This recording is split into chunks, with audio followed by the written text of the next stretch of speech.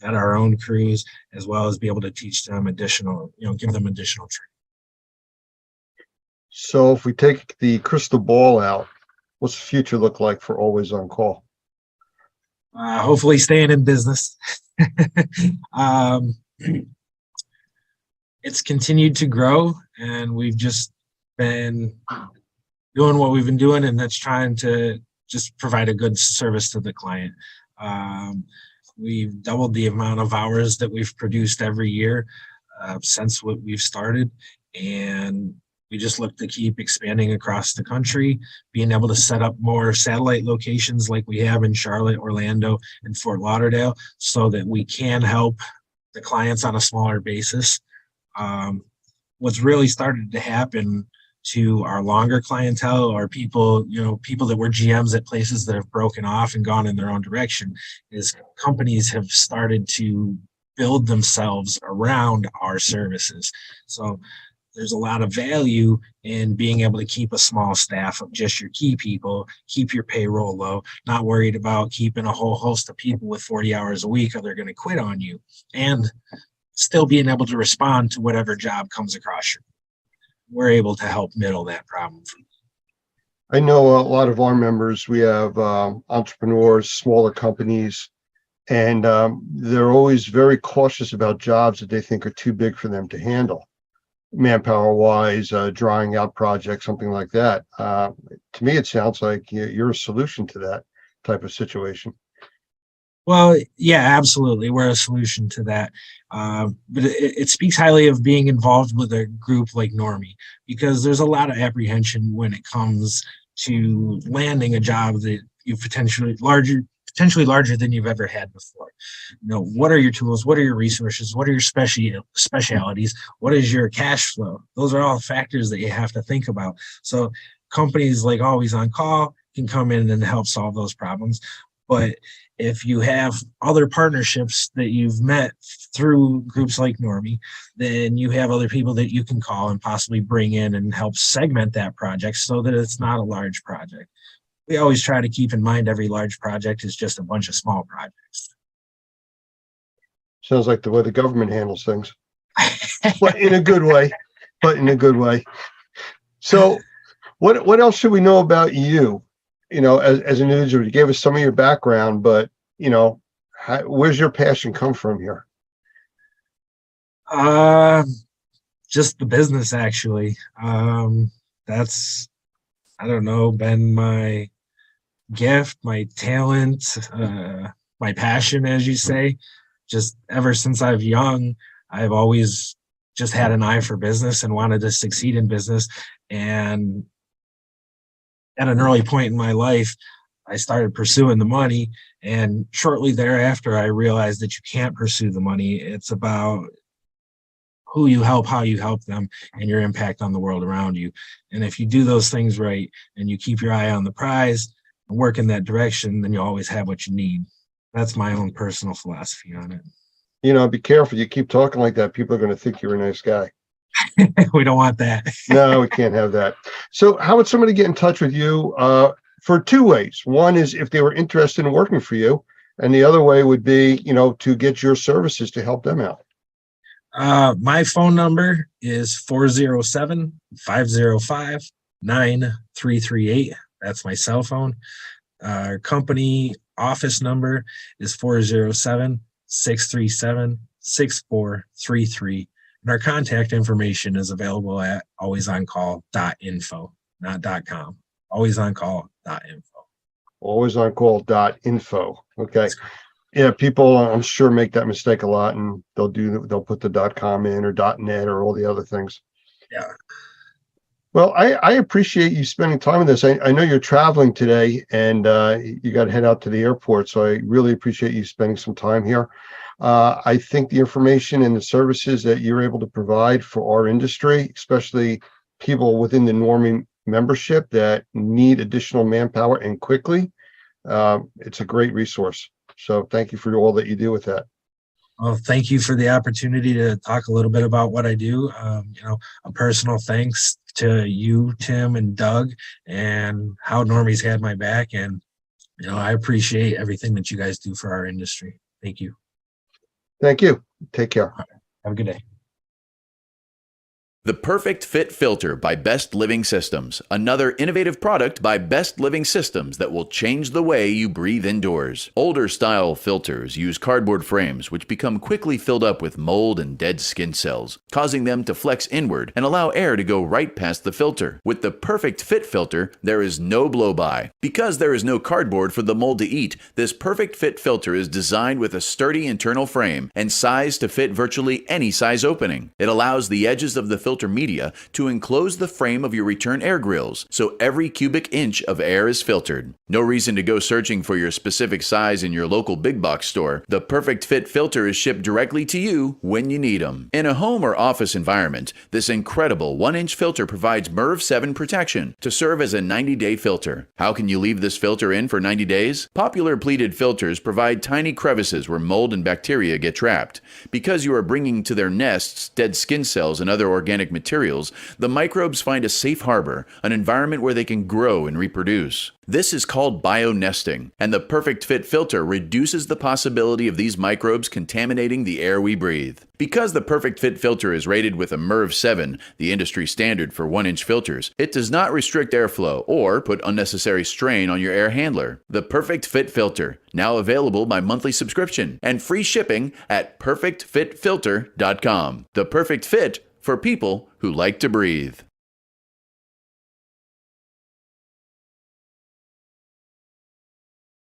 Hey there, my name's Doug Hoffman. I'm the Executive Director of NORMI, National Organization of Remediators and Mold Inspectors, and I'm so excited to be able to share with you information about our new certification, the Certified Remediator for Sensitized Individual. And this class is actually led by one of our new senior trainers, Michael Pinto, who's been in the sensitized individual field for many, many years. And I'm just going to turn it over to him and let him talk to you a little bit about why this class is so important for anybody that's in the industry. So, Michael, it's all yours. Thank you, Doug. I appreciate that very much. Just want everybody to know that the reality is that you're dealing with sensitized individuals, whether you know it or not. Anybody who's in the mold assessing and or remediation field, some of the people that you're coming across indicate that they've been made sick by mold, or they, as you do your occupant interviews to understand what's going on in the home, you may find out that they're talking about symptoms. Now, we are not doctors, but what we are professionals that are trying to help resolve some of these issues. So what this particular class does is 3 things very specifically. It helps turn you into a better remediator. There's absolutely no doubt about that. You can be a good remediator, you can be an average remediator, but this will help you be a better remediator, and that's just good across the board. The real issue, though, is that for sensitized individuals, it's a necessity.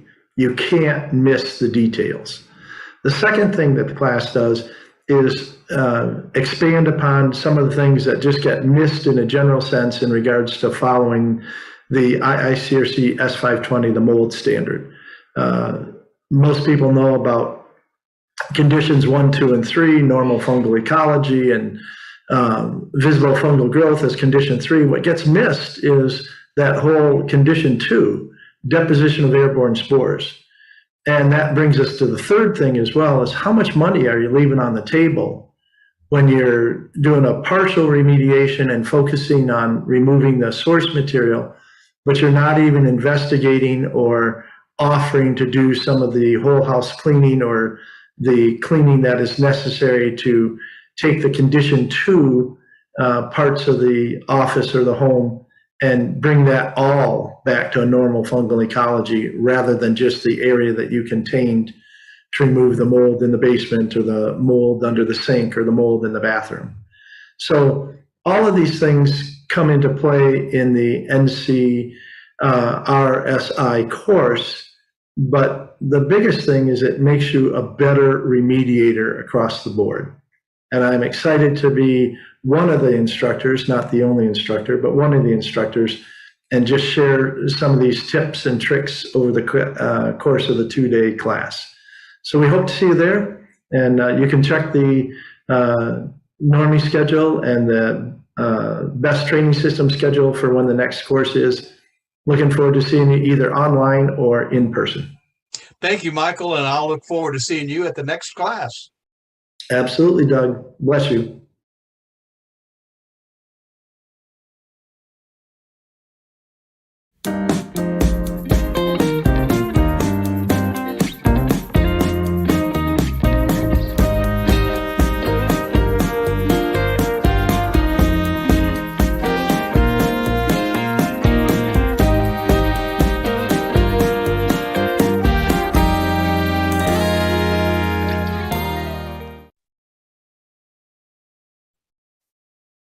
I want to welcome Rachel Rebellet from Air Answers to our stream today. And I've talked with her before.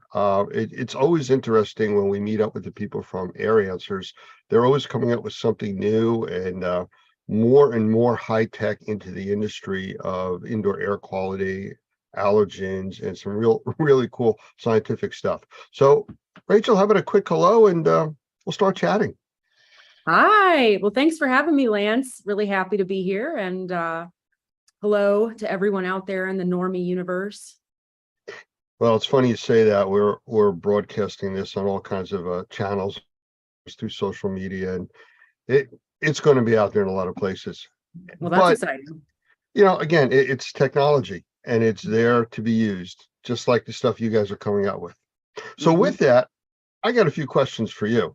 Of So course. first of all, I heard that you guys have some kind of newsletter coming out. What's that all about?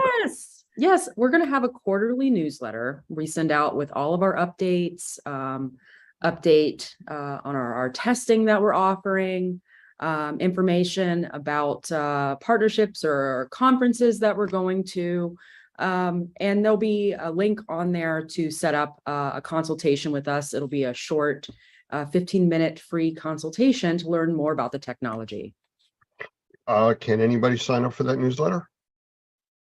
The newsletter goes out to all of our customers, all Normie members.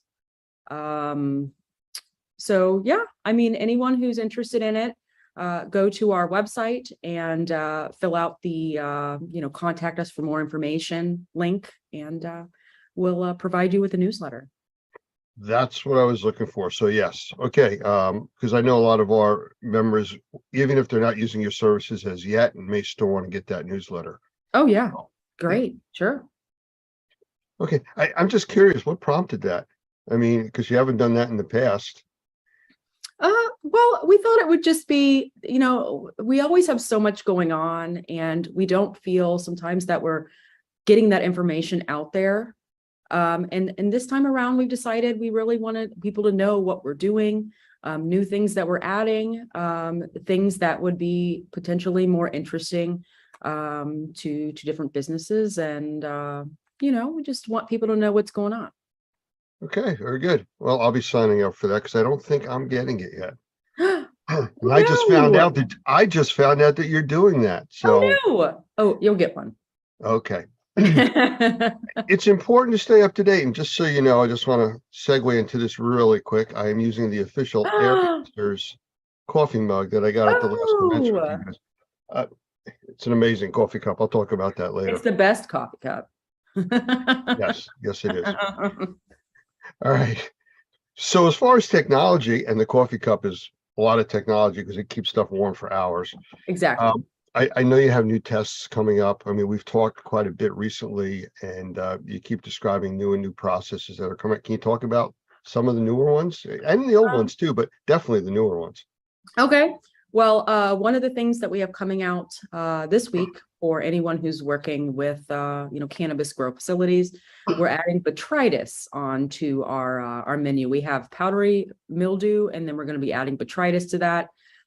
That is going to come out by the end of this week. It's going to be available for purchase.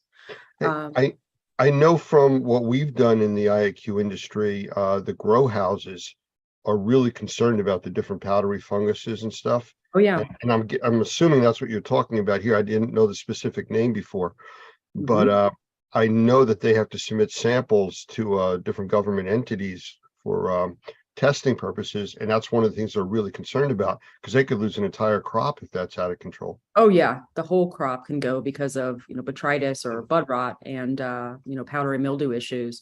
But also for people who are working with those cannabis growers, one of the state requirements for a lot of different places is aspergillus. So we do have that aspergillus option as part of our mold genera testing as well, which could be helpful. And then we have one of our other panels, opportunistic fungal pathogen panel. There's two species of aspergillus on that one as well that could be helpful in this area, Aspergillus niger and Aspergillus fumigatus, which are two of the four aspergillus species that are problematic for people who want to pass their state requirements. Are those the specific species that affect people with aspergillosis, I believe it's called? Yes. It's people who are immunocompromised, or Yeah. it makes perfect sense. I mean, if you're going to be inhaling something, or you're going to be using something for human consumption, you don't want them to inhale a bunch of different spores or kinds of molds that could potentially cause serious respiratory problems. Well, I know you've been expanding out all the different types of testing, and I know we've talked over the last 2 or 3 years about this, especially when COVID came out, because you do testing for COVID also. Yeah. What else are you testing for, or can you let us know that you'll be testing for in the coming future? All right. Well, this is all new information, so I'll give you just like a little sneak peek, but we are going to be expanding our viral panel.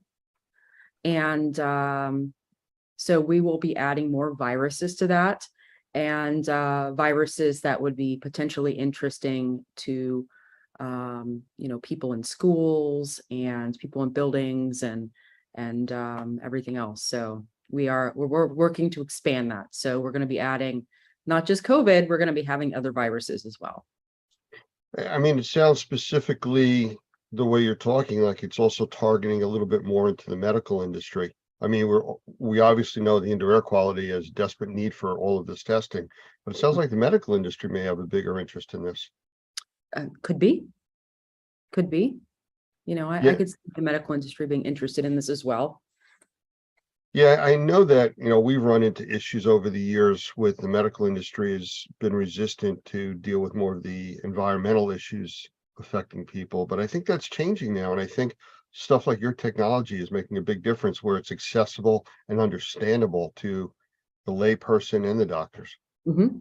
I completely agree. All right, cool. All right. Well, if you think of anything else while we're chatting here that's coming out that you can share with us, please do. That's what I have right now. All right, But, well, let's that see. one's coming soon.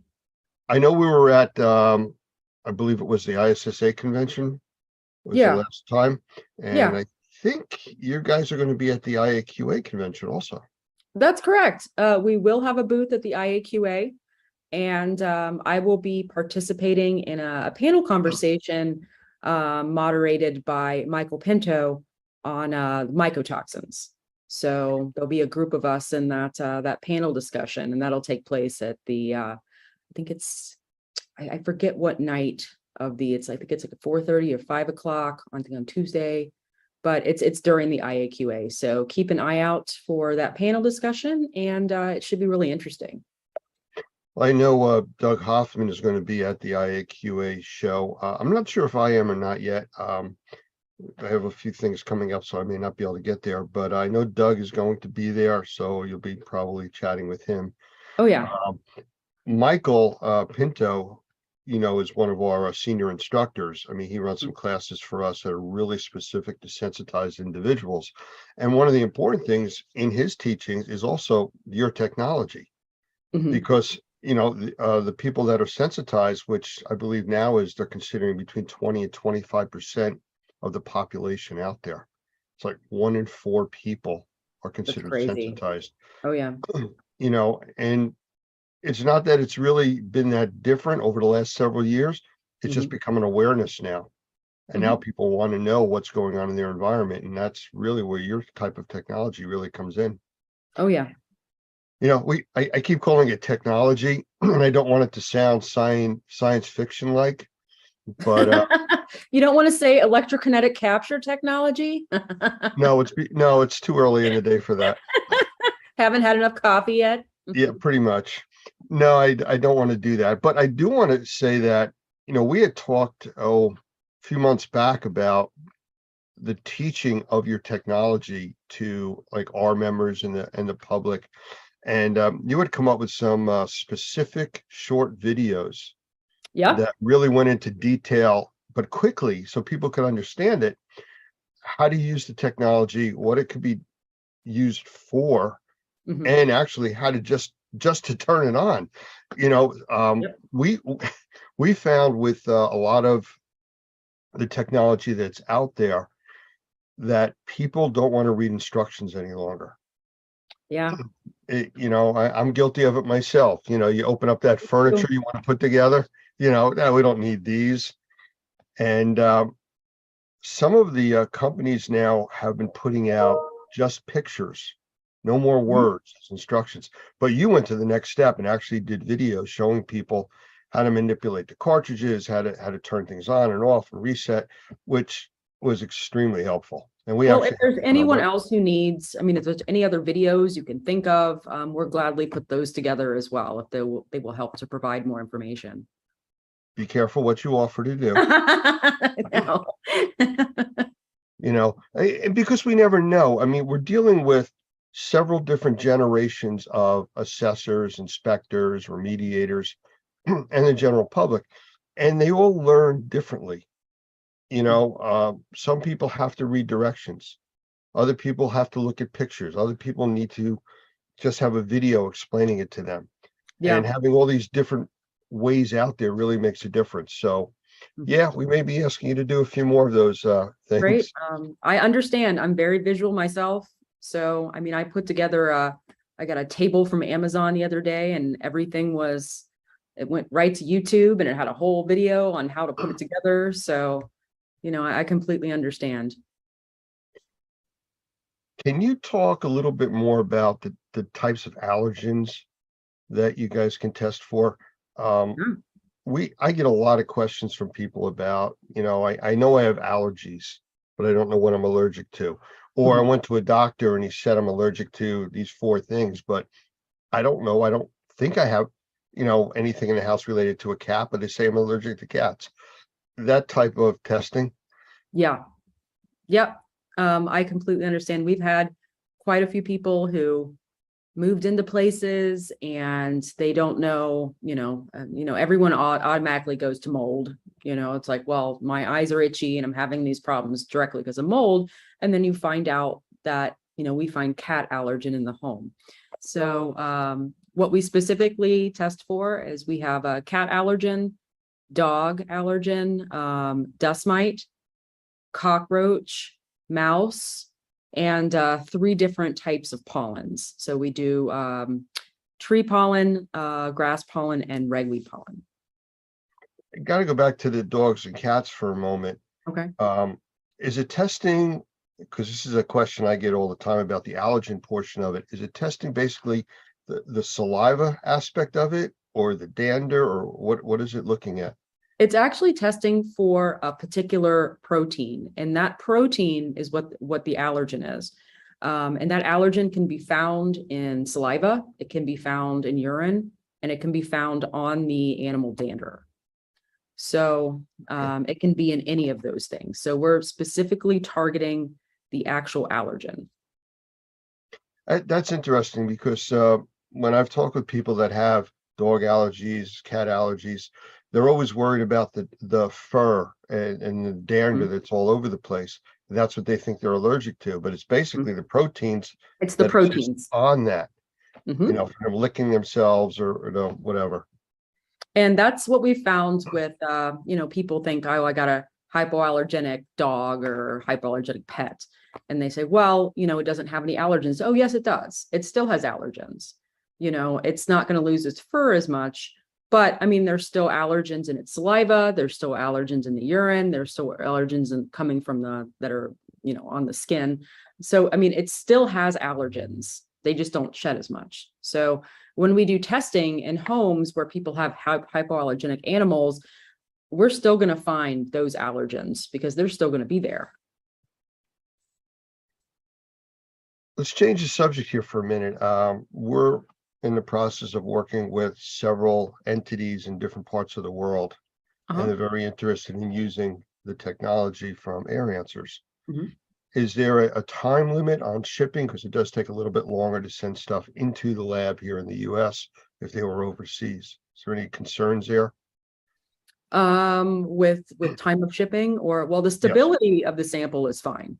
So there's no concern if you're sending it into the laboratory and it takes a week or so that there's going to be any kind of issue with stability. So that's really not a concern. So, Okay, very good. Because that was one of the discussions I was involved with about using the Air Answers lab, was concerned about it taking several extra days to get in, and if it was a concern, just like you know, a regular swab sample of mold, you mhm. know, it could incubate and stuff like that. So very Yeah, good. yeah. So let's see.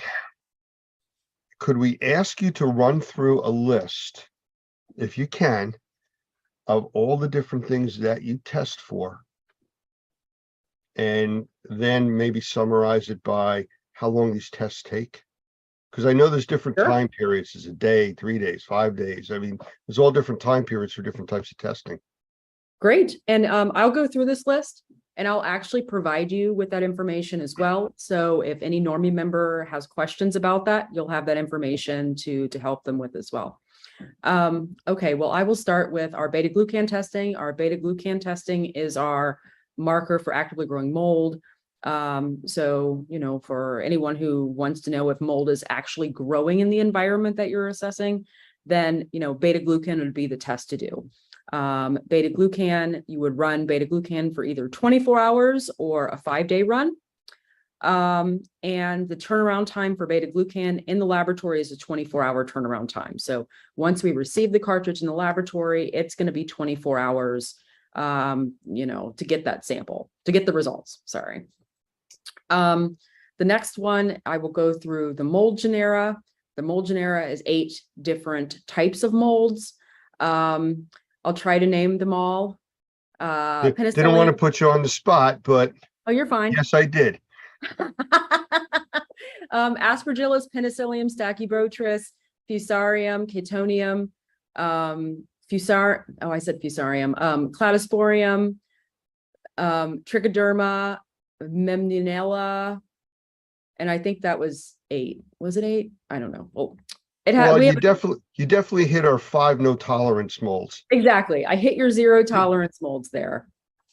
So those are indicative of severe water damage, correct? Correct. Great. So that test, you could run it again for either 24 hours or 5 days. And then the turnaround time in the laboratory is 24 hours for that one as well. Before you Go go on, just real quick, on those tests where you said between 24 hours and 5 days, can it be run for shorter periods in there, like 3 days, if that was only the accessible time?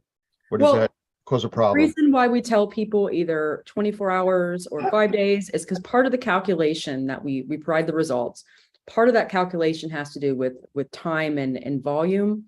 And all of that is kind of worked into our laboratory information management system.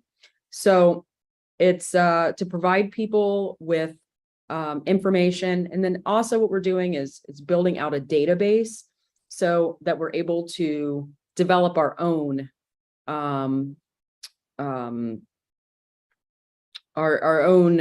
levels of these different things in the air, since there's really nothing to compare it to. So part of that is why we recommend just 24 hours or 5 days so that we can provide people with accurate concentrations and then track those. So, Okay, that's why I was curious, because I was asked that by somebody and I didn't have the real answer, but now I do. now you do. Now you have a bunch of information I just provided. Hopefully you can sort through my my ramblings. Not a problem. All right. And what next? Mycotoxin testing. Mycotoxin, we test for 4 different mycotoxins, trichophyllosine, aflatoxin, ochratoxin, fumonisin. And that is, again, 1 or 5 days. And it is a 5-day turnaround time for the mycotoxin testing. We have the opportunistic fungal pathogen panel, which is Aspergillus fumigatus, Aspergillus fumigatus, Aspergillus niger, Mucor, and Candida albicans. And again, 1 or 5 days. And that is a 2-day turnaround time in the laboratory. We have the allergen testing. Now, the allergen testing is only 5 days. That's only been validated for 5 days. That was based on case studies or testing that we'd done before, and running on different lengths of time. So 5 days was the best amount of time to get the whole vicinity or the whole type, all the different types of allergens. So 5 days, allergens only, 5 days. And that is a 5-day turnaround time. Now, we do have multi-panels as well. We have a total mold panel, and that is beta-glucan, mycotoxins, and genera. That is you run it 1 to 5 days. It's a 5-day turnaround time. We have the beta-glucan and the allergens together. That's a 5-day run. It's a 5-day turnaround time. We have the comprehensive panel, which is beta-glucan, genera, mycotoxins, and allergens, 5-day run, 5-day turnaround time. We have the cannabis panel, which is the powdery mildew and the botrytis. That can be run 24 hours or 5 days. That is a 2-day turnaround time. We have the COVID testing. The COVID testing is a 3-day run, a 2-day turnaround time. Now, what also is interesting is you don't have to use a different cartridge for each test. If you want to do beta-glucan and genera, you don't have to do one for genera and one for beta-glucan. You have one cartridge, we can run a whole plethora of tests on them. So you want to start with beta-glucan first to see if there's mold growing in the environment. You can do that. And then we keep the sample for 60 days. You can add on other types of tests onto the sample. The only time where you're going to have to run 2 cartridges separately is if you're wanting to run viruses and, the molds and allergens and everything else, you're going to have to run 2. And that's just because our laboratory process to remove those samples from the cartridges are different.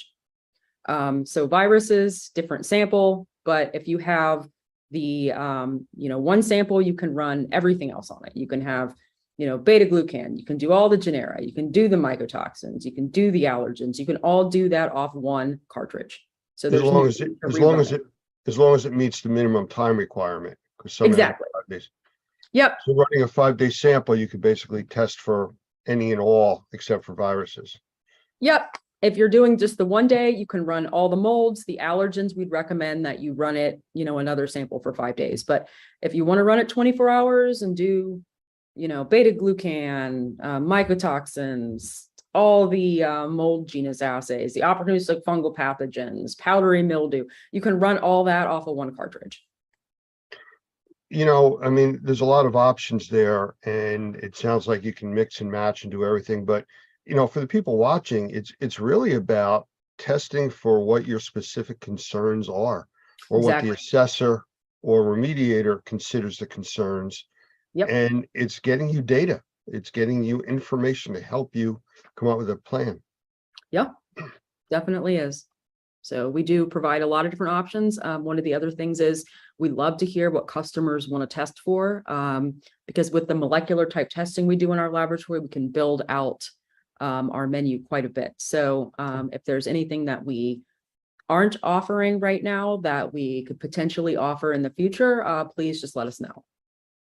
Well, you know that we use the Air Answers device in the training for our NCEAA program, which is the NORME certified environmental allergen testing and assessment program. And it's one of the pieces that we teach about using just for that reason, because of all the allergens that you do. And we just encourage people to do that. I do want to stress, and I talk about this in all the trainings that we do, if you have the technology, if you have the Air Answers device or any other piece of equipment, use it in your home or office first. Don't go out to a customer's location and use it for the first time. Any piece of equipment, sitting there reading the instructions is not the place to do that, or calling me and saying, how do I do this? Because that does happen. So please, I always say, please use it in your own home. Find out what's in your environment, become a believer in the technology. Or sit in your office, watch those short videos, and those are just, how to put the cartridge in, take it out, where to send it, just some information. So it is really helpful to try it first before you take it in somewhere. Absolutely. Good advice. Well, is there anything else that we haven't chatted about that you would like to talk about? I always put it out there, like, do you have questions for me? If not, that's okay. I'm good with that. Well, what's new with Normie? Well, we're busy. We're going to be at the different conventions. We're going to see you guys hopefully there. I might even have to get another coffee mug. Again, amazing coffee mugs. If you guys have them again, I encourage everybody to go to your booth and try to get one, because they keep things hot forever. Oh, well, great. We'll make sure that we have those at the next conference then. Well, I'm just putting it out there. I could use another one. Well, I do want to thank you for your time. It's greatly appreciated. I know you guys are busy. Oh, well, thank you so much for having me. I really appreciate it. No, it's our pleasure. We enjoy getting the information from you guys and working closely with you. I look forward to seeing you at one of the next conventions. Oh, yeah, definitely. All right. To seeing Until you then, too. All right. thank you very much. Thank you.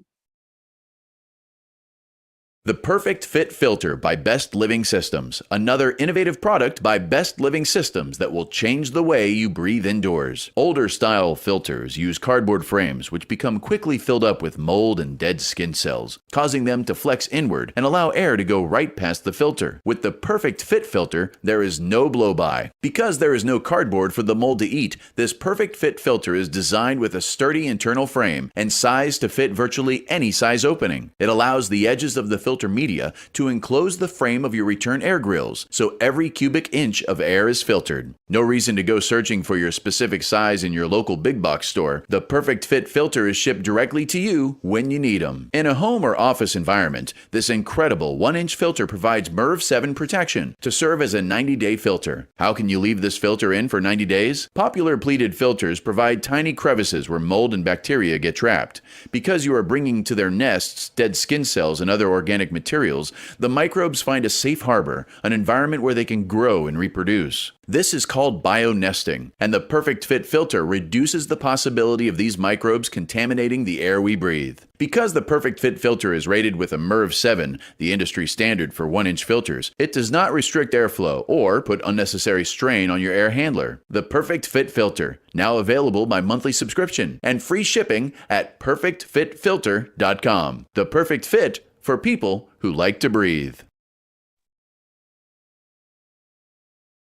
I want to welcome Michelle Blevins back to Normie.tv. We've had Michelle on here in the past. It's always fun interviewing her, and she's a wealth of information. She also happens to be the owner and editor of CNR Magazine, which is cleaning and restoration, which is really what our industry is all about. And that's what we want to talk about today. So welcome, Michelle. Thank you very much for having me back, Lance. I'm always happy to chat with you and be here. So thank you for the invite. I appreciate it. Well, like I said last time, it's fun doing interviews with you, and you were going to be back, and here you are. So thank you for that. So the reason I really wanted to talk to you today was I received an email from CNR Magazine. I'm on your mailing list. I do get these updates, and something caught my interest. You have something out there called Restoration Kindness. And I started reading about it, and it just really intrigued me. Could you give us a little bit of background about what that actually is? Sure. So Restoring Kindness was founded in 2015 by A&J Property Restoration in Madison, Wisconsin. Kent and Lynn Rawhauser were, they have since sold their company, but they were a wealth of knowledge in the industry and also highly involved in their own community as well. at the time that they owned A&J, they were heavily involved in the RIA and DKI and organizations like that. And also Believers, that was kind of their foundation. And so they worked on launching this Restoring Kindness project. And the idea of it was to help, restorers and cleaners are giving back to their customers all the time, right? Like that truly is at the heart and soul of what our industry is all about. But the idea is kind of removing the business aspect of it and thinking of ways that we can give back to our local communities when it's not so much tied to work, right? So the Restoring Kindness project is all about finding ways to show kindness in your community. It is a year-round initiative to be part of, but we do a big push during the month of May. We call the month of May Restoring Kindness Month. And we can go a little bit more into it, but we have last year we had over 40 restoration companies that were involved in this, that were doing random acts of kindness throughout their communities across the entire US. And we were really able to create quite a buzz across social media channels and across the industry of all these things that restoration companies of all shapes and sizes were doing. Some vendors got involved as well. It wasn't just contractors. So we had a lot of vendors that were doing great things as well to give back to their communities. And it doesn't need to be complicated, right? To show people kindness doesn't mean that you're spending a bunch of money necessarily, or that you're having to go way out of your way to do things. So like one of my favorite stories from last year was a company that went to their local farmers market. And I wish I had one, but we have a bunch of resources that we can provide contractors who decide to partner up with this and be part of the Restoring Kindness movement.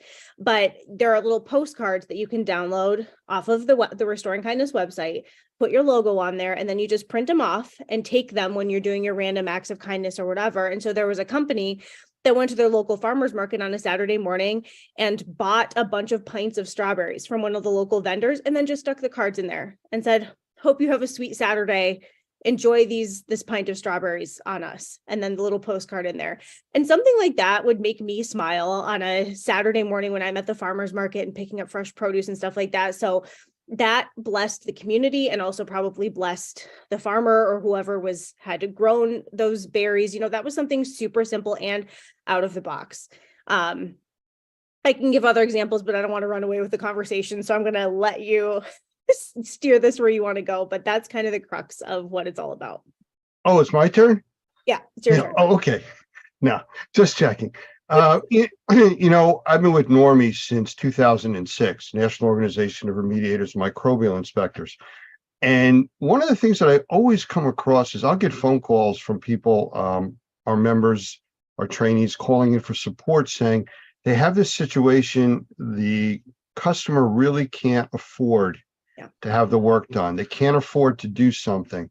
And we always wind up talking through an incremental process to try to help them out, because there's so much passion in the people that are doing this work for the customers. They want to provide the help, even if they're not getting paid or at a reduced rate. And that's what piqued my interest when I saw this about Restoring Kindness. I said it wrong. I'm sorry about that earlier. But it's, just something that really stands out with the people that work in this industry. Mm-hmm. And I just thought it would be a perfect fit. And truthfully, after this, we're going to be introducing this to the entire Normie membership. And we've trained thousands and thousands of people. And we're going to put the concept out there because you know what? It doesn't take much to make somebody smile. And your customers remember you when that happens. What were you going to say? I'm sorry. No, that I wasn't. I was just agreeing with you. And what you just said is exactly the point. Like, I think it's probably obvious, and this isn't really the point of why we're doing it, but this is a fabulous marketing tool for cleaning and restoration companies. This is an outside of the box, very simple way to build brand awareness, to build trust in your brand, to build visibility in your community without it being directly related to like doing a fire or mold job down the street, right? Or teaching CE classes. This is a way to be totally hands-on in your community. Like maybe you're taking breakfast to the teachers at your child's elementary school before the end of the year and putting a card in there and, look, they just learned about your company a little bit, but it was really, you're just doing something nice. And maybe it's putting coins and parking meters to pay for people's parking downtown, or handing out flowers on the corner, or whatever it may be. There are a lot of very simple ways to get back. There are people who've done bigger things, like gotten their entire team together and gone to pack meals for homeless people or whatever that may be. But there are so many ways to give back. And this is a good way to think outside the box and also have a big impact in your community and get noticed. I mean, there are companies that have been doing this year over year, and people recognize it now, like, oh yeah, you're the company that does that restoring kindness stuff. That's so cool. And then hopefully that marketing thing, top of mind, if they have a loss at their property, it's like, oh yeah, what was that company that was doing nice things in the community? They weren't really selling me anything, but they were out in our community and showing that they cared. And that's a big deal. I use a guideline when I talk during trainings that I'll do, and I'm sure people watching this have heard me say it many times in the past, but I learned this when I was younger, but it came back when I was watching my kids go through school, and the teachers were hammering into them with these extracurricular activities to do the right thing because it's the right thing to do, not for any other reason. And then good things happen because of that. And, when you do that, people get the impression that you really care, and you really can't buy advertising like that. You're really giving back to the community. We have several programs in Normie under what we call the CAP program, the Community Awareness Program, where we encourage our members to go through some very basic training that we have for them to present these classes. And they go and they teach the emergency services, EMS, fire, police, just awareness of things to be aware of in microbial issues. Now, we know they're all trained in hazmat and everything else, but nobody teaches them about, walking against a wall that has mold on it and things that happen from that. We teach that. We teach it to realtors. We don't charge for that. It's all free. And, it's all about giving back to the community and helping them be aware of what's going on. I really think that's exactly what this is. A kind of a roundabout benefit as well is the morale that it builds within your team, and even retaining your people. I mean, people want to work for a company that cares about others, right? And people want to have the opportunity to do things sometimes above and beyond what's at work. So giving them the opportunity to go do good in the community with their company shirt on or whatever that may be, that's a great thing. And people really care about that. That can be a great way to draw people into your company and to retain them as well. I run another TV channel for emergency medical services, and on there is a brief slide that comes up.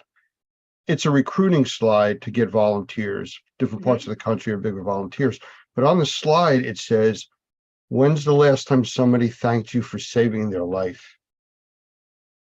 Now, the feeling that you get from that is just what you're talking about now, this random act of kindness doing for somebody. It elevates people. It does. So like I said, it caught my interest, just the name of it. And then I was reading a bit about it, and it really, really stood out as something that could be very helpful for the community, for our Normie membership, people in general. So I also noticed that there's some displays as far as banners and buttons and things you can put on your websites. You talk about that a little? There is. So there's the postcard that I already talked about. And then you can shoot me an email, or I believe there's a way on the Restoring Kindness website. It's restoringkindnessusa.com is what the website is. You can also find it through the CNR website if you don't remember that. But when you sign up, we will also send you a badge that says you're a Restoring Kindness partner company, and you could put that on your website so that people know that you're a partner company as well, if you want to. We also have stickers that I'm going to have with me at RIA, at my booth at RIA this week, and I will also have them at Access and some other conferences that I'm at this spring. So if you want to take those and start sticking them on your collateral or whatever that may be, you can do that as well. We're working on, this is new news as of the last few days. We're working on some t-shirts and team representation type things that we'll be able to have, so people can buy those if you want to try to, logo up your team for Restoring Kindness and maybe put your company logo on there too, or whatever, to show that you're all together when you're going out into the community. We want to make that possible as well. We're trying to provide as many resources as possible. So you need to figure out what you're going to do in your community, but we have all the collateral for you, and all you have to do is stick your logo on it and off you go. We also are teaming up with John Isaacson, who runs Socktember later in the year. So in the month of November, we're going, which we can talk more about this later, but it fits so well into Restoring Kindness that John had reached out and asked if we wanted to partner, and I think it's a perfect fit. So we will be there'll be teams across the US. And this is just about raising socks to give to a local nonprofit, whether it's a shelter or whatever that may be. Socks are always in demand, especially in the winter.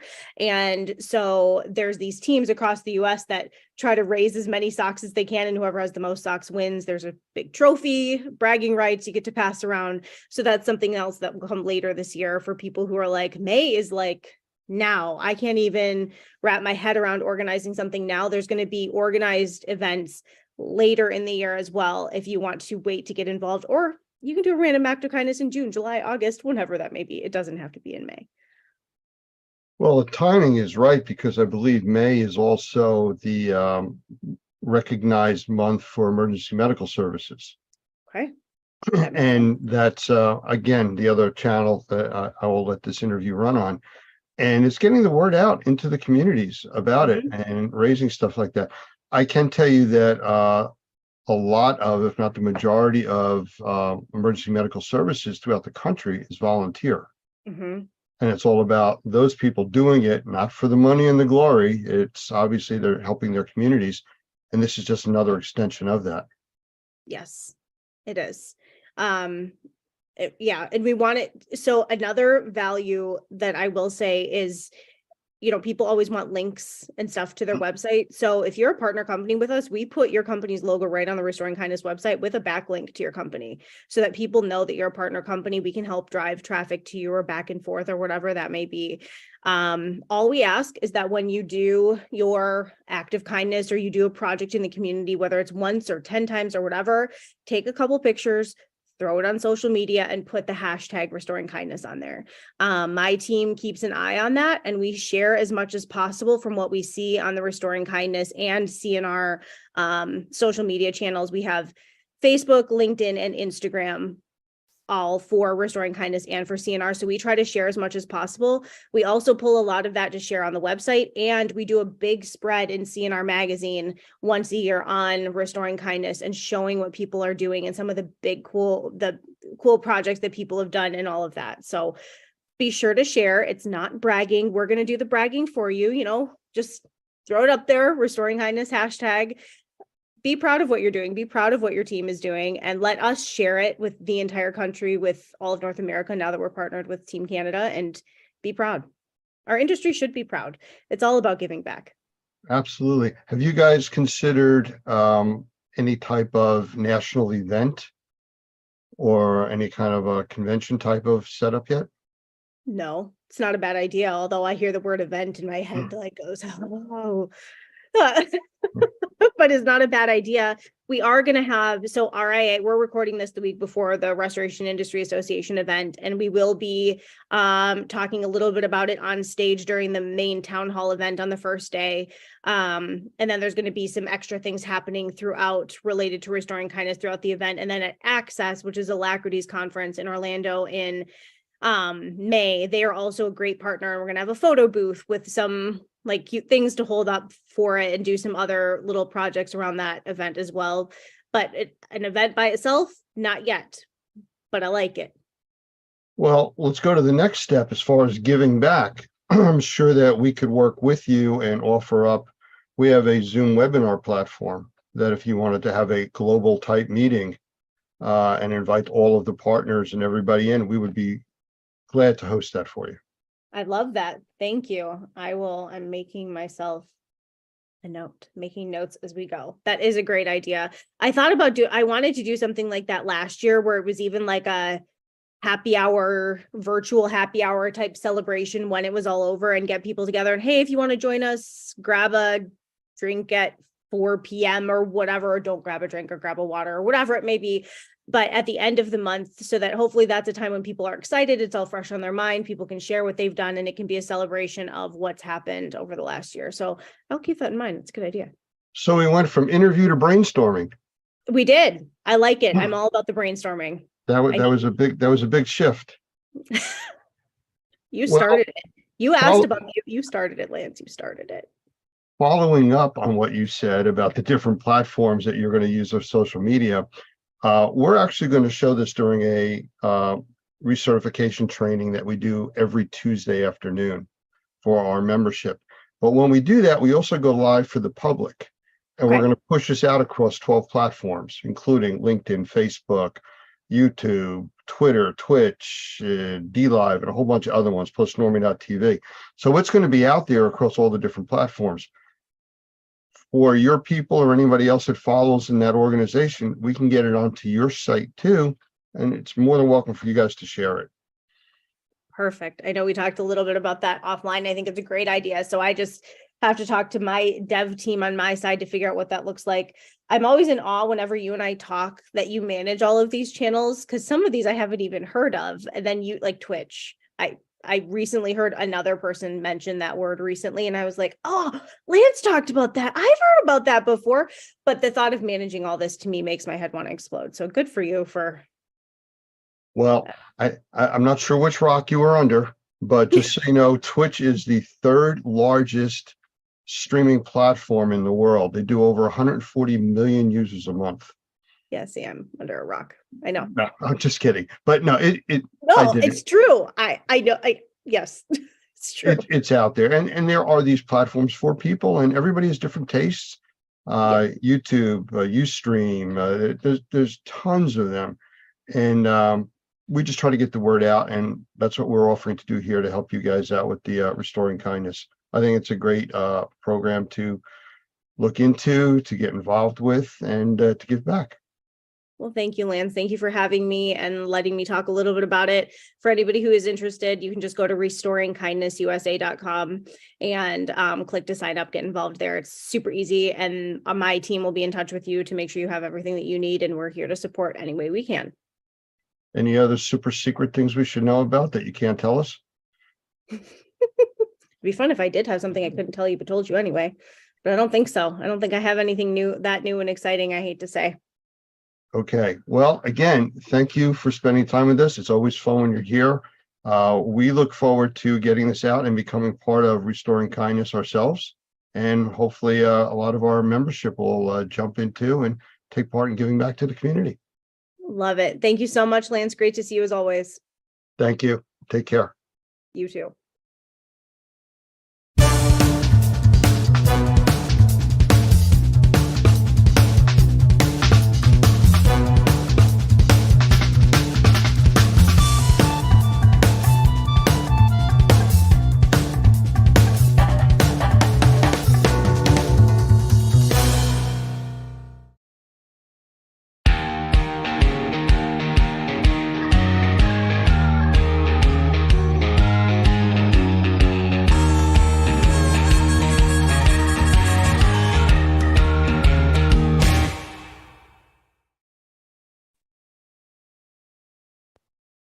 I want to welcome my next guest, Nick South from Sotellus. And it's an interesting name. And I think the easiest way for us to find out what Sotellus really is to ask Nick. So Nick, say hello. And what is Sotellus? Hey, hello everybody. Glad to be here. So what Sotellus is we're an online review capturing, marketing, and referral system. Basically a one-stop shop for all online needs, as far as communication with clients, chat boxes, marketing, and online reputation management. So if we step back for a minute and let's look at you for a second, how'd you get involved with this? I mean, this is a very niche type of a thing. How'd you stumble into this or wind up there? So actually a long time ago, I used to run an Amazon FBA business. If you've ever done anything with Amazon, you know that reviews are everything with them.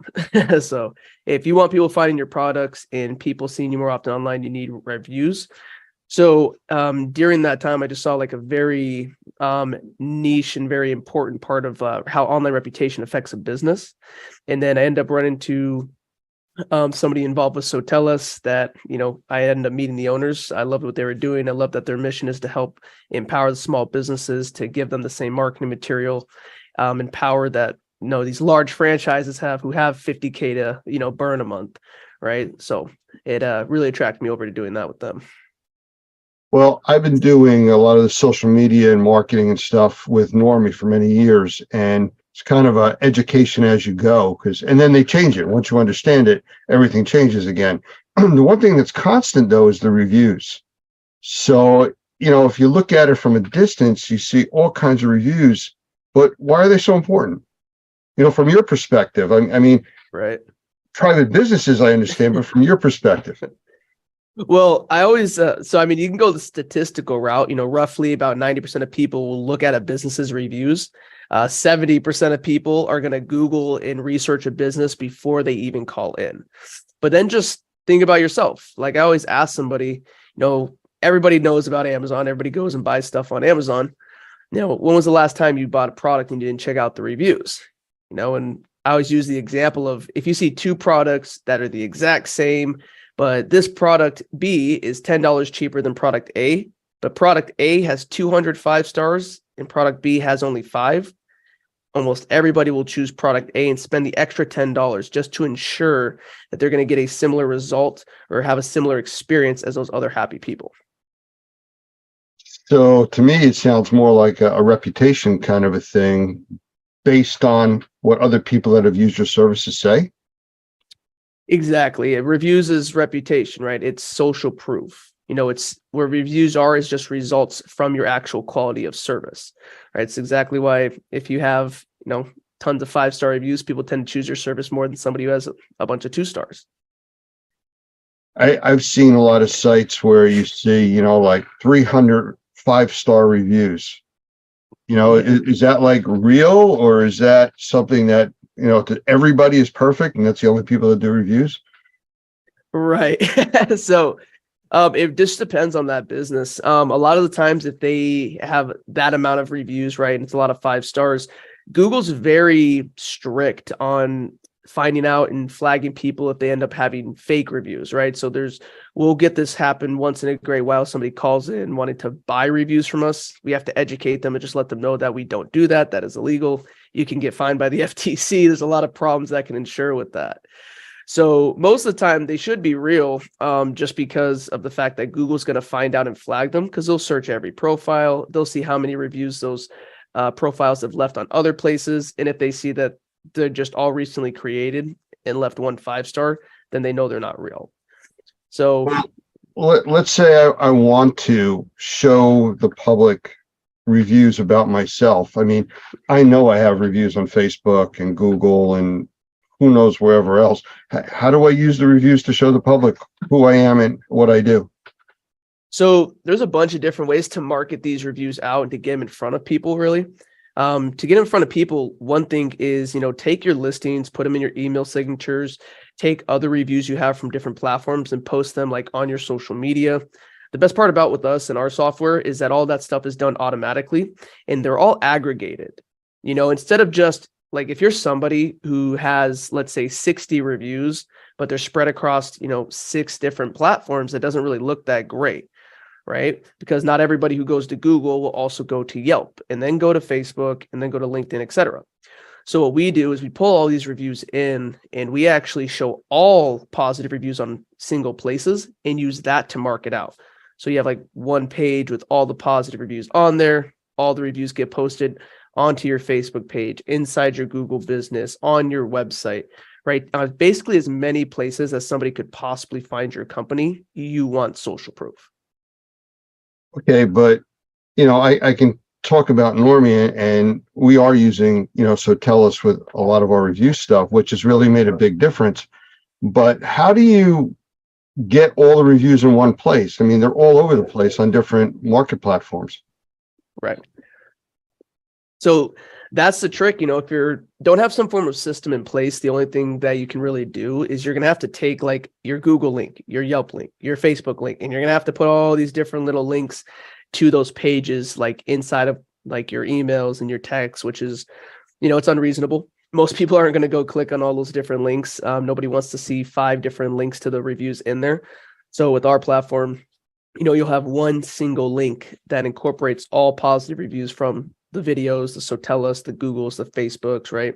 And pulls them all into that one page. So you can use that to show potential customers, show them your social proof, but also taking that and marking that out even more.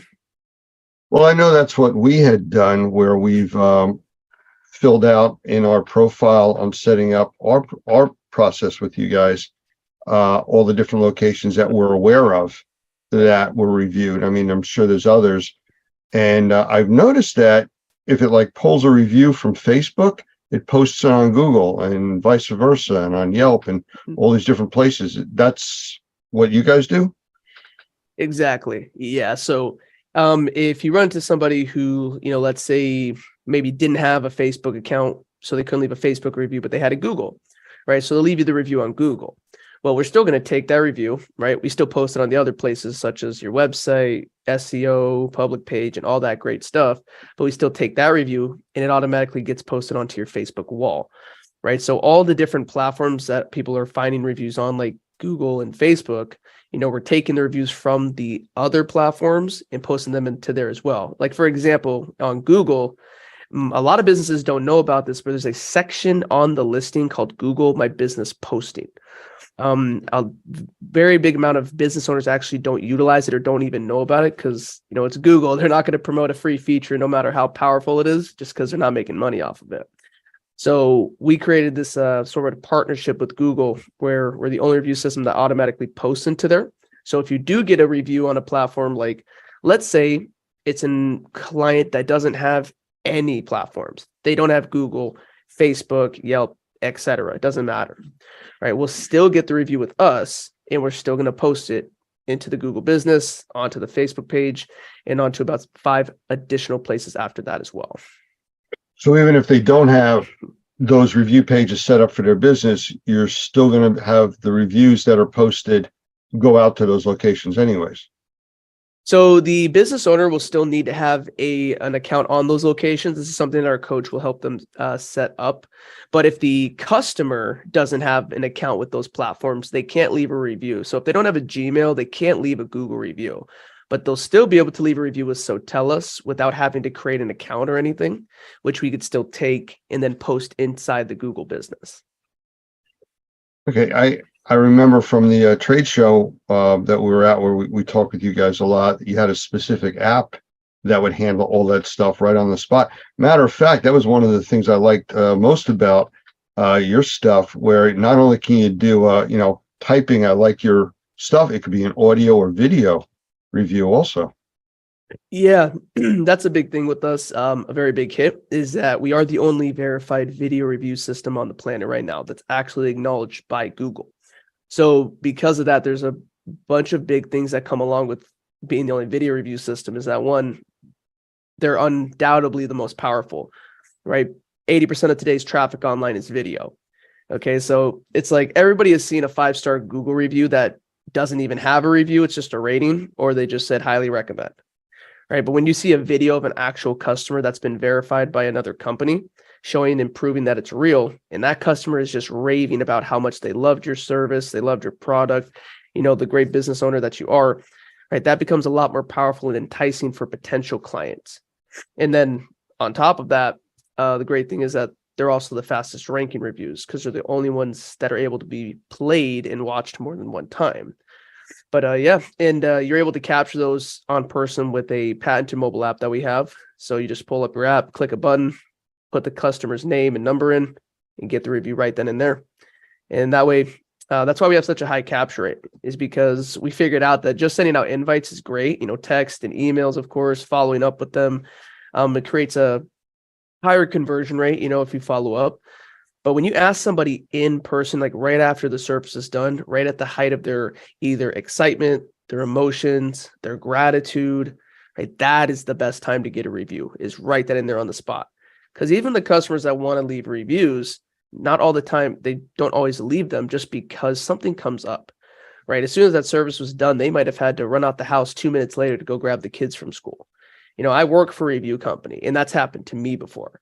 So that's why the mobile app is such a useful tool, because you can capture a review on the spot in under 30 seconds. Complicated to do. I've done those, but I haven't been out in the field recently doing that. And, is it a changed process, or is it just really click one button? This is just click one button. You pull up the app. There's 3 types of reviews and 4 total buttons. It's that simple, right? It's video, audio, text review, or send an invite. If you're getting on the spot, you're choosing between the 3. Click whatever review you want. Just put the client's name or initials, and then you could do number or email. And then you just get the review right then and there. About as simple as it gets.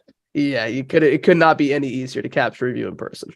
One of the things that I noticed, and I had done this several times when I was out at trade shows and stuff.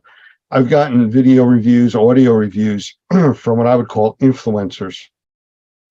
And, the regular reviews powerful, but when you get somebody that's an influencer in that industry and they're giving you a video review on the spot, you can buy testimonials like that if you would want to. I mean, it's great. I totally agree with that. We actually have I have a presentation that I like to show people just how I explain the system. And in there, we have a lady named Heidi Powell. There's probably going to be somebody who watches this who knows who that is. She's very big in like the fitness space. We got a video review of her because one of our clients actually did a DJ thing for her wedding or something around those lines. But because of that, we got an awesome review of somebody who has I think over 500,000 following or more. Right. So, and then being able to also get that person to also share that on their social media, which is what our system also does. I mean, you can't even buy that type of publicity. I know when we first introduced you guys to the Normie base, there was a lot of excitement about it, which there still is. But Doug Hoffman, our CEO, actually did a lot of personal video reviews for some of our members, especially our charter members and people that have really been around for a long time. And again, I consider him an influencer with the industry. That was a very powerful thing for a lot of these people. Yeah, 100%. Again, having a figure in that industry giving you the review. We have a coach who does something similar. Her name's Krista Mayshore. Another online, she's pretty well known and influencer as well. But in the real estate industry, she's one of the largest well-known coaches. And all the people who go through her coaching program, a lot of the time they'll send, her the invite to get their first video review, right? So when, obviously getting somebody of that magnitude in that industry, right, it makes a huge deal, especially when people are going and checking out your service and trying to look at your social proof and if you're an established company. And those video reviews will also show up on all the different platforms that you're tied into for reviews? 100%. Yeah. It goes to the public page with all the other reviews, the website, Facebook, Google Business. Also, they get to share it on their Facebook as well in front of their friends and family, all with a call to action from the business as well. So it goes on about at least 6 to 7 different places minimum. That call to action you just mentioned, is that or considered the referral side of what this does, or is that different? Yeah. So there's a few things in there. We have a special offer and lead magnet program that's attached with a referral program.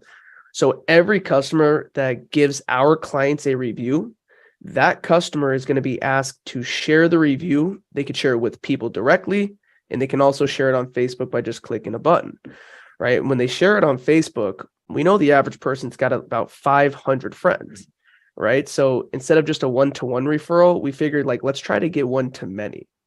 Okay, instead of just trying to capture one new customer per person, let's try to capture 10. So they get to share it on Facebook with an offer from the business. Now, if it's like a cleaning company or something, you can offer a discount off the service. But then we work with people who could be in real estate who will give out a free market analysis. So it's really just a call to action. It doesn't necessarily need to be an offer. It could be scheduling a consultation, things like that. But it's just a very easy way for a customer to refer as many people as they know instead of just referring one person that they know. Because most people can't think of somebody off the top of their head anyways. Any secrets on how to get more referrals? Yeah, so this is something that our team will do in the training and the setup process. But I always tell the people that I work with, you should run some form of incentive program. And almost everybody can do this. There's a few industries where we do have exceptions that we have workarounds to, but a big thing is just an incentive program. Tell a customer like, hey, if you share this offer on Facebook and anybody who claims this offer from you, I'm going to give you a discount off your next service with me. So it could be a share one, get one. If you share this 10% and they claim it, you get 10%. But maybe if it's a one-time service, right? Maybe something you don't need consistently or on like a subscription, then you can just offer out some kind of, almost like rebate. Hey, if you share this and somebody claims it, I'll give you a $20 gift card to Starbucks. Right? That's a big one. People just giving out gift cards if they refer people into them. So to me, that sounds like a lead generating program. I mean, is there a way to capture the leads automatically, or do you have to manually go and look for them, or how's that work? So with the referral program, when it's on the customer's Facebook page, if one of their friends are interested, all they do is click a post, right? It's going to show off their friend's review with the offer there. Their friend's interested, they click it. It's going to pull their friend's review up, and then right there is going to be an offer form. As soon as they fill that out, the customer's immediately notified. It goes on their back end. It can automatically be sent into their CRM as well. And then the customer will receive an email too with the information on how to claim that offer. And then on top of that, with the special offer program, that one's a little bit different. We don't have to rely on just the referral process. So we take the special offer that the customer wants to give out. So maybe it's 10% off the service. Well, every single place that we market and post the reviews out, there's going to be that call to action there as well. So whether they go on the website, on the Google Business, on the Facebook, on their public page, if they go Google them in the Google search engine, they're going to see that business's 5-star reviews, and every single review will have that call to action there. So the whole purpose is just making sure that any possible place that a potential client could find the business, we want their reviews and the call to action there. Okay, so listening to this, and as one of our members listening to this, it sounds a bit complicated, though it's automated too. So how do you simplify it? What we would have to do? So exactly how you said, it's all automated. The customers here don't have to do anything. The whole point, like automation is the new delegation, right? So the whole point is to make this whole thing run itself and make sure that's automated for the client. Because if we just threw our clients a system and said, have fun, go figure it out, you can get the reviews and then you're going to have to go post them all separately, like we'd be out of business. So our whole system is automated. The only thing the clients do on their end is just capture the reviews, and that can even be automated as well. They can upload lists of their customers, and then we'll reach out for them, or we can integrate and use their CRM to automate their invites too. The customer doesn't even have to set this account up. Every person here will get a designated coach. So they actually get a coach who sets their whole system up for them, gives them unlimited support, unlimited training, and just consistently follows up with them to make sure they're happy with the service. Because with our company, we're one of the only SaaS businesses literally in the industry who doesn't have a contract. So we have account managers and coaches in place to make sure that these people are becoming successful, because if they're not happy, then they don't have a job. So you've mentioned coaches, advisors, services you provide. Is this like all add-on fees and costs? Because that sounds expensive. Yeah, most people, and if you go to most other businesses or most other SaaS companies, it can get very expensive. With us, it's definitely not. That's the best thing, is we're the most affordable in our industry because we're the only self-funded. Every one of our competitors, that is public knowledge, and there's sites to look this up, but they've all taken investments. We've built this thing from the ground up ourselves. So we've never had to raise our prices in 7 years. During the pandemic, during this, time of inflation, let's say, right? We've never had to raise our price one single time, but we continue to add value, continue to add new products and services on top of these plans that, can be as little as $59, go to $199 a month. But obviously, anybody who's seeing this today, as you know, if there's anybody who's interested in this form of program or checking this out, it's very easy. You could schedule a demo with me. I'm sure Lance, you'll share the link to that. And you get a promotional price because of Normie. So that's something we do, is we take care of anybody who is a Normie client here. Well, yeah, and that's something that we've appreciated, and we've had quite a few of our members actually take advantage of that. I don't want to talk specifics on the program that we're offering right now, but I'm sure that anybody that's interested, from our membership can reach out to us to our support@normie.org, and we'll reach out to them and get them all the information they need to sign up for this program. But to me, the exciting part is that this type of a service is out there. And from what you've described and what I've seen from us using it, it's easy to use. You guys do most of the setup and it just runs from there. We have hundreds and hundreds of reviews. I know we have a lot of members with hundreds of reviews, same kind of thing. No, 100%. That's what we want. We just want to make sure that we can take off. If you're paying for a service, you don't want to add extra time to that, to your client's plate. You don't need to take extra money from them and then make them have to do the work.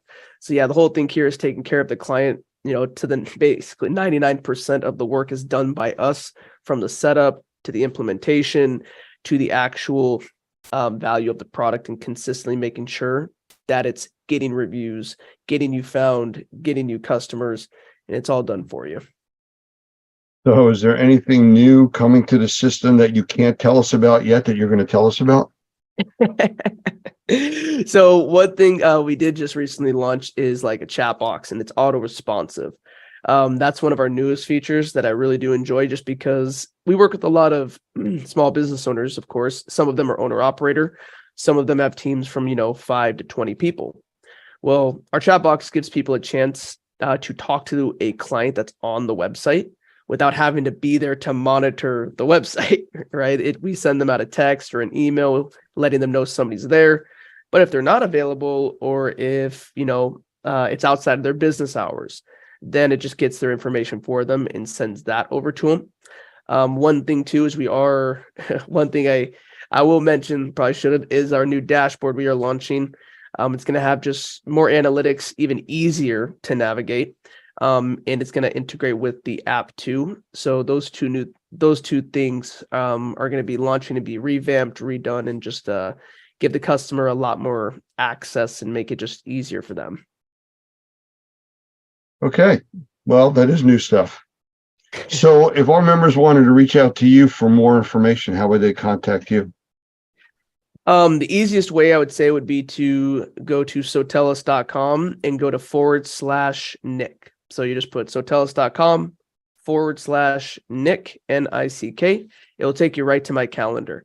You're just going to pick a time that works out best. I'm going to jump on a one-on-one meeting with you. I'll answer any questions that you have. I can break down the whole product and just show you how it all works. But to get the best price, they're going to have to let you know they're an active Normie member. 100%. You need to let us know that you're Normie, because you get a massive discount here when you come from Normie. So if you don't mention it, I'm just letting you know that if it's me, or if you end up talking to one of my other sales guys on my team, you're going to end up paying about double the amount if you don't mention Normie. Well, we appreciate that.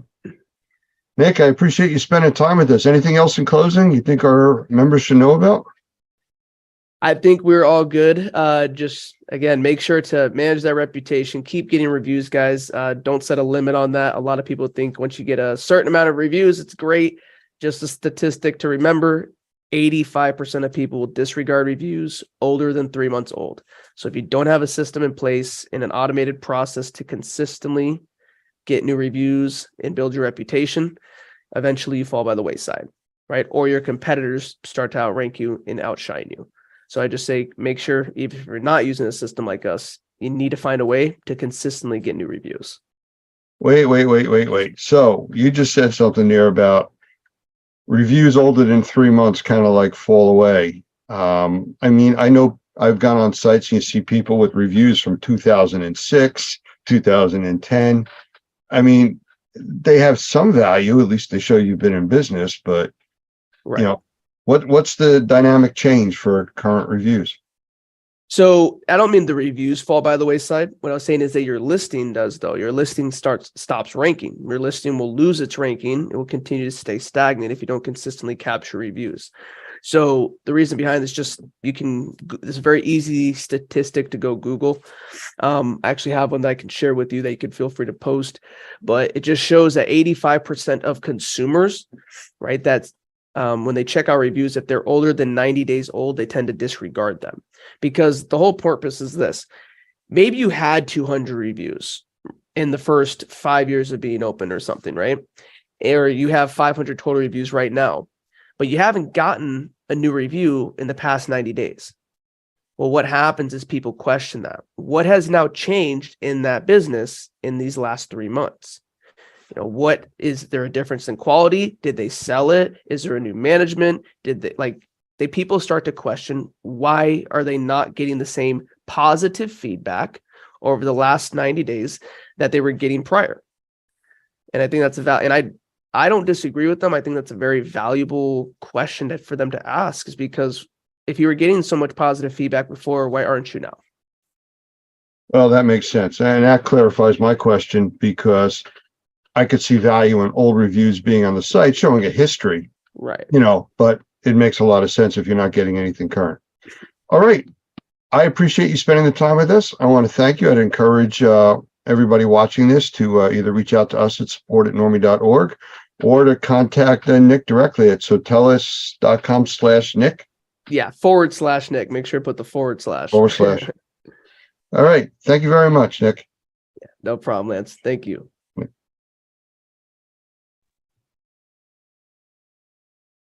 I want to welcome today's guests from Robert Pettyjohn Cleaning, Mr. Robert Pettyjohn and Katie Ruther. Guys, want to say a quick hello? Hello there, Lance. It's a joy to join you and the millions watching on their computer. Thank you, Robert. Hi, Katie. How you doing? Thank you. I'm good, Lance. How are you? Good, good. Well, let's get started here. And for those that don't know, Robert is one of our senior trainers. He's involved with our certified mold assessor, mold remediation training, and he does quite a few other things for us. So could you tell us a little bit about your background and how you got involved with this indoor air quality industry? Well, Lance, it started by cleaning carpets. My wife, Karen, and I were living in Kentucky at the time, and we were looking up at the light fixture on our ceiling and saying, we're going to be here the rest of our lives, or we're going to do something else. So we had an opportunity to go to Hawaii. So we sold everything we had and bought 2 one-way tickets to Kauai and sold jewelry on the beach for a couple of years. And then, like everybody should do, but then we had a little baby born over there. This little girl here to my right and to your left. Little Katie was born over there on Kauai, and we couldn't imagine raising her far away from my mom and daddy or Karen's mom and daddy, Mr. and Miss Chapman, in Easley, South Carolina.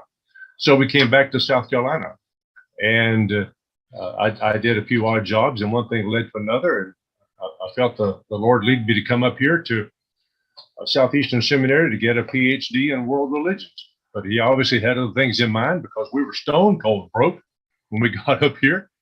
I said, Lord, what are we going to do? I answered an ad in the newspaper that said, clean carpets, make $800 to $1,000 a week.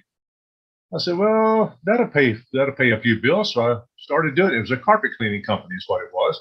So I started doing that, and then one thing led to another, and I realized that I didn't know everything I needed to know. So I went looking for some other resources, and fortunately I found them. But that's how we got started cleaning carpets in 1989 here in Wake Forest, North Carolina. We've talked in the past about diverse backgrounds and, where people are today and where they came from. So I just want to get this right. I'm visualizing it's the beach bum surfer becoming the doctor PhD, in a short trip. Well, we did a little bit of windsurfing, but not that other stuff like they do in the pipeline in the North Shore of Oahu or any of these other big surfing venues. And I was accepted into the PhD program at Baylor University and also up here at Southeastern Seminary, but I never enrolled. We were just too broke, and I had to do something else. So I never became the doctor, but that's okay. Well, I'll tell you, Katie, I know you were dragged through this probably kicking and screaming most of the way. And if you would like to tell us a little bit about your background, if you're comfortable with that. Oh gosh. So I grew up with the back seat of our minivan on the front porch to accommodate the carpet cleaning machine. Oh, that's right. And that's okay. Fond memories. Yeah, but I think I officially started working in the business when I was in third grade, pulling hoses. And as far as I know, I was the only third grader that had a sizable bank account. So I guess I appreciate the life lessons and responsibility that came with working at a young age. And I worked on and off, I went to college, tried to find a different career. And after college, I came back and worked in the office a little bit in the field. And I got married. We ran away for about 4.5 years to California and decided this is probably where we really need to be. So we came back and have been ears deep in textiles for the last, I keep saying 6 years, but time keeps ticking. So it might be closer to 8 years by now. Wow. Amazing. So here we are. Not at all what you plan for your life, but somehow you're doing what you're supposed to be doing. All right. Very cool. Well, I like to know a little bit more about the backgrounds, and a lot of our viewers, want to know who the people are that we're talking to. So thank you both for that. So let's get down to it. I know what you do is fairly technical as far as the technology that's used, the methodology for cleaning. It's not just spraying a chemical on something and cleaning it. So how did you figure out how to do this? Did you take training, or did you just reinvent the wheel, or how'd you wind up doing what you're doing? Well, we got started in our training because I had done some work. The guys at the shop figured I was the smartest one, so they sent me the worst, most difficult cases. And at this time, I went and bleached the guy's carpet and made a big mess. And that was $650 that Petty John's did not have. But we had to max out our credit cards in order for that to happen. So we did it. So I figured I better get some training. And as a result, I asked around a couple of places and found out that there was a class at Sunbelt Cleaning Supply House here in Raleigh.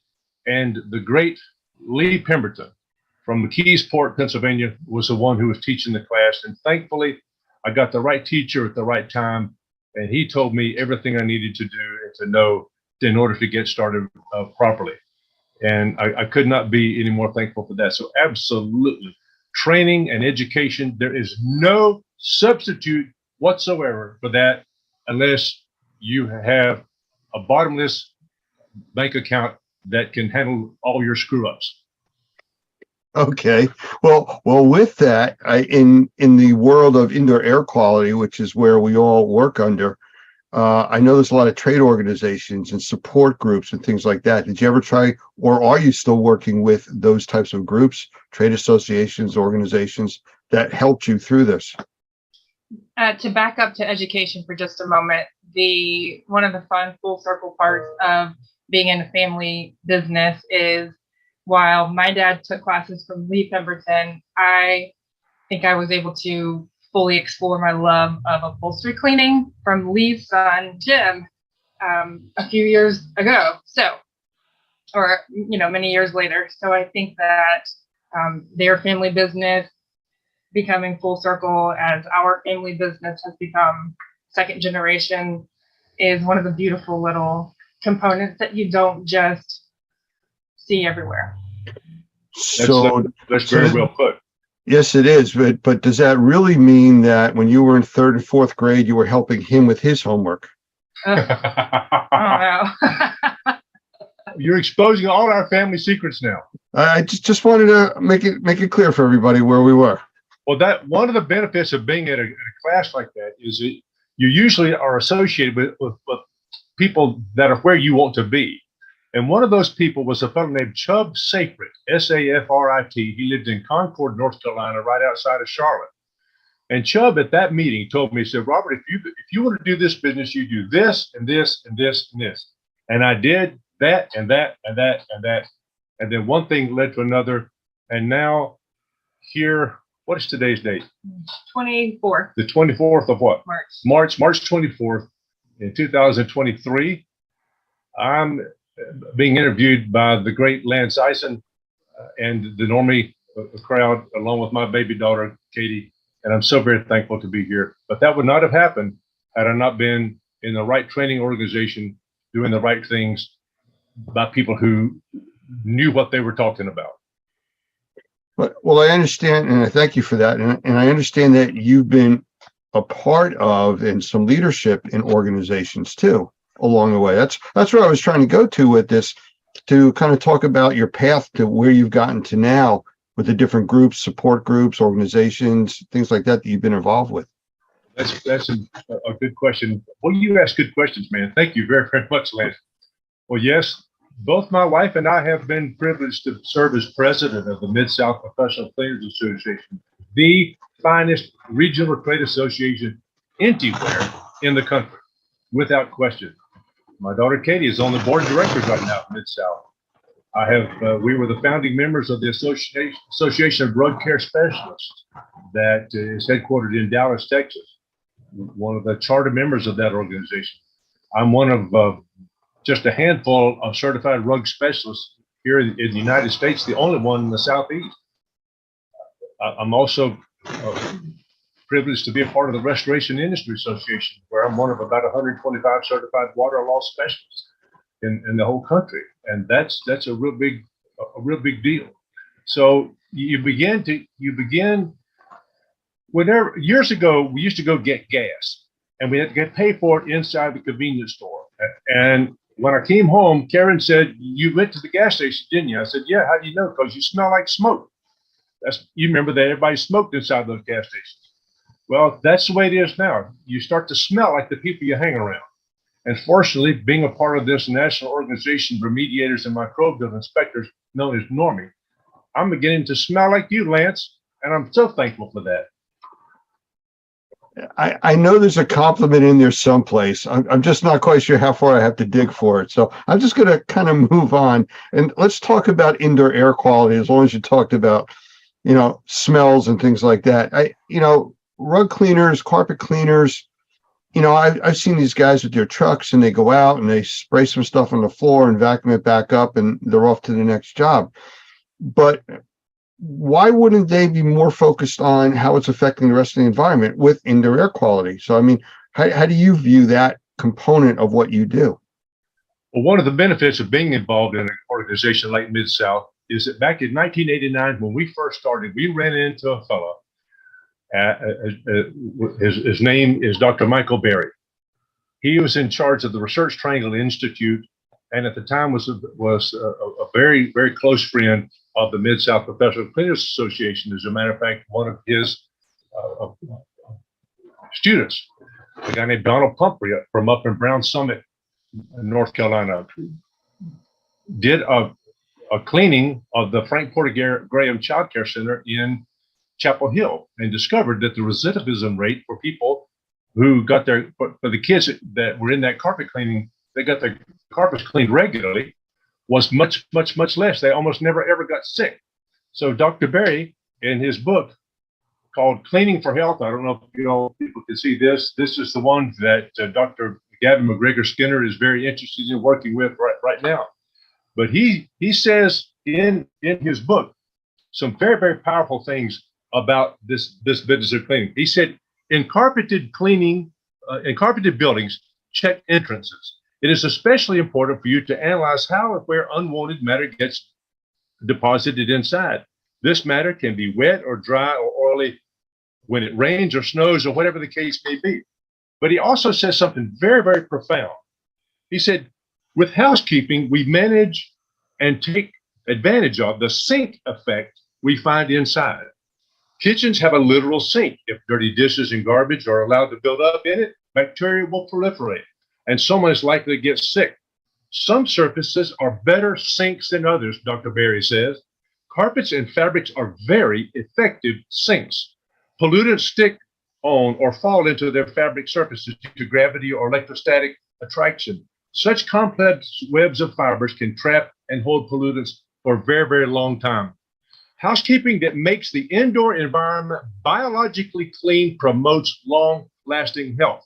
We were fortunate in 1989 to be associated and to be acquainted with Dr. Michael Berry. And even as my role with the ICRC, I was fortunate to serve on the board of directors and the executive committee of that organization for 6 years, for crying out loud. But one of the people we met was a brilliant fellow who worked with the Journal of Cleaning, Restoration, and Inspection. He wrote an article called "The Influence of Flooring Type on Allergen Levels and Airborne Particles." This thing right here, an amazing, John Downey is his name, an amazingly brilliant fellow. But he says, and I'll just read one short sentence or two. In conclusion, the results outlined here do not support the common recommendations favoring hard flooring rather than carpet that are currently given to those with asthma and allergy concerns. Adds to the growing body of research that suggests no flooring type is definitely preferable over another. We hear so many people, Lance, as you well know, say, rip the carpet out, take the carpet out. Well, no, the carpet is an effective sink. With every 1 square yard of carpet, there's 1.4 acres of surface area in that. That's a great sink, or a reservoir, as Dr. Gavin McGregor Skinner says. But that reservoir, that sink, needs to be emptied on a regular basis. Hence, what we're here for today is we are impacting people's indoor air quality in ways they will never have any indication. So, Well, industry that does this, that allows us to do this, sir. let me toss up a softball to you guys, for you guys to take a swing at, using a baseball metaphor here. Here comes the pitch. In most structures, what is the largest filter in that facility or home? Katie? The carpet. There you go. Pretty much what you just said. I mean, it's a massive filtering system, and it's so important to address it the right way. It's crazy when the largest filter has been ripped out and replaced with a filter that can't hold on to anything, like a hard floor. It changes the whole maintenance protocol for the house, the whole level of expectation for the homeowner, for the inhabitants and their respiratory existence, in my opinion. But your opinion is right. And the fact is that big sink that filter has got to be cleaned and emptied on a regular basis. I'm sorry, nobody put a gun to your head, made you buy that carpet or buy that Oriental rug, but still you got to maintain it. Nobody made you have babies. Nobody made you buy that house, but still you got to maintain it properly. Absolutely. And that was the whole purpose for asking that question like that. When you do take out the carpeting, it does change everything. The whole indoor air quality structure changes. So let's get a little bit more into the technology side of it. Could you give us some examples or demonstrations? I know you have some videos that you were talking about in a previous conversation we had about carpeting and cleaning and things like that. That's a very good question, Lance, because cleaning carpets really does impact the 7 elements of indoor air quality. And those 7 elements, of course, are particles, odors, gases, biopollutants, temperature, relative humidity, and comfort. That's how you got to measure something somehow. So let's measure it with these standards, these criteria that Mr. Hoffman and Normie have established as extreme, and research over the decades as established as necessary elements of healthy indoor air quality. How does what we do impact healthy indoor air quality? Katie, how does all that happen? How would you show that? I would like to start with reel it back a little bit and talk about why before how. I think one of the questions that is often overlooked when it comes to how are you going to clean my rug? Can you clean my rug? What are you doing? What, why should I choose you over someone else? Is come back to why are we even doing this in the first place? And the, Sunday school answer is indoor air quality. But there are other answers to those questions. And those are going to be very simple. Why do you do what you do? Because it's important to your precious customers for one, but you've got to also understand what you're doing. Where does this rug come from? Where do these textiles come from? How did they come about even in the first place? And I think you may have a couple. We're going to show you a couple of videos, Lance, and your audience too. They're short videos. They're not going to last forever. But sometimes a picture says more, 1,000 words, 10,000, or whatever it is.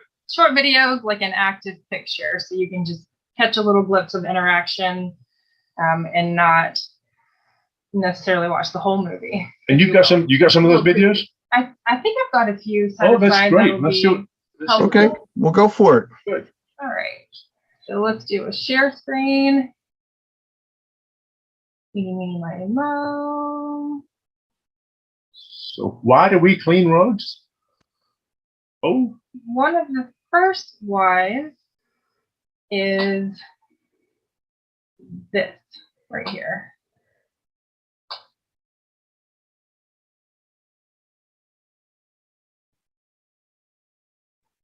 Can you see that, Lance? Yeah, absolutely. And being a grandparent, I mean, that speaks volumes to me. All right, that little bugger is my nephew. And clearly, oh, there's my niece. And this is one of the primary reasons I clean things, is because I've got little kids and nieces and nephews that are crawling on my floor. And I've got a dog at home, and I know what the dog has done. I know what my kids have done to my floor. And while they're not this young anymore, literally eating the carpet as they pull themselves along, it's still shoes in my house. I know what's this close to their face. And it's important to keep the little people in my life safe. Plus, their respiratory systems are much less developed than the rest of us. And there's that bell curve of life that from the very beginning, you're more sensitive, and at the very end, you're more sensitive too. So not only for babies, but for seniors in their homes, for people who are having elective surgery, for people who are bringing children home from freshly been born. Oh gosh, there's all kinds of reasons. But this is why we do what we do, dadgummit, is because there's people lives that are dependent on what we're doing. We're cleaning for health, my friend. That's a big deal. Well, one thing that's a little different is most indoor air quality mold assessment work is measuring environments in that 4 to 6 foot breathable range. That's kind of the standard that most industrial hygienists look at, and testing is done at, because most people exist in that area breathing wise. The children that we're looking at, they don't fall into that range. They are way below it. They're down in the more humid area. They're down where the bigger particles are collecting because they're heavier. So they're more exposed to more, and the carpeting. So I agree with you completely. And if people don't take their shoes off when they come in their house, that's the single most important thing you can do to maintain your carpets, by the way. We clean for a lot of Asians, and they're accustomed to taking their shoes off, and their slippers, they call them. We lived in Hawaii, and everybody would take their slippers off when they came into the house. Well, these people that we clean for from the Philippines and from other Asian places, their carpets, I said, what are we here for? And they said to clean your carpets. Well, they look fantastic. Why? Because they don't walk on them with their dadgum shoes. They take the shoes off before. It makes a huge difference. Okay, let's look at some more videos. Let's have some fun today. Okay, Kate? All right. So as a company, Petty John's, we do a lot of oriental rug washing, area rug cleaning, loose rugs, not to differentiate between installed carpeting. And matter of fact, there's a rug on the back right behind us. in the screenshot, that is an Afghan war rug with the tanks. Yep, the tanks and all that.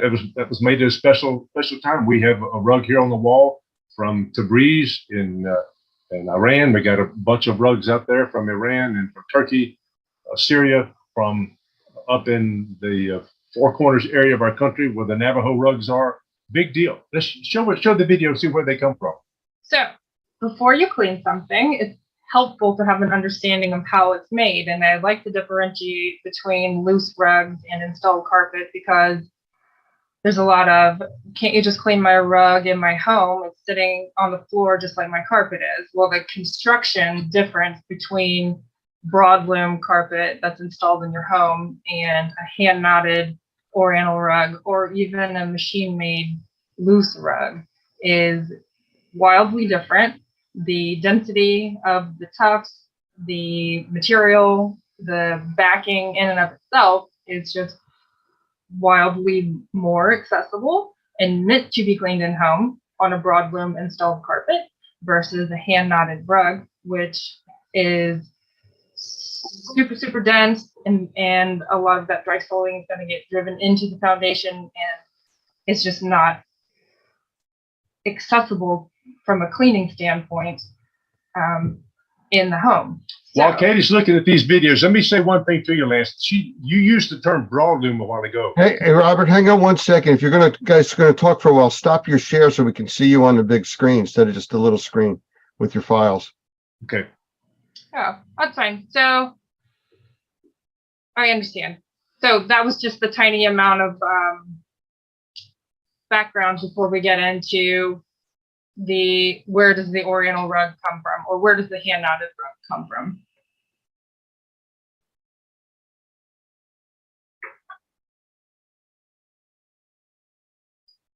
Oh my, this is taken in the Luri area of Iran.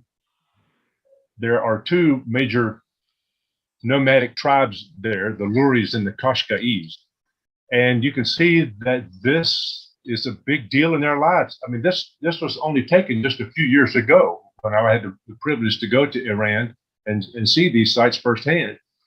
This is a something that you just don't see very much at all in our society, particularly in America, but gosh, almost anywhere.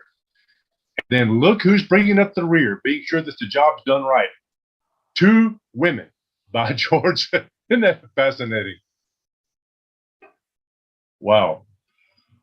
So we start the journey with the sheep walking on the dusty road, and we are going to go to the sheep have got to be shorn and the wool's cut off. It's got a very high lanolin content in it, so it's got to be washed first. Once it's washed, it can be put into a dye vat and dyed almost any color imaginable. And these guys that do this, these dye masters, using all kind of natural vegetal dyes, are some of the most incredibly brilliant people on earth. They are the most highly respected anywhere along this rug chain. It's those people who know how to match colors and to get them exactly what the customer's looking for. Those are really huge. And I've had the privilege of getting to know some of these folks and to watch how hard they work. Man, you just never see them taking breaks. So one of the questions we pose to ourselves before we clean a rug or anything in reality, what's it made of, what's happened to it, and what's the value? We're going to dig into the what's it made of portion right now as we've been. And so people may find this awful pedantic or something kind of, why you show me all these things like this? Well, there's got to be an entertainment value to what we're seeing. You're seeing some stuff that you've probably never ever seen before. We're lifting up the sheets, and now you can see what's going on in between. And it's a beautiful story of what all has been happening over the years, and to see that this, by the way, the oldest Oriental rug discovered was in the Pizric Mountains of Russia. It dates back to 5000 BC. It is constructed exactly the way that Persian or Iranian rugs are constructed today. Amazing, amazing. This here, you're seeing a lady in the Luri tribe. She is spinning the wool that's been cut off of the sheep, and it's all been cleaned up, and now they get big old skeins of this stuff, and it's got to be spun now into a yarn that can be used in a rug. But just look at all the times that this is being held by the human hand. Look, all the oils, look at the soil that's on the ground. I mean, these things, you'll see how this is taken care of down the road. This is just a beautiful process. And whether you're washing upholstery, whether you're cleaning dishes, whether you're cleaning up a television set or whatever, you got to know how things are constructed. And look at these incredible ladies there in the Kashka'i tribe that are actually weaving a rug on the ground.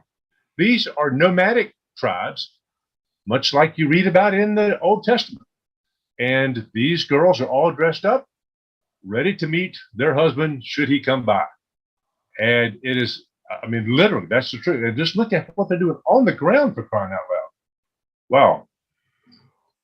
If this doesn't want to make you want to preserve the investment, we're, as Ron Toney says, who's the IICRC #1 certification, by the way. Ron Toney says we are able to preserve time spent. Oh, what other job can you do that can preserve time that's already been spent? I've got 2 daughters, and a lot of these people who are making rugs, and you'll see in the videos, they're all women.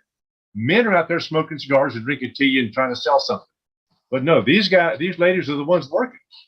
And by washing a rug properly, we're preserving the time that they spend on it. Just look at the incredible dexterity that these ladies have got in their hands. They're taking 2 or 3 of these yarns together, and this lady is cutting this yarn off as she goes. Those knives are unbelievably sharp, but her fingers, no slices whatsoever. Just a beautiful, beautiful context of why we do what we do.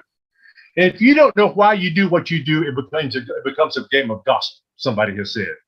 No, you've got to know why you do what you do. This is why we do it. And once the rug is finished, it's got to be finished. So let's see what's going on here.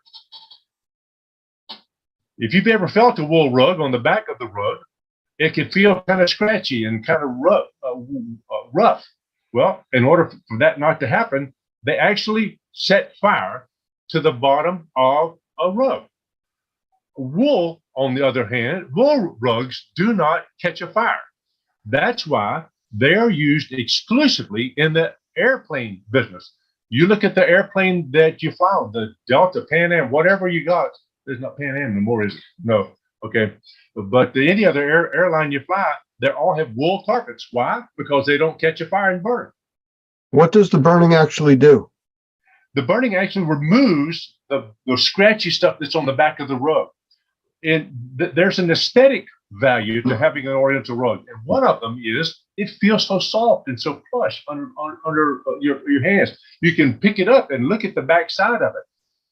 But now, after all those rugs are dealt with so many times, they got to be cleaned somehow. Let's watch and see how these folks are washing the rug. There's 6 elements to any cleaning process. There's chemical action, mechanical action.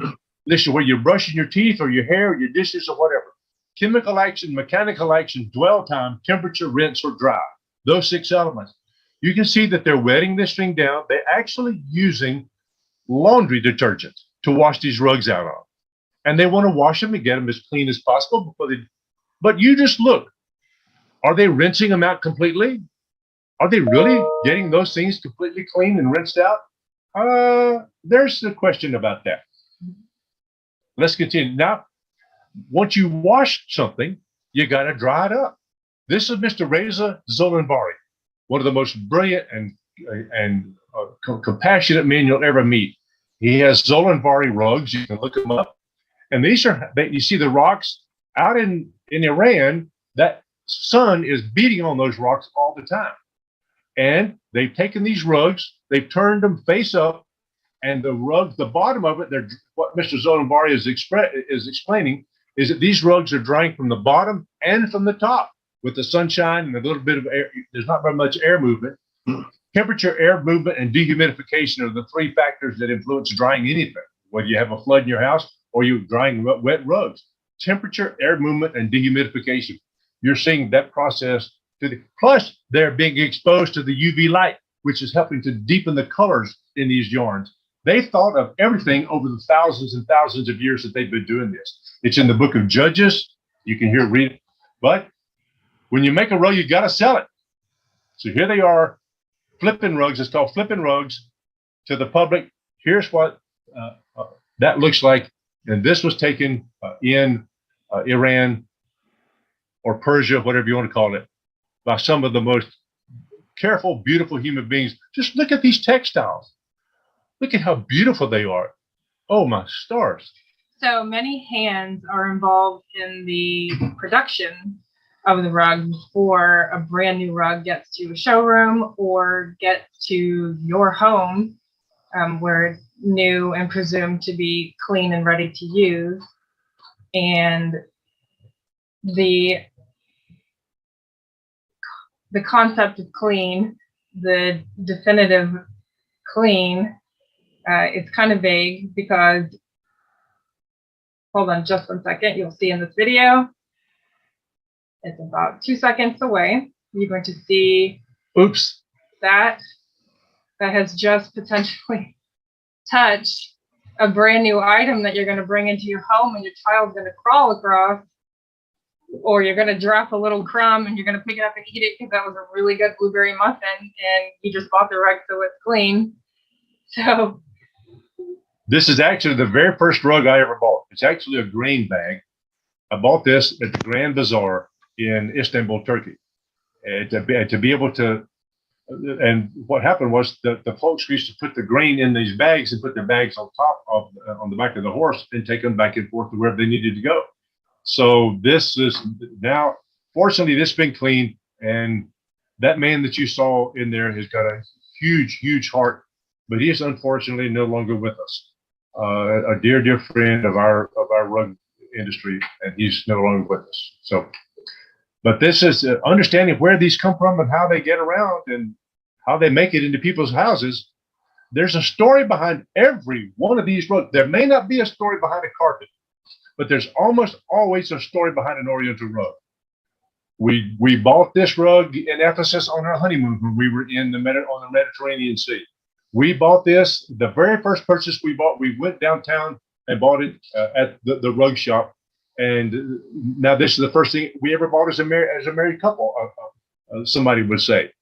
Or I don't want to start crying or nothing, but my granddaddy taught me how to dance on this rug.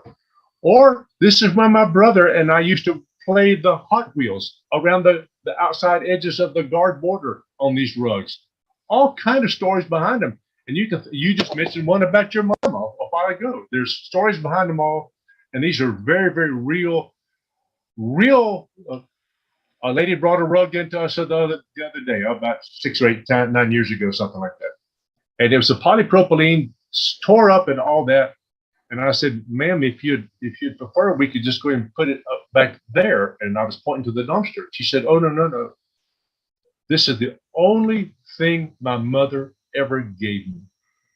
I can point to you in our shop right now where the two of us were crying, and we cleaned it just like we cleaned the governor's rugs, even better. This was a big deal to me. We made this just like it was. It belonged to Jesus himself. So that's just.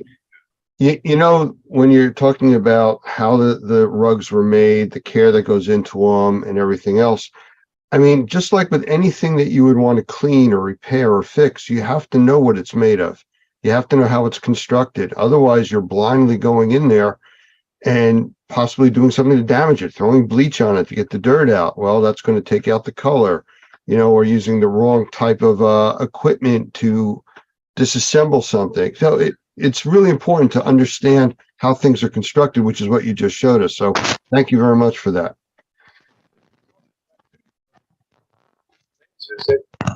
Whether it's a rug or whether it's your hardwood floors or anything, I know that you and I have had water damages in our home. As a matter of fact, today I'm getting all the CPVC plumbing removed from my dead-gum house, so I don't want to come home to a flood. They're replacing all that stuff. Well, I've had floods in my house when we came home and it was wet, and you've had floods in your house too.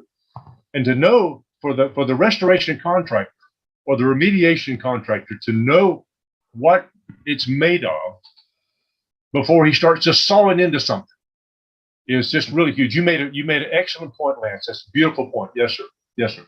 Well, let me ask you a question. If you were able to talk to homeowners and business owners, what would you tell them to do to protect their rugs or floor coverings, whether it's carpet or a throw rug type of a thing, oriental rug? Oh, that is a great question. You should know the answer to some of that, Katie. How to protect your rug? Well, I like to kind of refer to the American healthcare standard on this one, and you can kind of go one of two ways. You can go preventative or you can go corrective. A lot of people find it easier to just go corrective. I'm going to eat this now, and if my pants don't fit, I'm either going to buy new pants, or if the doctor tells me to lose weight, I will. It's almost always easier and to your advantage to be preventative and cheaper. And cheaper. Maybe a little more expensive in the short term. Always cheaper in the long term to go preventative. That means taking your vitamin, get your butt out of bed in the morning and exercise, or do some sort of meditation or something and get yourself right for the day. Also, preventative is imagining in the future what's going to happen. Somebody's going to spill something. Somebody's going to find something you said so funny that their soda spews out of their nose. They're laughing so hard. Then you've got to deal with cleaning up. That's happened. That's why I said that. Well, and you're exactly right. We have the ability to think and to project ourselves into the future is really, really huge. Well, one of the components here that's so important is by showing people the reality of how things are done, how things are made, and how things should be. And now talking about the preventative compared to reactionary. That is a major issue with most people today. Nobody, and I say nobody, the governments particularly don't want to spend money preventatively. They don't budget for prevention. They budget only for reactionary. Unfortunately, a lot of people are exposed to that too. A lot of people are short on funds, so they're not going to spend money to fix something that isn't a problem as yet.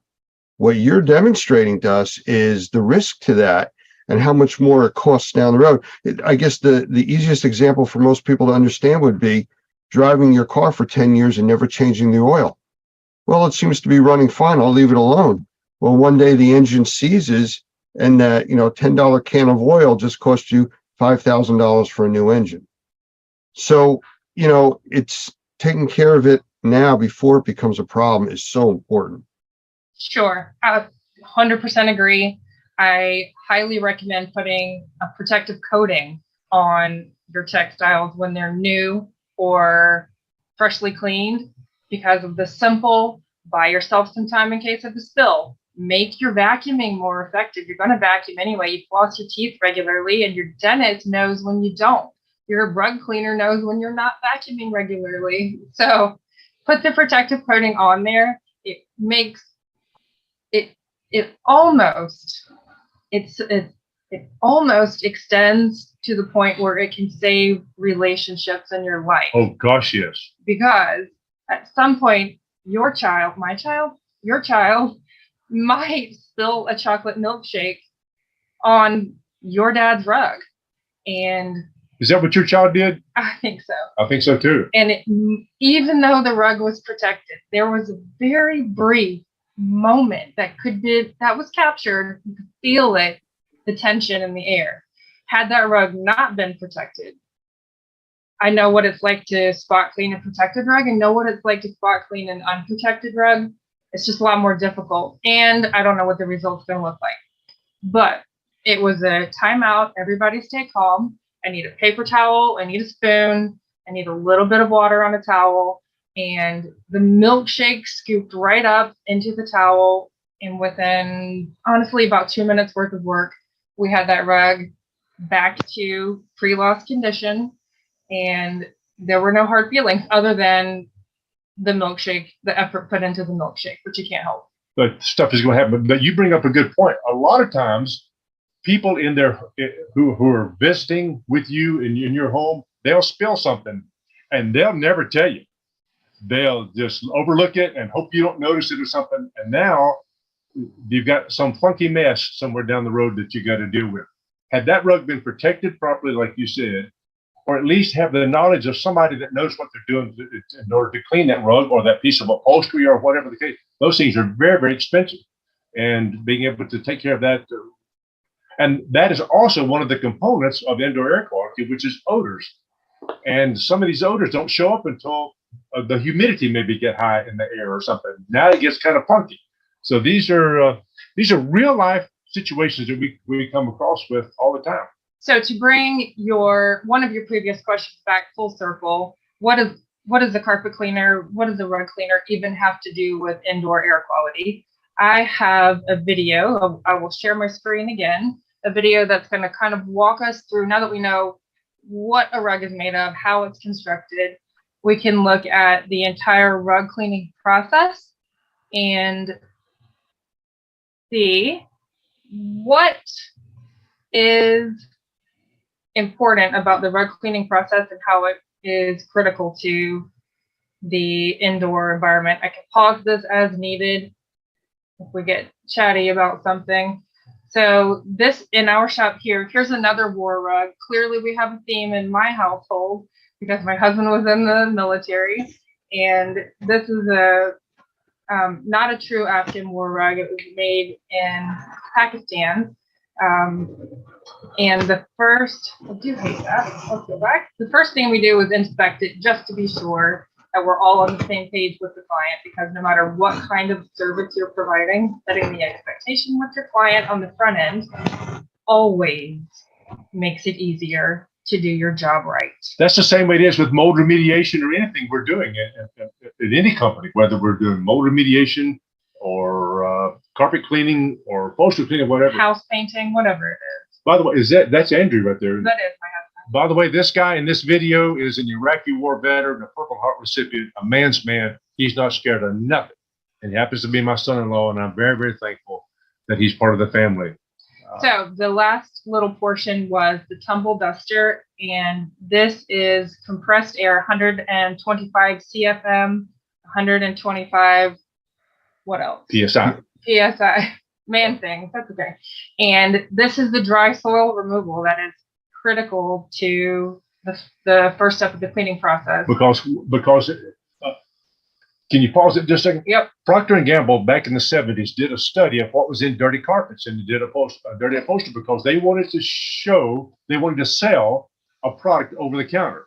And they discovered that about 78% of the soil that's in carpet is dry particle soil that can be vacuumed and taken away. The other 20% is a roughly 10% water soluble soil and solvent soluble soil, the other 10. So knowing that, we got a rug or your carpet care professional, whatever, gets 80% of it clean by simply vacuuming or dusting it correctly and properly. Amazing how much of that. And hence, what are we doing? We're improving indoor air quality. But if that's all we did to that rug right there, it goes back in as a much more healthy part of that customer's indoor air quality. But look at all that dry particle soil, and these are big chunks. We're not seeing the little stuff. So you see the dusty, the skin cells, the things that come in off your shoes. And I think you've said in the past, if you were to only do this, you'd still get an 80 on the test, which I'd like to point out as a child was not acceptable. And as a rug cleaner, I still don't think it's acceptable. So we'll continue on. I am slightly embarrassed that's how much came out of a rug from my house. That's okay. So here is 1,200 gallons of naturally softened rainwater that we harvest from our roof. And we will put a rug, depending on structural integrity, condition of the rug, and soiling, will go into the wash tub. A couple different factors will play a part into it. So swimming around with a little cleaning agent, the rug will release the water-soluble soils and things that can be addressed by the cleaning agent. And if there's urine in the rug, it'll spend a little more time there. This is one of the elements of the cleaning process. There's 6 elements to any cleaning process. Chemical action, like you saw some detergents inside that wash tub. Chemical action, mechanical action. This is mechanical action. You brush your teeth, for instance. This is brushing your rug's teeth. Chemical action, mechanical action, dwell time. You don't stick a rug into that wash tub and then pull it right back out. Give it 30, 45 minutes of dwell time. Chemical action, mechanical action, dwell time, temperature. That rug is at a certain temperature. Then rinse and dry. Those 6 elements. If you wash your hair, you rinse it. You don't just walk out of the shower. No, you rinse yourself off. The same thing happens in a rug. You rinse it off. And we put now, this goes into the wringer rinser to where it's rinsing a rug off. If you could stick yourself in there, it would be really good. That would hurt. No, it hurt, wouldn't Okay. it? So we have a little bit of warmth to the water, not hot water, a little bit of warmth because we know that does a little better job of rinsing out the cleaning agents. It's going to slowly creep through this process. And on the other side of those jets are those little rubber guys right there that kind of squeegee out a lot of the loose water. So That's just like Granny had it in her wash thing in the back on her back porch. Yes. She kept all the National Enquirers in there, though, that instead of washing rugs in it. Oh, Did you? I don't know. Okay. And then the rest of the water is spun out in the centrifuge, which is going to spin at about 960 RPM. And it's a little faster than the Gravitron at the fair. It would literally liquefy you if you got into it. That's And 10,000 PSI is what it is. That's the RPM. Yep. And then the final grooming. When you wash your hair, you comb it when you're done so that it doesn't dry out and knotted and tangly. And then you dry it. So then our rug is going to go into the dry room where we duct in hot, dry air and recirculate that heat, duct out the humidity, use air movement and temperature and dehumidification to get this rug dry. Most rugs are going to be dry in that 4 to 8 hour window because we're able to really seal it in and get it nice and warm and a very effective drying system. And then the next day we'll detail any little spots that maybe didn't come out because they're solvent soluble, detail the fringe if needed, roll it up, put it on the wall and say, come get me. So that is our rug cleaning process. And that is how you pull particulate out of a rug to make it a clean, healthy filter again. And we do the same thing with upholstery too. We blow it off to get the dry particles all out of there. By the way, we've had extremely good success, even with moldy upholstery, to be able to blow it off, to put a disinfectant on there first, blow it off completely with 125 PSI, 125 CFM, and then wash it again thoroughly, and then blow it off again, and then test it and send it off to the lab, and it comes back food grade clean. We've taken rugs that we put 15 gallons of raw, untreated sewage, doo-doo, on those rugs, rolled them up for 4 days, and taken them off and cleaned them and got them washed and clean. Send them to the lab up in Grand Rapids, Michigan, where they test all the cereal boxes and all that, and it comes back food grade clean. That's a huge, huge deal for people that have mold in their homes, or they have any kind of an illness or something that's causing them to have bad indoor air quality. Well, we can now my goodness, we can save the roads, and there's people all across the country can do the same thing. One of the things that Katie was talking about is preventive maintenance. One of the preventive maintenance ways that you could do this is to research your area and find somebody who is a certified rug specialist with the Association of Rug Care Specialists, ARCS, or look up Normie, Normi, and look for a Normie professional. That guy should have done his homework enough to know who the rug professionals are in his area, who the textile professionals are in his area, because none of us is good. Well, almost none of us is good at everything. Speak for yourself. Well, before you kids start arguing, let me jump in here and say that obviously the passion is there for what you do and how you care about your customers and their property and how you take care of it. So kudos for that. Absolutely. We only have only the way we were raised. It's only the way we were raised, Lance. Mr. and Miss Chapman ingrained that into Karen, and my mom and daddy surely did the same thing for us. Well, they did a good job. But we have a few minutes left. So is there anything you'd like to wrap up with or say to anybody watching this? I just want to reiterate the fact that cleaning your textiles in your house impacts the indoor air quality of what you're breathing. Mr. Hoffman says that these cleaning techniques and all that are for people who like to breathe, and we enjoy breathing, and our customers enjoy breathing. And these rugs. Oh, I'm glad you put this up. This is from Shaw Industries, by the way. I'm not screen sharing Okay, right now. can you screen share it? I can. All right. I sure can. This is important. It was said of the parson in Chaucer's Canterbury Tales, but first he wrought her, and then he taught her. Well, if I'm gonna sit there and tell you stuff to do, I ought to at least do it in my own dadgum house. So let's go to the next one too. Okay, so let's talk about this though. Okay. The first lines of defense. We always say vacuuming is one of the best ways of maintenance, but before vacuuming, what can you do to reduce or prevent the load of soiling that's going to be on your floor covering? And the 3 zones, as Shaw calls it, zone 1, 2, and 3, is get the moisture off of your feet first, and then something to collect the bulk of like a scrubby, bristly kind of Floor mat. Yep. And then something to get whatever might be left on it. So why does it keep going the same direction? That's okay. I'm sorry. Here. This is my front porch, and you see that I've got some rug pad that was cut wrong, so we use it out there. That's absorbing the moisture off from the bottom of my shoes. And you see that little scratchy little green rug mat. That's an AstroTurf mat. I want to scratch the stuff off the bottom of my dadgum shoes. Studies have shown it takes 15 steps to remove the soil from the bottom of your shoes. So let's accelerate that, please, and we can do that.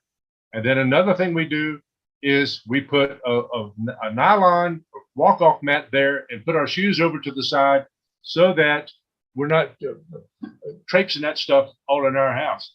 Why? Because my wife and I breathe about 3,000 gallons of air every day, just like you and Andrew and your babies don't drink quite that much, but everybody that's watching this video, you drink 3,000 gallons of air a day. And you want to get it clean as possible for your healthy indoor environment. And fortunately, we're starting them off young at Petty John's.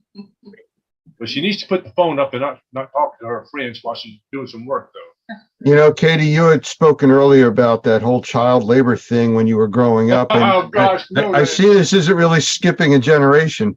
Okay, just handcuff me now. You can go ahead. Brendan's family, all of the little ones have been obsessed with vacuum cleaners, which is funny. Is it funny?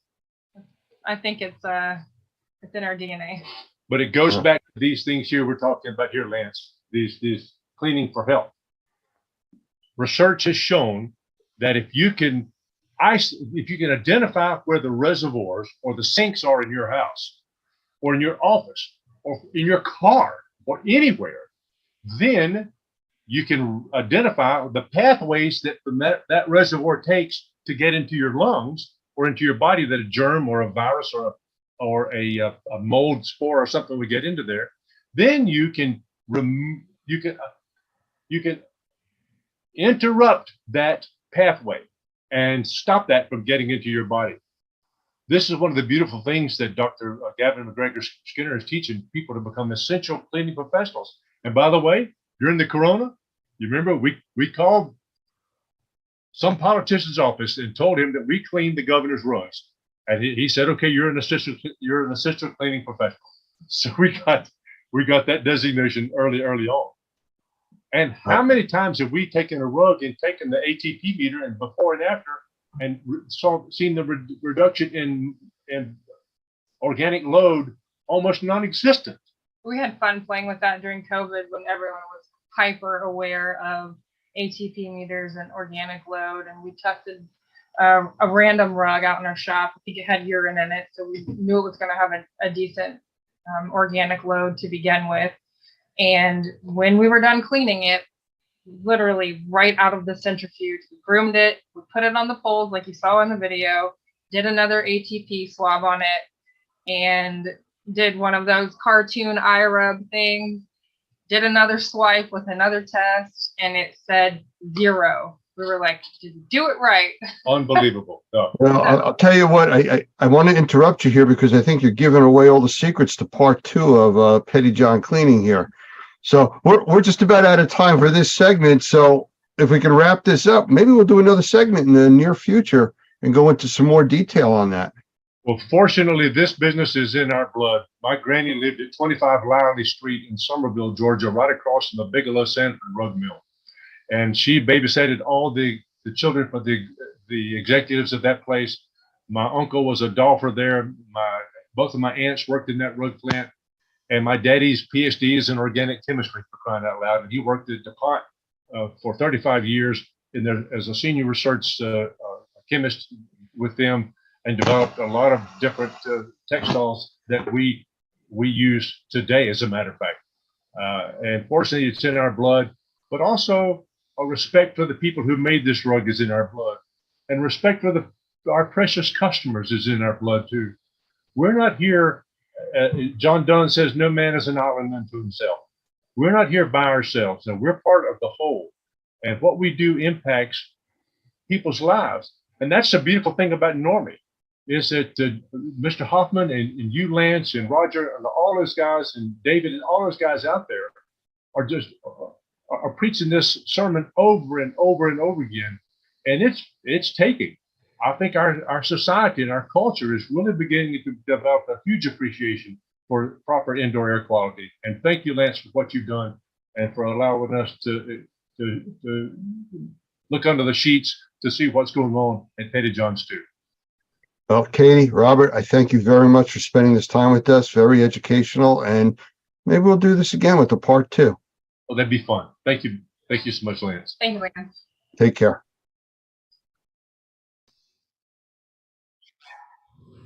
It's my privilege to be able to introduce Michael Pinto, who's the CEO of Wonder Makers. He's a very valued partner with us at Normie, and actually he's fun to work with. So I'm going to bring Michael in. And I also have Doug Hoffman here, who is also a good friend of Michael's, and this is going to make for a very interesting conversation tonight. That's the easiest way to do it. So Michael, you want to come in and say a quick hello to everybody? Well, thank you, Lance. I appreciate it very much. And yes, I was smiling because too much fun. When we deal with Normie, I know we get a lot of work done and everything, but it's just good people to work with, and certainly count you in that, as well as Doug. And just very pleased to be here talking about the NCMP. Thank you, Michael. Doug, I don't know, you consider him a team player with us? Actually, more than that. Michael not only is one of our senior trainers, but he also participates on our President's Council. I have a tremendous amount of respect for him and for his experience. And I think he brings something to us that we wouldn't have otherwise. So I'm grateful that he's become a good partner and a very good friend. So I'm glad to be here tonight, and I think this is going to be fun. Absolutely. Thank you, guys. One of the things that I've seen Michael bring to the group is we've elevated the level of training that's available to our members. We have the basic training and the stuff that's very popular, but we now have these more advanced courses that really gets to or above the professional level, if you want to consider it that way. Now, knowing Normie and all of our initials that we use for our classes, I do want to talk to Michael about the NCMP, which is the Normie Certified Microbial Professional. So, Michael, I'm going to ask you, what is that? What is that all about? Well, quite honestly, this is a continuation of a certification that was originally offered by the Restoration Industry Association. And early on in the mold remediation industry and the arena, and I'm going all the way back to like 1999, 2000, 2001, thereabouts. It was our assessment at Wonder Makers that there had to be more for some people in the industry than just a technician level and a supervisor level, and not that those are bad places to go for training or anything like that. But we just felt that if the industry was really going to not just survive but prosper, there had to be a cadre of individuals that people could look at and say, you know what, those people are really professionals in their industry. Very similar to, a master carpenter or, an engineer or somebody who's got some real experience. And that's what we tried to do at Wonder Makers when we developed the certified, originally it was certified mold professional, but now with Normie, it's the certified microbial professional course. And that's a good move too, because it broadens up what the students learn about, and it really helps to give us that bigger picture in terms of the students coming through the class. So the basic answer to the question is that the NCMP is, as you said, the Normie Certified Microbial Professional. And what we're trying to do is elevate the knowledge of the individuals who come through that class so that they're more well-rounded and they're able to be the sort of person that if I have a question that just is really a tough one in the industry, that's the sort of people that you go to, the NCMPs. I've heard it described as upper level type of training. Would that be a fair evaluation to classify this as? Absolutely. And the reason that we would consider it to be upper level is that there's actually some prerequisites. And I know that can be dangerous, if you will, because it potentially limits the pool of people that can come for that training. But to even, qualify for the training, a person has to go through either the Normie Certified Mold Remediator course or an equivalent. And depending on where that equivalency is, if it's from ACAC or IICRC, it may be that combination course, which is more of a technician and a supervisor course. It could be, somebody who gets into the CMA, CMR, where they're learning a little bit about the assessor side as well as the remediator. But like I said, there's going to have to be some level of training and generally experience in the mold field or in the microbial field before somebody qualifies for this course. Now, since it's the NCMP, they also, which isn't a tough criteria, but they do have to go through the Normie Professional Practices course, and that's just so that they understand what they're dealing with. Again, if they're professional and we have professional practices, it's pretty bad if professionals don't know the professional practices they're supposed to be following. So that's a prerequisite too, and that's built into the emphasis of those professional practices is built into the NCMP course. So it is good that they know that before they get there. You know, Doug, you and I have talked over the years about, people coming to even our remediator or assessment course that needing a basic knowledge of the industry. I mean, if you don't know how to take an air sample, how do you go through a course about remediation or assessment? I mean, to slow the class down to teach that makes it difficult. And that's what it sounds like here. Yeah, I think that's exactly right. We're old enough to know that there's some things that you just don't learn except by experience. And there are some things that are going to build on the foundation, the truths that you understand, the techniques that you understand. You've got to continually build on that if you're going to get better, and I think be a better asset for the public. Oftentimes, an entry-level course might get you into the business, might get you into the industry, it might get you a license. But one of the things that has always frustrated us, and I know Michael completely agrees with this, is there are some guys right now in Florida that are taking a one-day, quote unquote, refresher course to get licensed in the state of Florida. It's how in the world can you do that? We do a 3-day class, and in some ways I wish it was 5. So having an opportunity to really encourage our members to think in terms of developing their techniques and their processes and helping them better understand the industry is only going to provide better services, and I think more truthful services, frankly, to the public. And so, as we always say in our classes, if our members look good, we look good. And part of that is just making sure they're trained properly. Absolutely. I think I'm going to add to that, too. I'm going to jump in and add a little bit to that. The other thing that we've seen since I've become a Normie member a few years ago and really got involved with you guys is there is a desire that the people who are in Normie who really want to be the best in the industry, they want to go up a step. And you see it in the folks that show up on the Tuesday night for the continuing education credit. You see it in the folks that are jumping around to the different tracks to pick up, information that's related information so that they can just be more well-rounded and everything.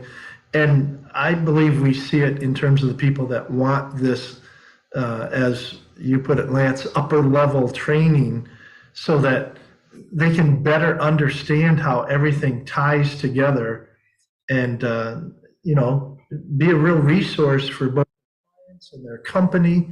A lot of them come in just because we're seeing more and more transitions in these companies. There's, Doug, you said the we for older guys.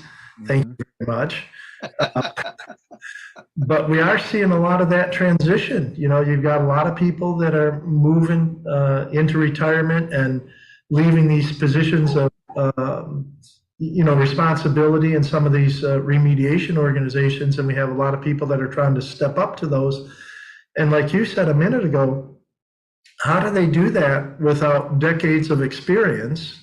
And I'm not suggesting that this course, a 3-day course, is going to, substitute for 10 years of experience, but for somebody who's got, half a dozen years of experience in the industry and wants to move into one of those management positions and position themselves for when the owners retire to maybe even take over the business, being an NCMP is going to be very helpful to them, because one of the main things it does is teach them how to see the microbial contamination picture from a bigger perspective.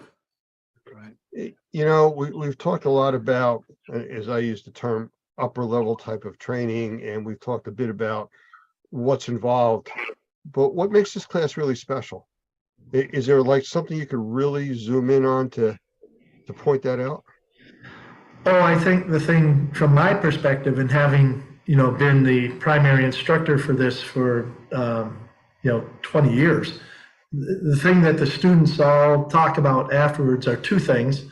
One, it's a combination of learning and learning together. So there's a big emphasis on case study, and we get the students in the class, whether they're even participating online or live in the classroom. we had people working through these different case study scenarios. And honestly, at the end of the class, we hear every class where people say, and quite bluntly, you know, what we learned from you, Michael, and the slides and everything was interesting, but what really made a difference in terms of this class resonating and us feeling more confident to go out and deal with some of these projects was working it through the case studies, because they're not simple. You know, if the people don't know how to set up a containment and where they're supposed to put their negative air machines and stuff by the time they get into this class, they probably shouldn't be in this class. But we're talking about how do they integrate this into much more complex projects. And like I said, they really enjoy the case study. The other thing that makes the class special or unique or different is that it doesn't just end with a class. And I know this can be scary for people. They hear that there's a post-class requirement, but that is, you know, if you're going to be considered a professional in the industry, you have to demonstrate that somehow. And so we do have a post-class requirement. We call it a capstone, but there's a lot of different projects that people can take on as part of that class afterwards to show that they're actually the upper level in the industry. Okay, you can't get away that easy with just saying post-class requirements. I mean, you got to give us a little bit more about that. What's really involved with this, and you know, how does it enhance what was taught in the class? Well, again, if you're going to be a professional in the industry, then you need to have a profile in the industry, right? You need to be recognized as somebody who's got this expertise. And there's certainly a situation where you can point to the certificate on the wall and say, see, that makes me a professional. But what we find out is that the people who are looked at by their peers as professionals have taken another step. They've taken the information that they know about the industry and they've translated it into something that's tangible. So we're very open in terms of what these capstone projects can be.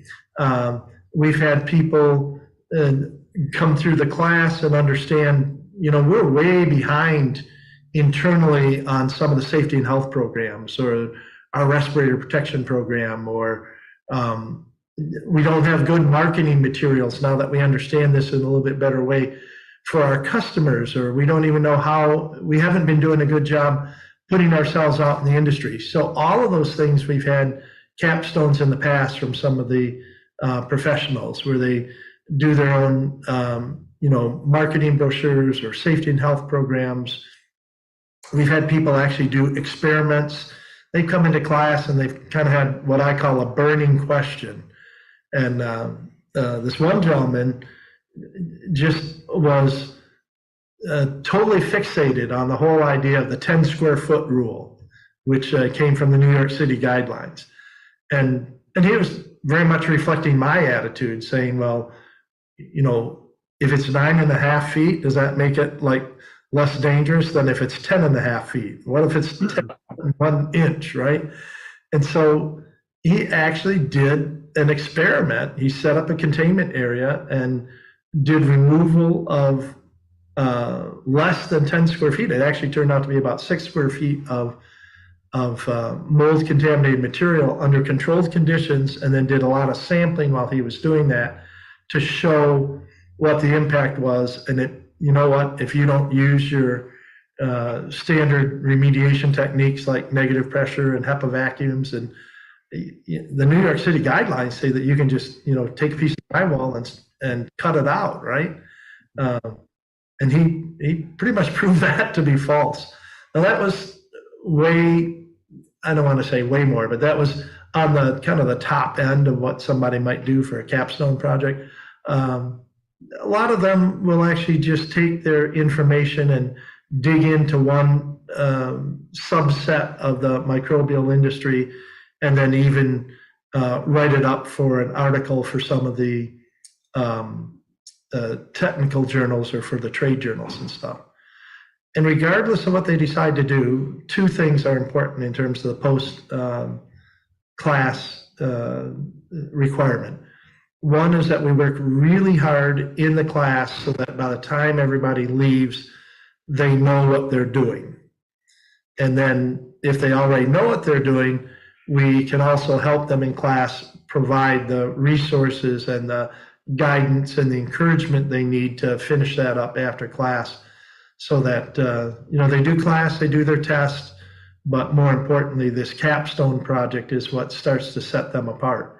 If it is an experiment or it is a document that gets translated into a journal article or something like that, it also raises their profile and helps them to be recognized as a professional, not just by Normie and those of us that are kind of in the know, if you will, but all of a sudden it starts to bring them some recognition from their peers in the rest of the industry.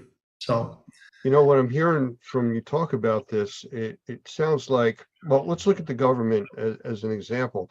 A lot of the government entities, they have to put a magical line, of what level is good, what level is bad. It's not a floating thing like radon, 4 picocuries per liter, 3.99999 is okay, but 4 is bad. Same thing with the 10 square foot rule. To me, it sounds more like this class is a collaborative environment from all the people with all their experience being there. Well, it's a collaborative class run by a dictator, but yes. I mean, it is, there's structure to it. You have to be careful with that. And again, I think that's one of the reasons that you see individuals like myself and Doug being the primary instructors on that class, is because, we have to have the experience in the industry, but also as instructors to know how far to let that run and then when to rein that back in. So, yeah, I would say it is a very collaborative experience, but it's under guidance of the instructors. So let me speak to that for a second, if I could, Lance, because I think this is really fascinating, and maybe this is kind of down into the weeds. Hopefully it won't be. But one of the things that we know about training, and this is why I love so much being able to work with Michael, was there are not a lot of trainers that understand this. There's a very big difference between teaching high school students and teaching adults. And part of the difference is that high school students don't know anything. Sorry, high school students, but they just don't know anything. And so they're sitting there listening to someone lecture to them, and they're hopefully listening and learning something that they don't know anything about. With adult learners, what you've got is you've got guys that are in that classroom who need to contribute and want to contribute and should contribute to the discussion because of the experiences that they've had that the trainer maybe hasn't had. So having someone at the head of the class like a Michael, who knows the industry inside out, has got a tremendous amount of experience, but is still delicate enough to respect and honor the input that those students are going to have, makes the class, and as a term you said, kind of collaborative, but as he said, with a dictator. But that's how that happens. There are not a lot of teachers that can do that. Well, and I want to follow up on that, Doug, and I say this in all humility.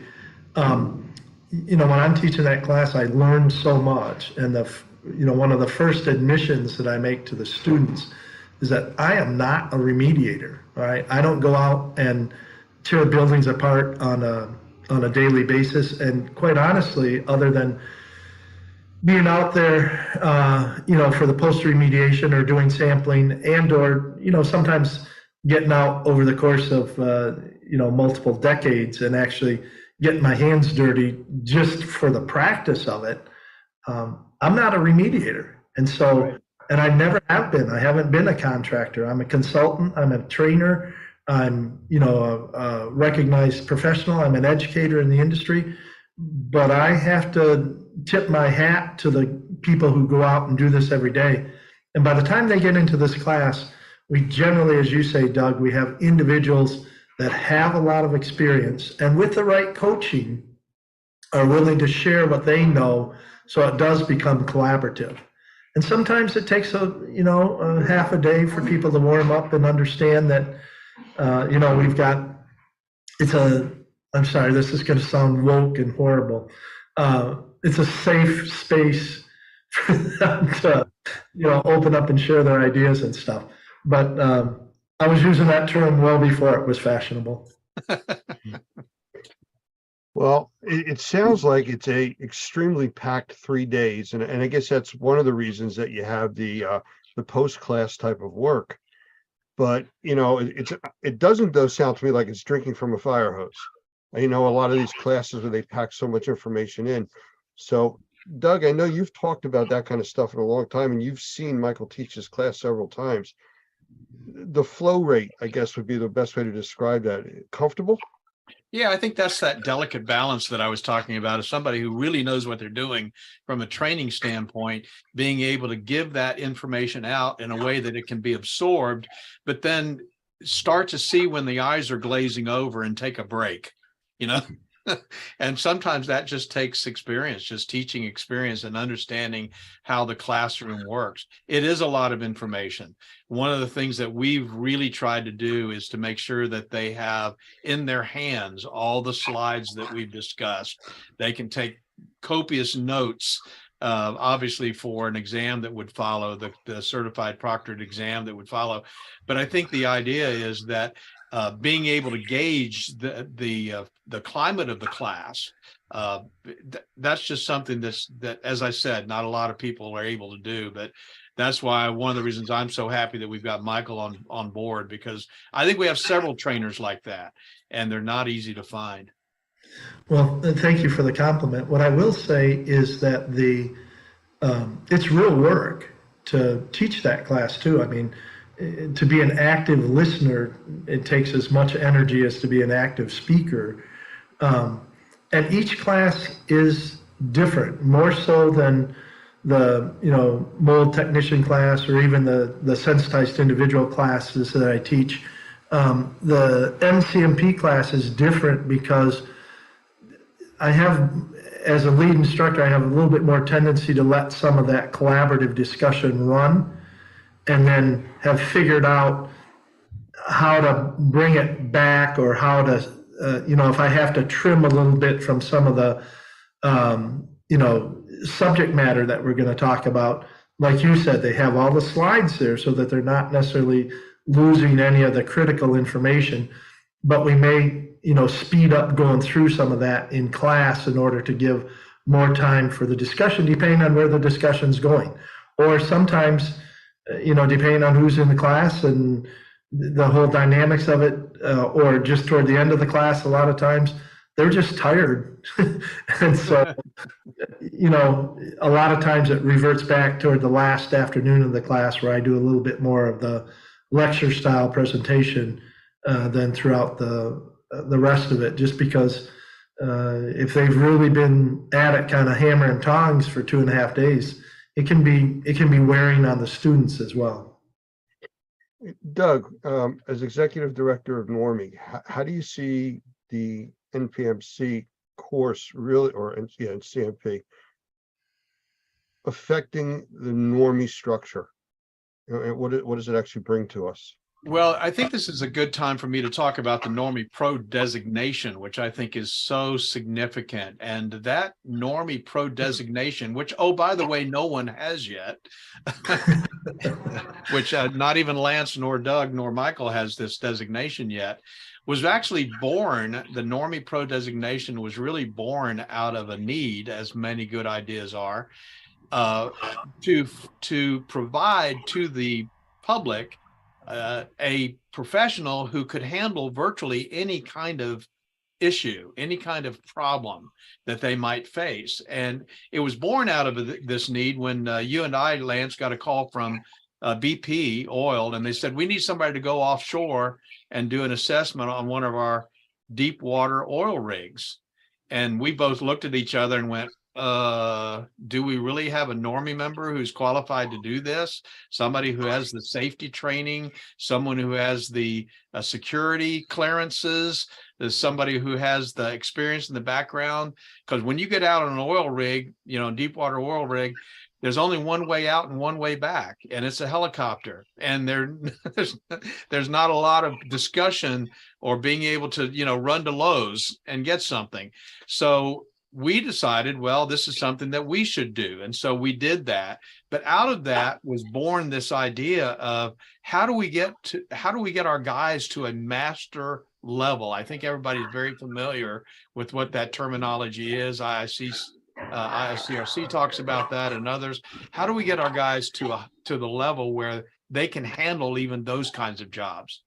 And so our dream was, and our goal was, which is now coming to fruition, was to have enough advanced training where we could have the designation Normie Pro, and we could give that to individual in the Normie membership who had the training on sensitized individuals, regular CMA, CMR, understood how to deal with formaldehyde, understood building sciences enough to be able to deal with air infiltration issues, knows what a blower door test is, knows how to spell a manual J, has had the advanced microbial professional classes.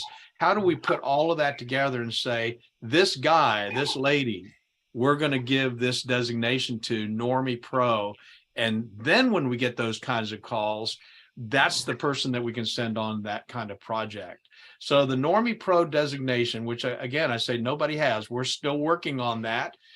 We're hoping that by the end of the year, with the help of the President's Council, we'll have some very specific criteria so that folks can get there and get that designation. And we have some now that I think we could get pretty close, may already be there, to be able to have that designation. That's where Normie is headed. We're going to set the standard for the highest level of professional training that's in the market today. And I frankly just don't believe anybody else has been doing that like we intend to. And with Michael's help, with the President's Council help, I think we're going to create something that this industry has needed for a long time.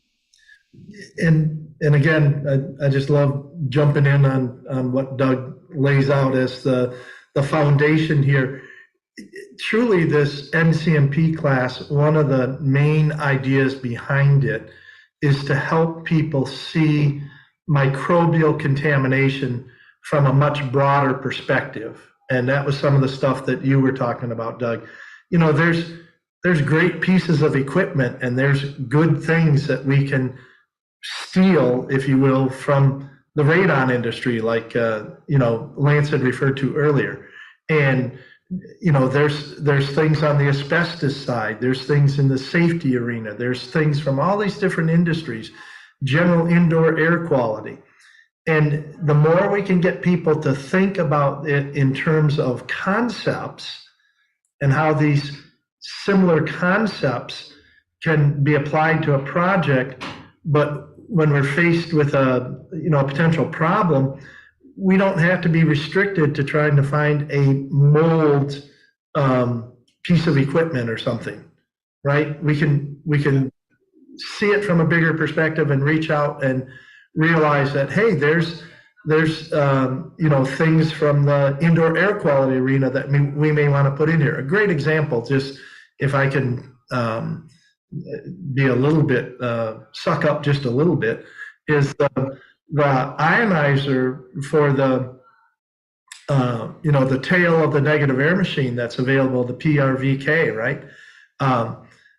That's not really a mold remediation piece of equipment, or that's not an idea that really came from the mold remediation arena, but it's an idea that fits the mold remediation arena really well, as well as asbestos abatement and lead and just air cleansing, air washing when you're doing whole house cleaning.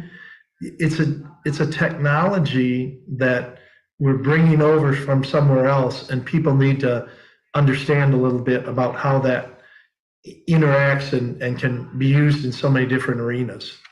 So I'll give you one, if I can, Lance, I'll give you one insight into some of the things that are going to be different in this particular class and some of the other classes that we're doing. In fact, at the new CMA CMR class that we're going to teach next week, we're going to introduce the concept of air washing, low pressure air washing, which is something we've never done in our training before, but it's brand new. 2023 for us is not new to Michael. Michael knew what it was. In fact, he helped me helped me understand how we could fit it into our training program. But I think the point that I'm making is that our classes hopefully will stay up with the industry, and in some cases maybe stay ahead of the industry. And that's why they're constantly changing. You come to a CMA CMR class that we do today, it's not the same class that we did before COVID. It's just not.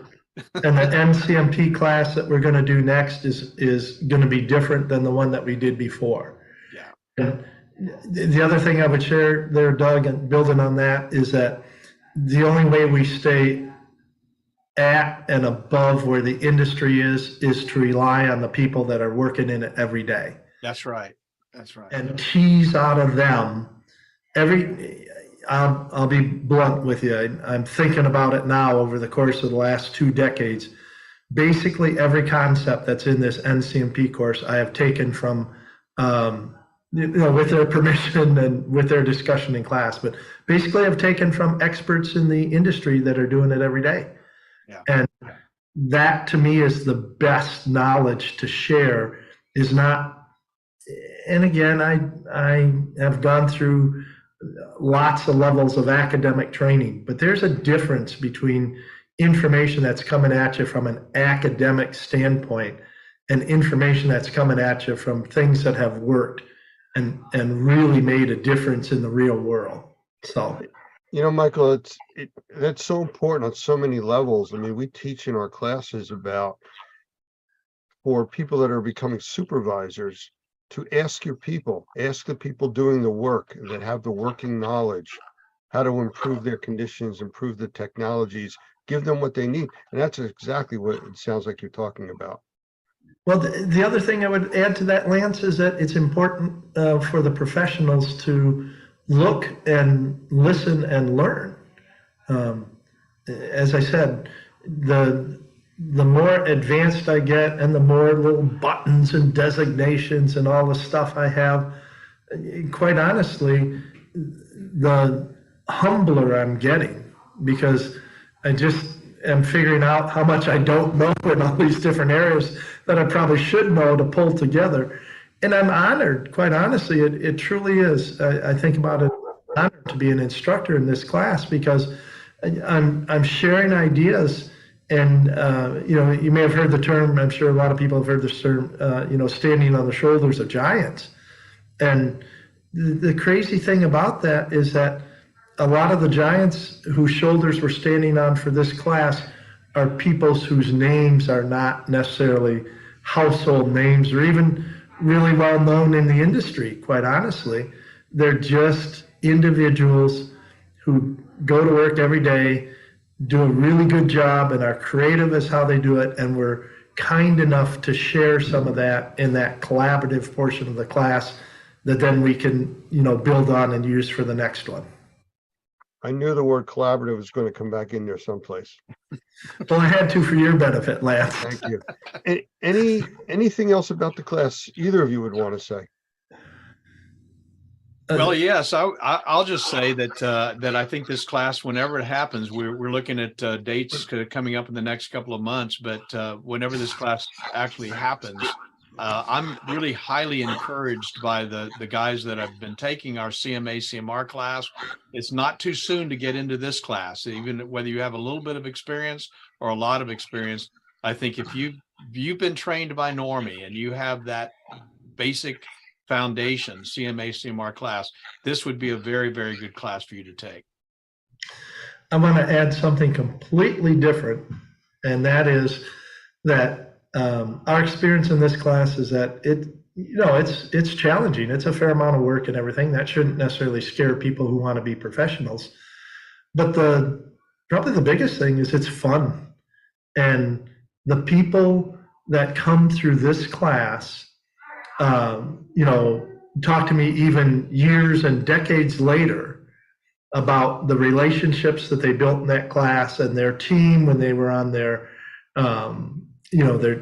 because we divide them up and then put them in different teams at different points in time for the case study and stuff, and how they got to know some of the other people in their class. And a lot of those, believe it or not, in 3 days become friendships and professional relationships that they hang on to for years and decades. And just, it's one of those things where if you're a professional in the industry and you start to see yourself as a professional in the industry, you want to hang around other professionals in the industry. You have that desire to want to learn from them and share with them.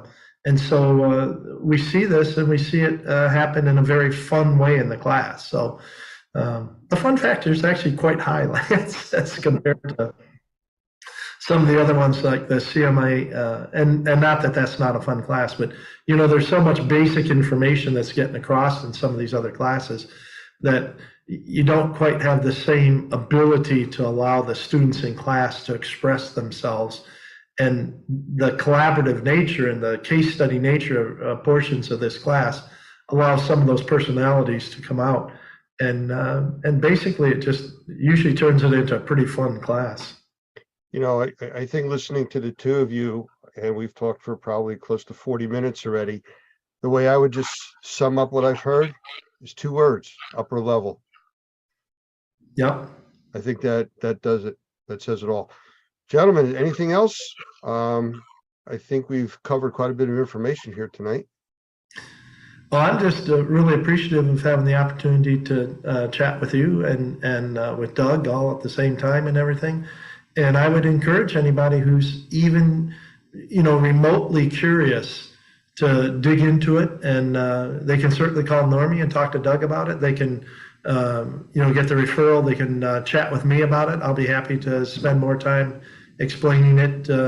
But it's a great class. I'm looking forward to having the next crop of people come through it. And I'll just tell you that I'm excited to say that we've updated our website at training.normie.org to incorporate information about this class, the NCMP. Now, one of the things that's kind of unique about what we're doing these days is that this is going to be a trademarked designation, which means it's based on Normie training, and the NCMP cannot be used by anybody unless they've been trained by us. And so I think that's an additional level of credibility that you're going to get in the marketplace if you're in the industry that you'll not get anywhere else. And I'm just grateful in a very big way to Michael and what he's been able to bring to the team. And I think he's filled a void, and I'm excited about where we're headed with this whole advanced training program. So thank you, Michael, and thank you for being here, especially for this interview today. Oh, absolutely. Thank you, both of you guys, and have a blessed afternoon, evening. Michael Pinto, CEO of Wonder Makers, and Douglas Hoffman, the Chief Executive Officer from Normie. Thank you both for being here. Thank you. Yep.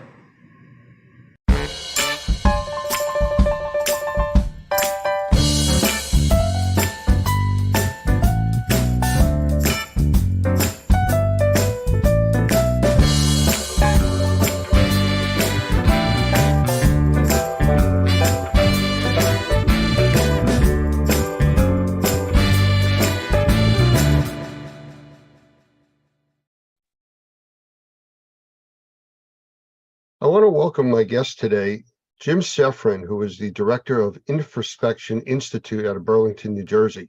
He's also a level 3 thermographer, and he is qualified as an expert witness to testify in court on thermography issues. So Jim, welcome. Thank you, Lance. It's a pleasure to be here. I mentioned quickly about you being an expert in court and a level 3 thermographer. I'm a level 1 thermographer, so I know there's a great difference in knowledge between, the training that I've received and certifications and what you do. But maybe just to start off, could you explain just the brief difference between the different levels? I know there's 1, 2, 3. Correct. Generally speaking, in the thermographic community, there are 3 levels of training, appropriately labeled 1, 2, and 3.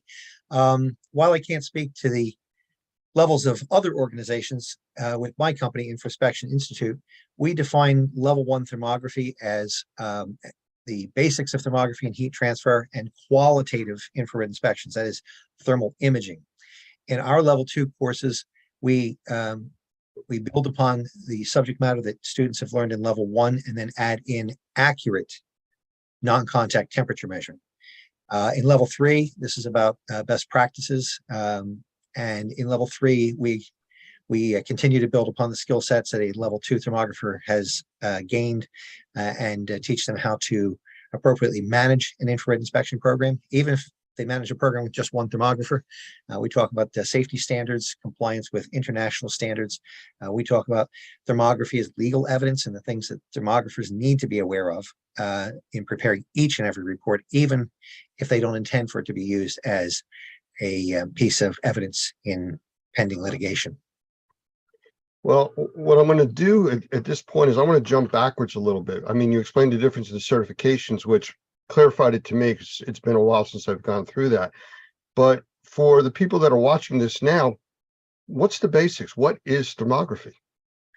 Well, thermography, simply defined, is the art and science of detecting, displaying, and recording thermal patterns across the surface of an object. Thermal imaging utilizes a special electronic instrument called a thermal imager, or some people prefer to say infrared camera. Those terms are used interchangeably by many in the industry. These cameras are designed to work similar to a video camera. However, what they detect are the normally invisible thermal patterns that are present across the surface of all earthbound objects. So with a thermal imager, we are looking to detect, display, and document the thermal patterns across various structures, objects, processes, or even people at times. My understanding from when I went through the course and the way I've explained it to people in the past is that regular photography is what the camera sees, visible light. What the thermography system is looking at is heat, and it creates an image that your brain can process. That is correct. We as humans have evolved to see visible light, something we're all familiar with. Infrared behaves similar to visible light, and it is given off by all earthbound objects. So it's the heat that's given off or radiated or emitted by an object that the infrared imager sees and then turns into a graphic representation in the form of a video image, which appears on a monitor screen. Depending upon the instrument settings and its sophistication, the imagery that appears on the monitor screen of a thermal imager may be either monochrome, or black and white if you prefer, or it may be multicolor, wherein the various shades of gray or colors represent the thermal patterns across the surface of that object. I mean, it sounds technical and I understand what you're talking about, but for people that aren't really familiar with it, how would you do thermography or thermal imaging? Maybe that would explain it a little easier. Sure. Well, thermal imaging, once you know the basics, is relatively straightforward. If you can operate a video camera, you can probably operate a thermal imager. The equipment has become extremely user-friendly and far more sophisticated than when I got started nearly 40 years ago. You simply, under the right conditions, point your imager at an object, and the thermal imager produces a real-time image of the thermal patterns across the surface of that object. The important thing to note is that although thermal imagers operate similar to daylight cameras or daylight video cameras, there are some differences. For example, thermal imagers will not see through glass or plastics. In fact, they won't see through any solid material. So what you see on television, like programs like NCIS New Orleans comes to mind, where law enforcement is routinely pointing a thermal imager at a building and they're seeing the suspects moving around inside. Well, it's clever and entertaining for the TV program. It's wholly inaccurate. No thermal imager sees through solid walls or glass or nominal thicknesses of plastics. So the black helicopters with the thermal imaging cameras can't see into your house from, 2 miles up? Not to my knowledge, they can't. Okay. Just wanted to clarify that for everybody. So our industry, indoor air quality, which is a big umbrella over mold assessment, mold remediation, flooding, biohazard cleanup, all different verticals. How do you see this working in, let's start with the indoor air quality or assessment industry? Well, Thermal imaging, first of all, can be applied to any situation where knowledge of thermal patterns across the surface will provide meaningful data about that system, object, process, or structure. Thermal imaging is routinely used in maintenance for inspecting electrical systems to detect hotspots, machinery to detect the defective bearings, high temperature applications to detect the defects in refractory or locate underground pipe leaks associated with steam leaks or high temperature hot water. It's used routinely to inspect flat roofs on buildings and also to look at buildings for energy loss. So here in all of these applications, knowledge about a difference in thermal patterns can help point out where there is a problem. Thermal imaging is also used for indoor air quality as a very powerful adjunctive tool where we can use it to assess things, help assess things like airflow or temperature of air being supplied to a living space or occupied space. Now, harkening back to something I said earlier, thermal imagers detect thermal patterns across a surface. It's important to note that air does not have a surface. So what we're looking at would have to be the registers supplying an occupied space or the heating units themselves. So you may look at baseboard heat exchangers or radiators or the air supply registers that are located in occupied space and look for temperature differentials there. The other place where thermal imaging can be used as part of overall indoor air quality would be to detect evidence of latent moisture associated with wet building materials. This could be drywall, could be acoustic ceiling tiles, or carpet. These things readily show up to a thermal imager when wet and the water is actively evaporating.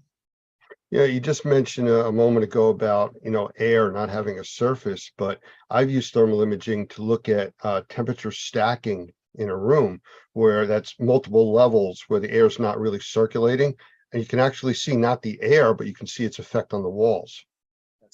That is absolutely correct. And I'm okay with a layperson saying that you can see differences in air, but I want your viewers to know that there's a subtle difference, but a very important one, and you've pointed that out.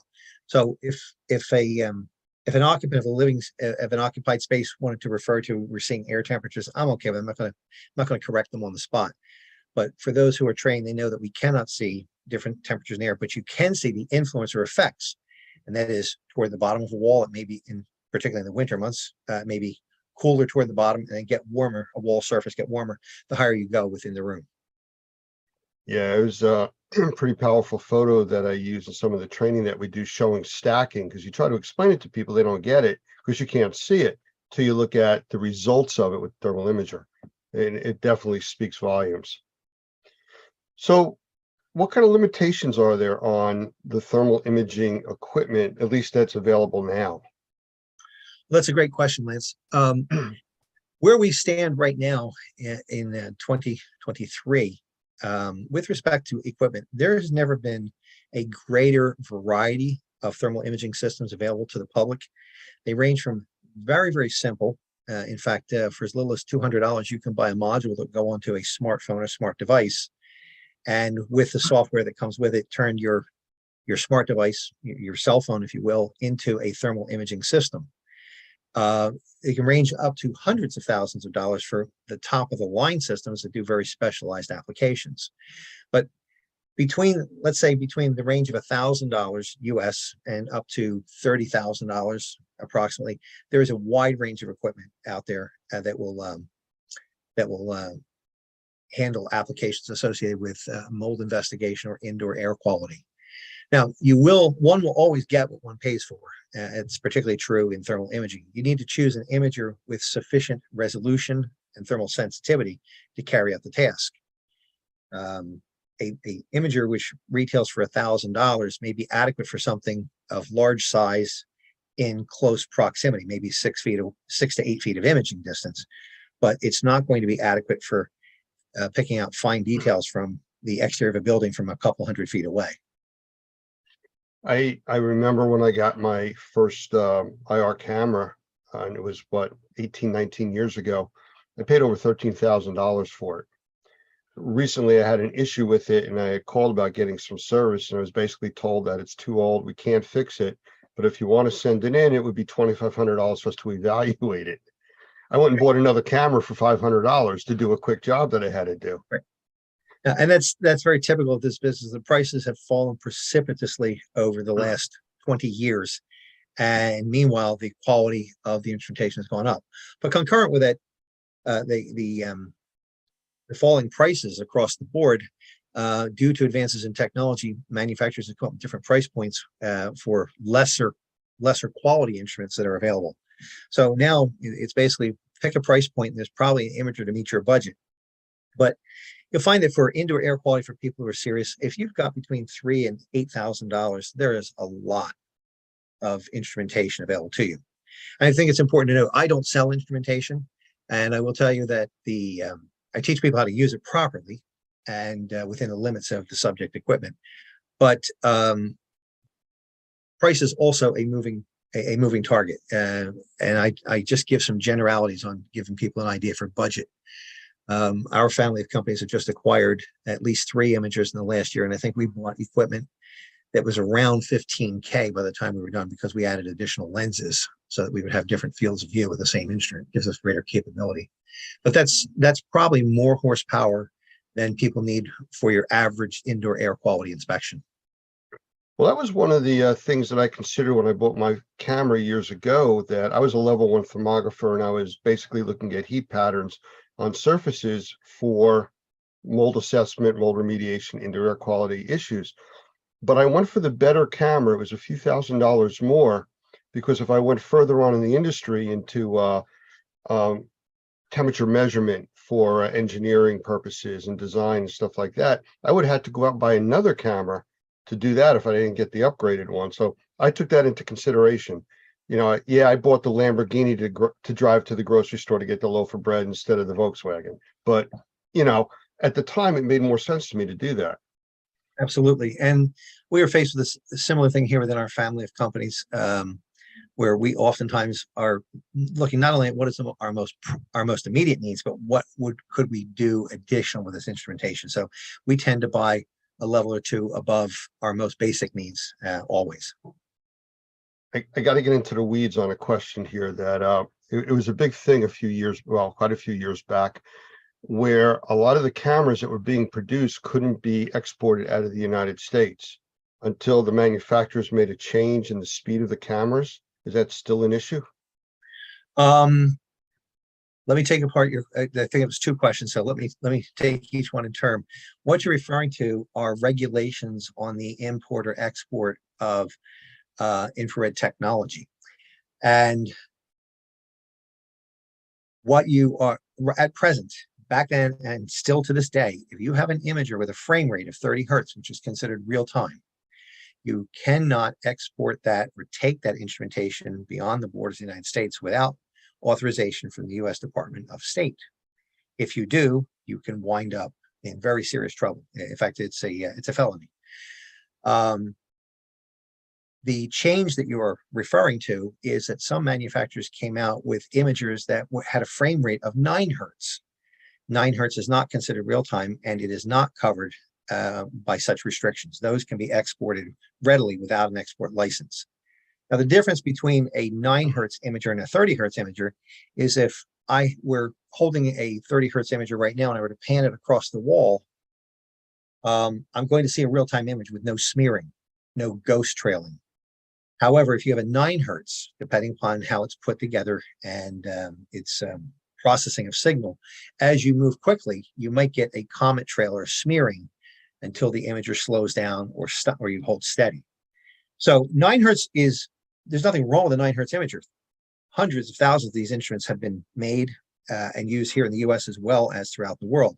But a 30 hertz imager is an imager where if you're doing a lot of things in motion, or you're walking, or you don't want to have to move as slowly as you pan across a wall, then the 30 hertz imager would be for you. So I would caution anybody who has an imager that if you were looking to do any work outside of the US boundaries, that you make sure that you understand the rules before you take it out, or get permission if you have a 30 hertz imager to take it beyond the borders. I guess the quick question that people are thinking about is why, and my understanding was because of it could be used as a targeting system for weapons.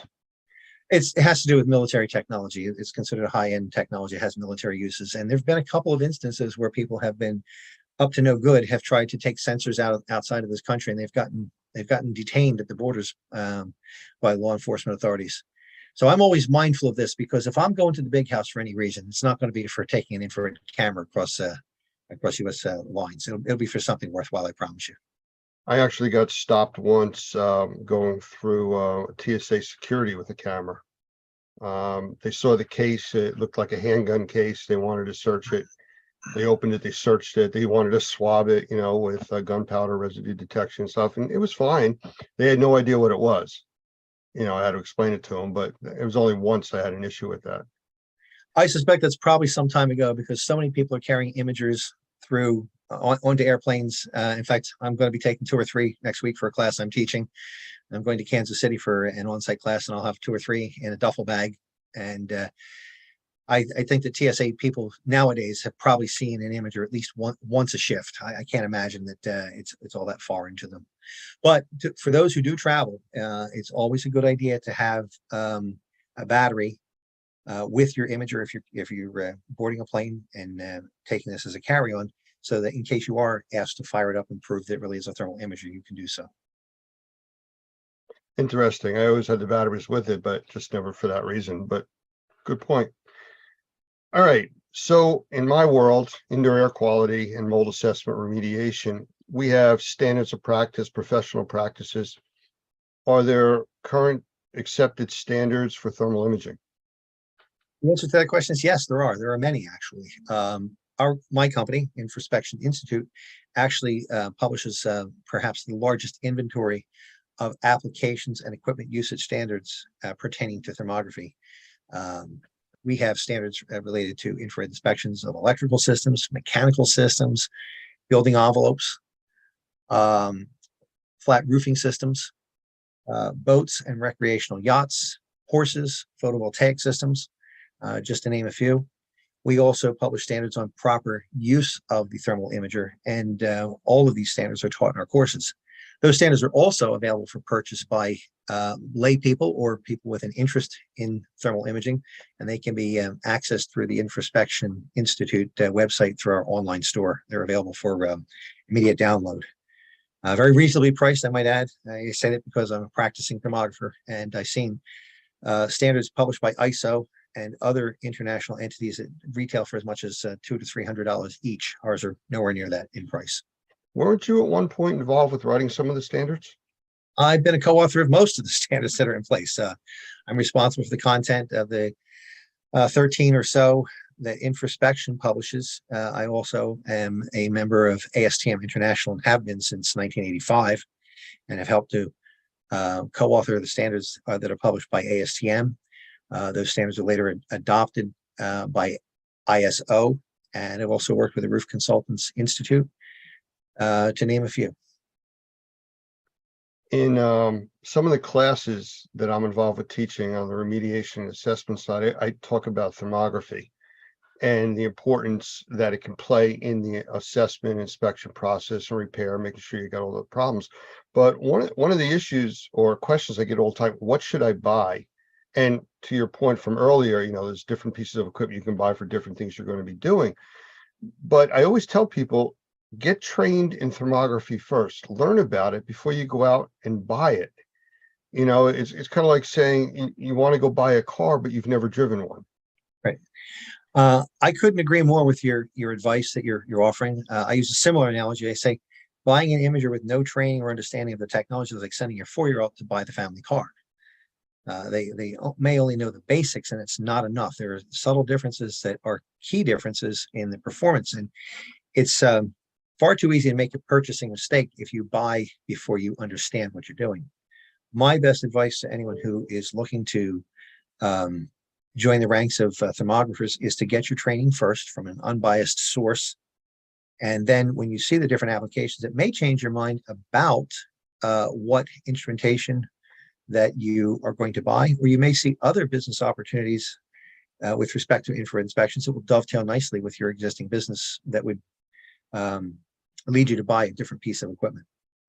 My best advice is do not rely solely, if you're not experienced, do not rely solely upon web advertising or web pages. The infrared business is unlike many others in that many companies practice image substitution in their print literature and especially on their websites. That is, they'll take the imagery from their highest quality thermal imager and put it onto a web page for a much lesser capable imager. So it's like getting it's like going into a car dealership and ordering a Corvette, and when you arrive to take delivery, you find, if you're old enough to remember them, a Chevette in its place.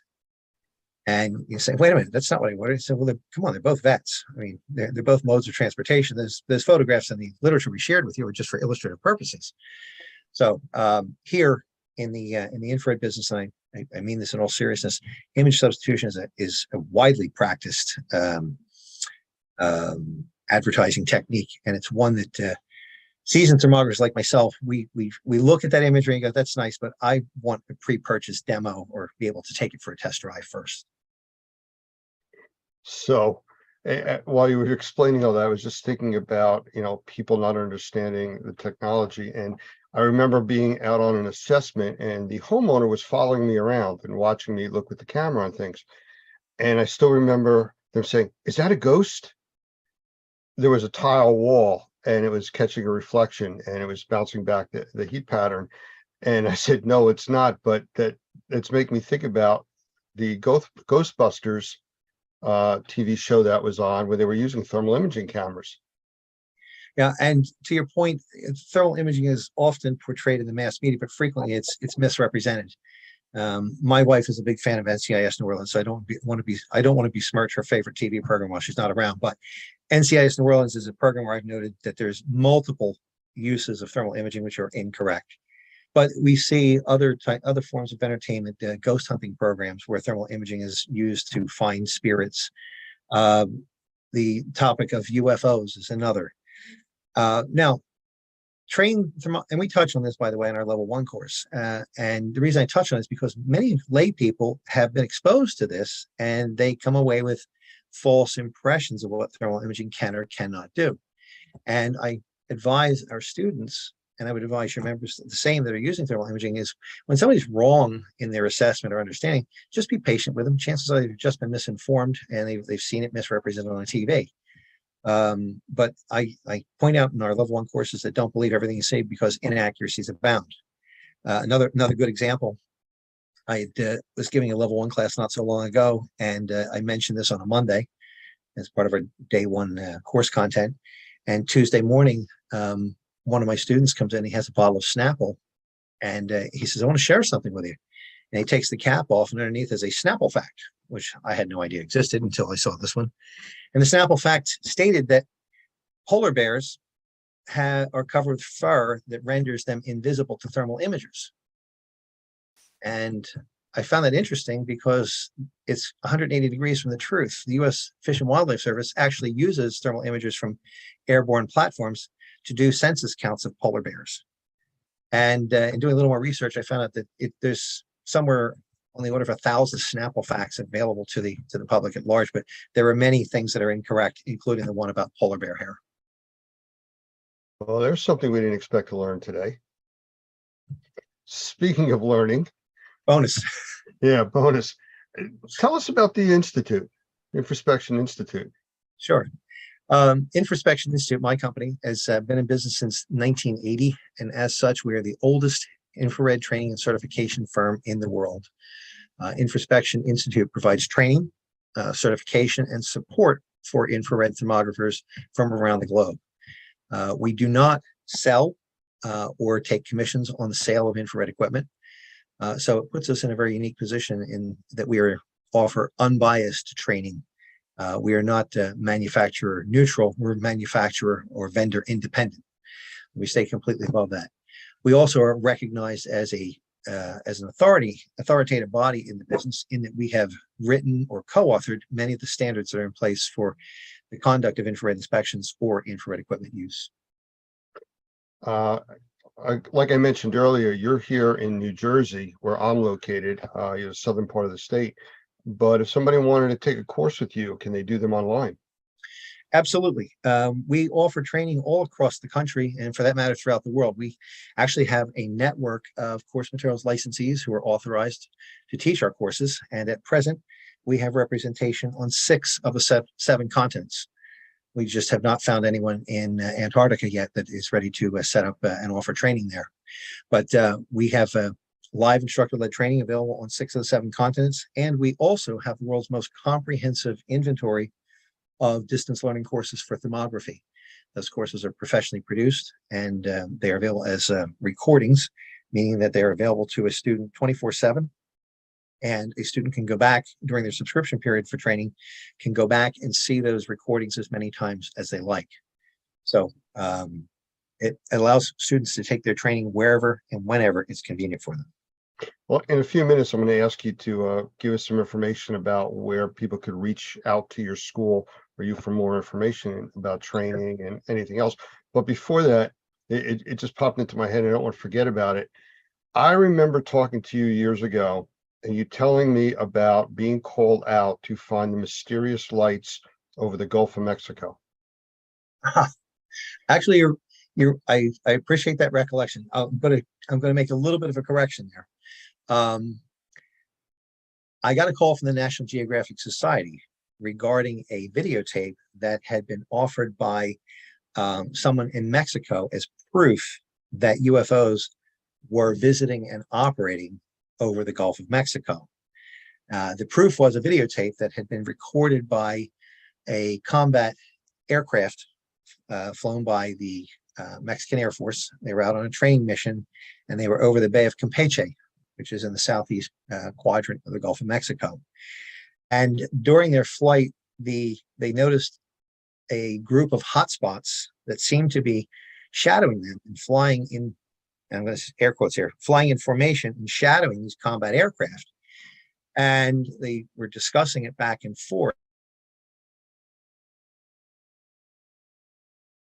The language was quite colorful, as sometimes military personnel are in their speech.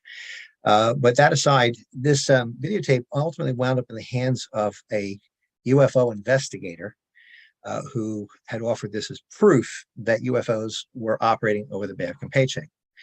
So the National Geographic Society had gotten wind of this and were putting together a documentary about UFOs, and they were looking for an expert to comment on it, and they had contacted me.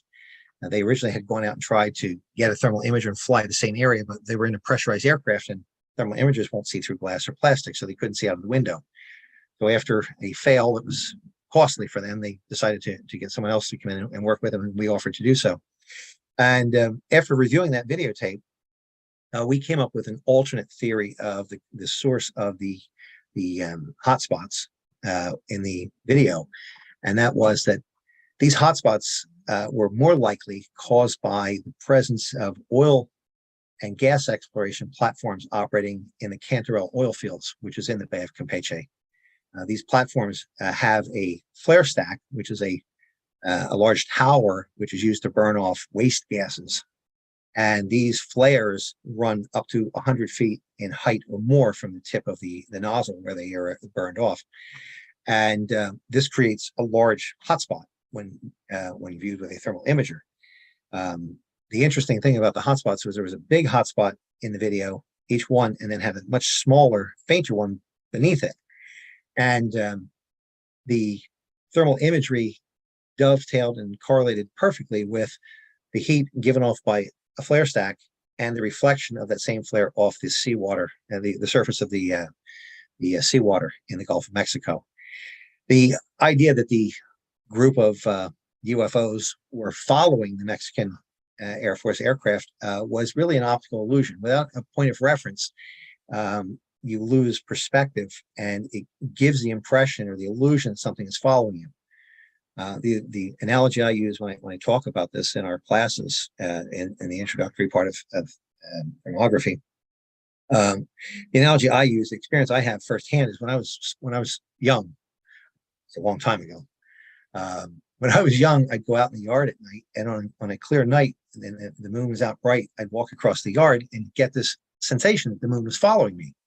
It's like I had my own private moon. Everywhere I went, it would follow along. Similarly, without a point of reference, you can't know that it's not following you. Your mind gets tricked without that point of reference. So it's the same thing here. But that was the story of the UFOs. And I'm not saying UFOs don't exist. In fact, I think it's interesting that in the last week, our military has finally admitting to shooting down unidentified flying objects. It's been on TV. They just aren't. I don't think that those aircraft that were shot down, however, were extraterrestrials. They seem more like balloons to me. Well, from back in the 40s from Roswell, everything was just called a weather balloon. That's right. So yeah, no, what you're referring to is the recent balloon from China that was shot down, and then 3 additional ones that were found in different parts of the world. But that's for another discussion, another day. But I think the key here is training. You know, the pilots were trained to a point, but probably didn't understand enough of thermography to be able to distinguish what they were seeing and what it really was. I would agree with you.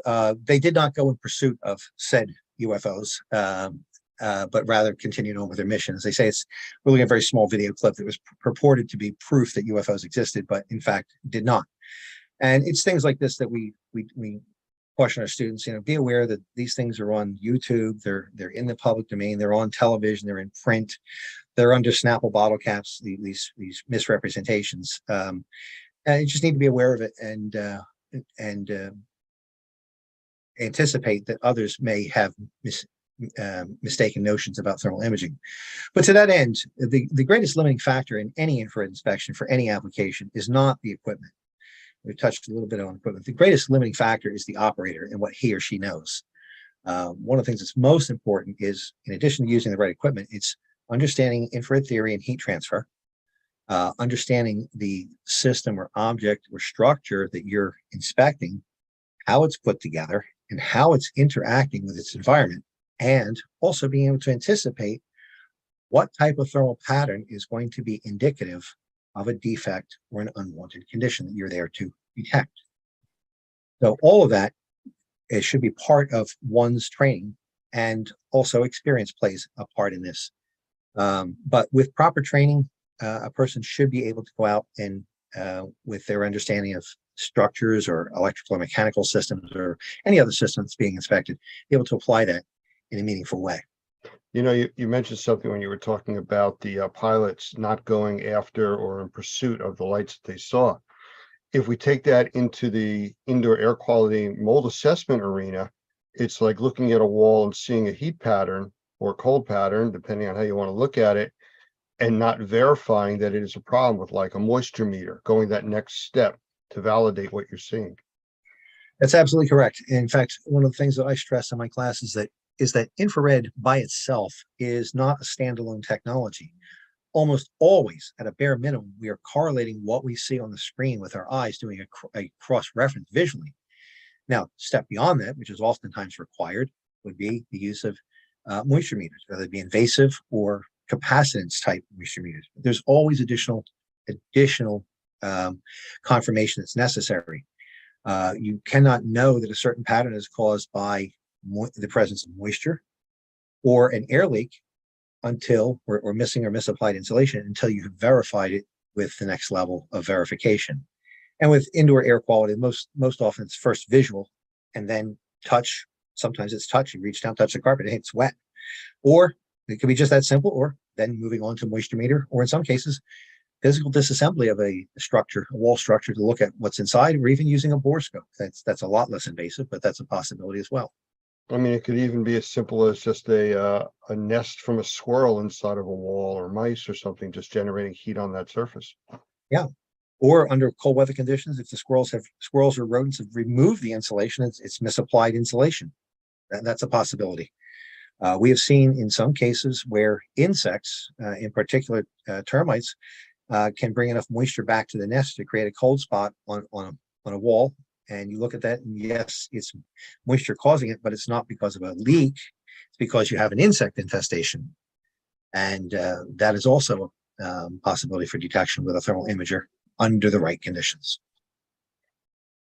So because of the specialty way that you get information, or a specific way that you get information back from the thermal imager, it changes some of the legal requirements, I think, or liability requirements on the assessor. I mean, we work normally under what we consider within view. You know, if you can look at it and see it, okay, that's what you're really liable for making assessments on. But this gives a little bit extra, but you're really not seeing through walls. I mean, you're still looking at the surface that you can see. So does that change the requirements or the legality of your assessment or your liability? We suggest to our students and through the standards that thermal imaging is a visual inspection, albeit a different wavelength of light. It's a visual type of inspection performed at a specific point in time. What we see today doesn't mean that that's what we'll be seeing tomorrow. So if you stick to your square of expertise and follow the standards, it is an inspection at a given point in time. We do not suggest that people offer opinions beyond the scope of thermography unless they are so qualified. And they also should not misrepresent what the imager and the imaging system is capable of. So we're not going to see into a wall. A good example is thermal imager does not detect mold. Now, I've seen many people offer that verbally. I've seen it written on websites and I've seen others allude to it.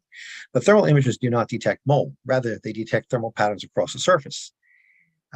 One of the things that can create a detectable temperature differential would be the presence of moisture.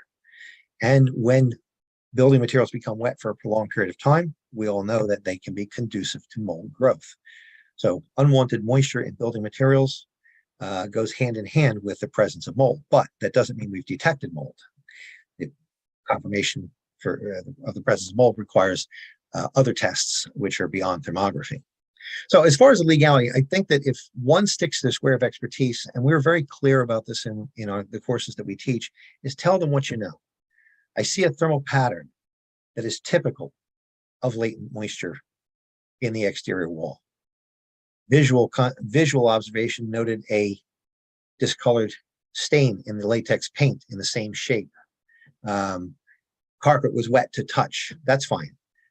Moisture meter indicated presence of moisture. That's fine. But just tell them what you know. I never offer opinions beyond the scope of what I am doing in thermal imaging if I'm actively doing an inspection. So I don't say that you have mold without there being a test for it.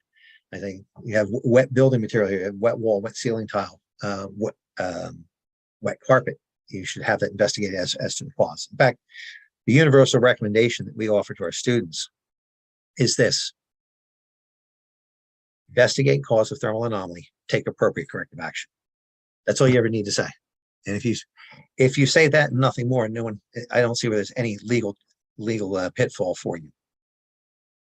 Interesting. So with that, other verticals, as far as I know, we deal with a lot of home inspectors, electrical inspectors, health inspectors. I mean, is there a place for thermal imaging in there? Absolutely. When you get into larger properties and beyond the single family home, you get into multifamily units. We have electrical systems which are sizable. Those are candidates for infrared inspection. On many sizable multifamily units, we have the roof. Oftentimes it's low slope, or if you prefer to say it's flat, that is a candidate for infrared inspection. With greater interest in energy awareness and energy conservation, infrared inspections is part of a building energy audit conducted either from outdoors or from indoors to detect evidence of excess heat loss or air infiltration, or air exfiltration if you're on the outside, and of course always latent moisture in building sidewalls.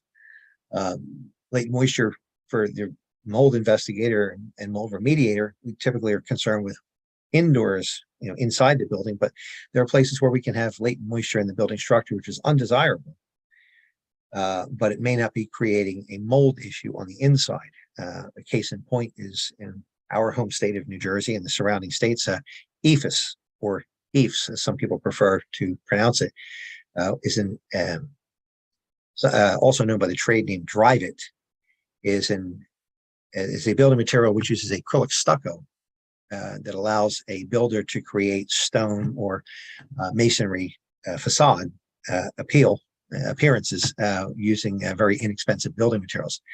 This material is notorious for developing leaks over time, and when water gets trapped in an EIFS clad system, an EIFS clad building, the moisture does not dry out between storms. And if it is over a wooden substrate, it can create all kinds of problems in causing the substrate to become compromised. Wet itself, of course, can be attractive to insect pests due to the moisture, can be conducive to mold growth, but it can also cause significant structural damage. You know, we've dealt with that quite a bit, and we deal with that all through the South too. There's a lot of homes being constructed that way also. So yeah, very prevalent. All right. I'm just going to say Okay. one other thing on the verticals. We talk about energy loss. Another one that thermal imaging really excels at as far as energy conservation is on IGU windows. IGU, also known as thermopane or double glazed windows, particularly in commercial structures or even multifamily structures. When these windows become compromised with age, that is, they lose their air seal between the panes. Many times it's filled with argon, but sometimes it's just dry air. When that seal is compromised, moist air gets in from the environment and contaminates the space between. And under the right conditions, when you look at these windows, if they have failed and are contaminated with moist environmental air, you will see with a thermal imager what we call a bullseye signature, either a hot or cold bullseye in the dead center of the window. And that indicates that window has failed. I've recently been involved with a large pharmaceutical here in the state of New Jersey, where they are renovating their properties on a regular basis. And we were inspecting for them annually from the exterior of the building under energy loss conditions to detect excess energy loss, either in air leakage or missing or damaged insulation. And we found in the first year, a certain number of windows, getting about 20 years in age, exhibited this bullseye pattern indicating they're failed. Next year, far more. The third year, almost every window exhibited that. So they went through and replaced all those windows as part of a major renovation. We came back as part of a QA, and most of the windows look good, except for the inspection I was on. 3 of them, right out of the box, were failed. And on our web, you'll find the imagery on our websites showing this big bullseye signature indicating a failed window right out of the box.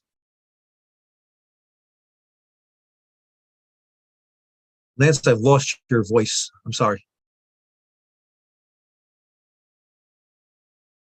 You can't see the window that I have here in the office, but there's a slight crack in it and the bullseye is there. So Okay. yeah, that does happen. Could you tell our viewers where to find you? Yes, you can find us online at our website, which is www.infraspection.com. There you'll find information about our company, our courses that we offer both in person and online. You'll also find information about all of the standards that we publish. We also have a second website, which is unlike Infraspection, which is a catalog site, talks specifically about Infraspection. We have an online thermographic community website. This is a content-based website called irinfo.org. There you will find a number of resources, including directories of thermographers, which I would invite your members to get their company listed if they haven't already done so. There's no charge for that. We also have a number of technical articles published there. Somewhere around there's over 200 technical articles and about 300 tips of the week, which are short essays pertaining to thermography. So all of these things, these resources are free, and I would invite your colleagues and viewers to tune into our online frequencies, infraspection.com and irinfo.org for more information. Of course, we are a real company staffed by real people, so if anyone has a question, they're welcome to just pick up the phone and simply give us a call, and you'll find our telephone numbers listed on our website. You mean somebody you really can talk to? Yes. Isn't that novel? I find it seems to be getting more and more novel these days, but it's something I insist upon. It's perhaps born out of habit, maybe a little bit with a touch of gray I sport these days, but it's something I insist upon. We're in a people business, and personal interaction is extremely important. Jim, I thank you for spending the time with us today. I really appreciate it. And maybe we'll do this again. I know I want to talk to you more about search and rescue and a few other uses for the thermal imaging. So look forward to doing that. Lance, I would welcome the opportunity any day. Thank you for letting us share with you, and have a nice day. You too.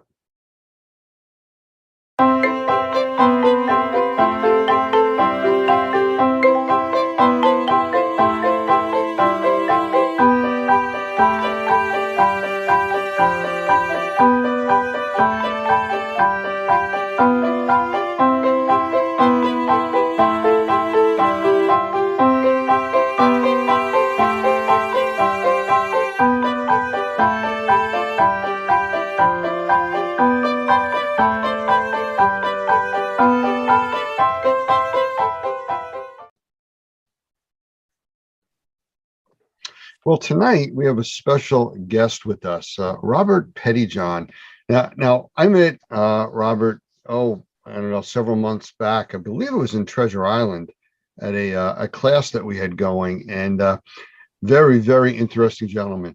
And you'll see as we start talking tonight, just the experience that he brings with him to the table here. But I can't do him justice. I was actually reading through some of his I guess designations and certifications, and there's so many of them. I gave up trying to figure out what some of them even were. So I'm going to let him tell you a little bit about himself. But Robert, I just want to bring you into the room and say, just kind of let everybody know who you are and a little bit about your background, and we'll go from there. First of all, it's a real honor to be sitting with you on this phone call tonight. You have impressed me from the very first time we met. And of course, the whole Normie organization is so impressive, and I'm very thankful to be here. And it's another step in this whole progress that you and I go through in our life, how we meet people and they influence us one way or the other. And I'm very, very thankful that my friend Scott Mitziff, with whom I serve on the board at the IICRC, introduced me to you guys and told me about Mr. Hoffman and about Mr. Adams and the tremendous relationships that y'all have got going on down there. And I'm glad I opened the computer and looked at and talked with y'all. This fits very nicely in my personal and professional development. And I'm very thankful for that. Yes, sir. Well, thank you. So who are you? What's your company? What do you do in this industry? Well, the way I can best answer that by how I started out. And I came up here to Wake Forest, North Carolina, in order to get a PhD in world religions. And everything was going just fine, except for the fact I was stone cold broke. And we had to get something to do. So I said, Lord, what are we going to do?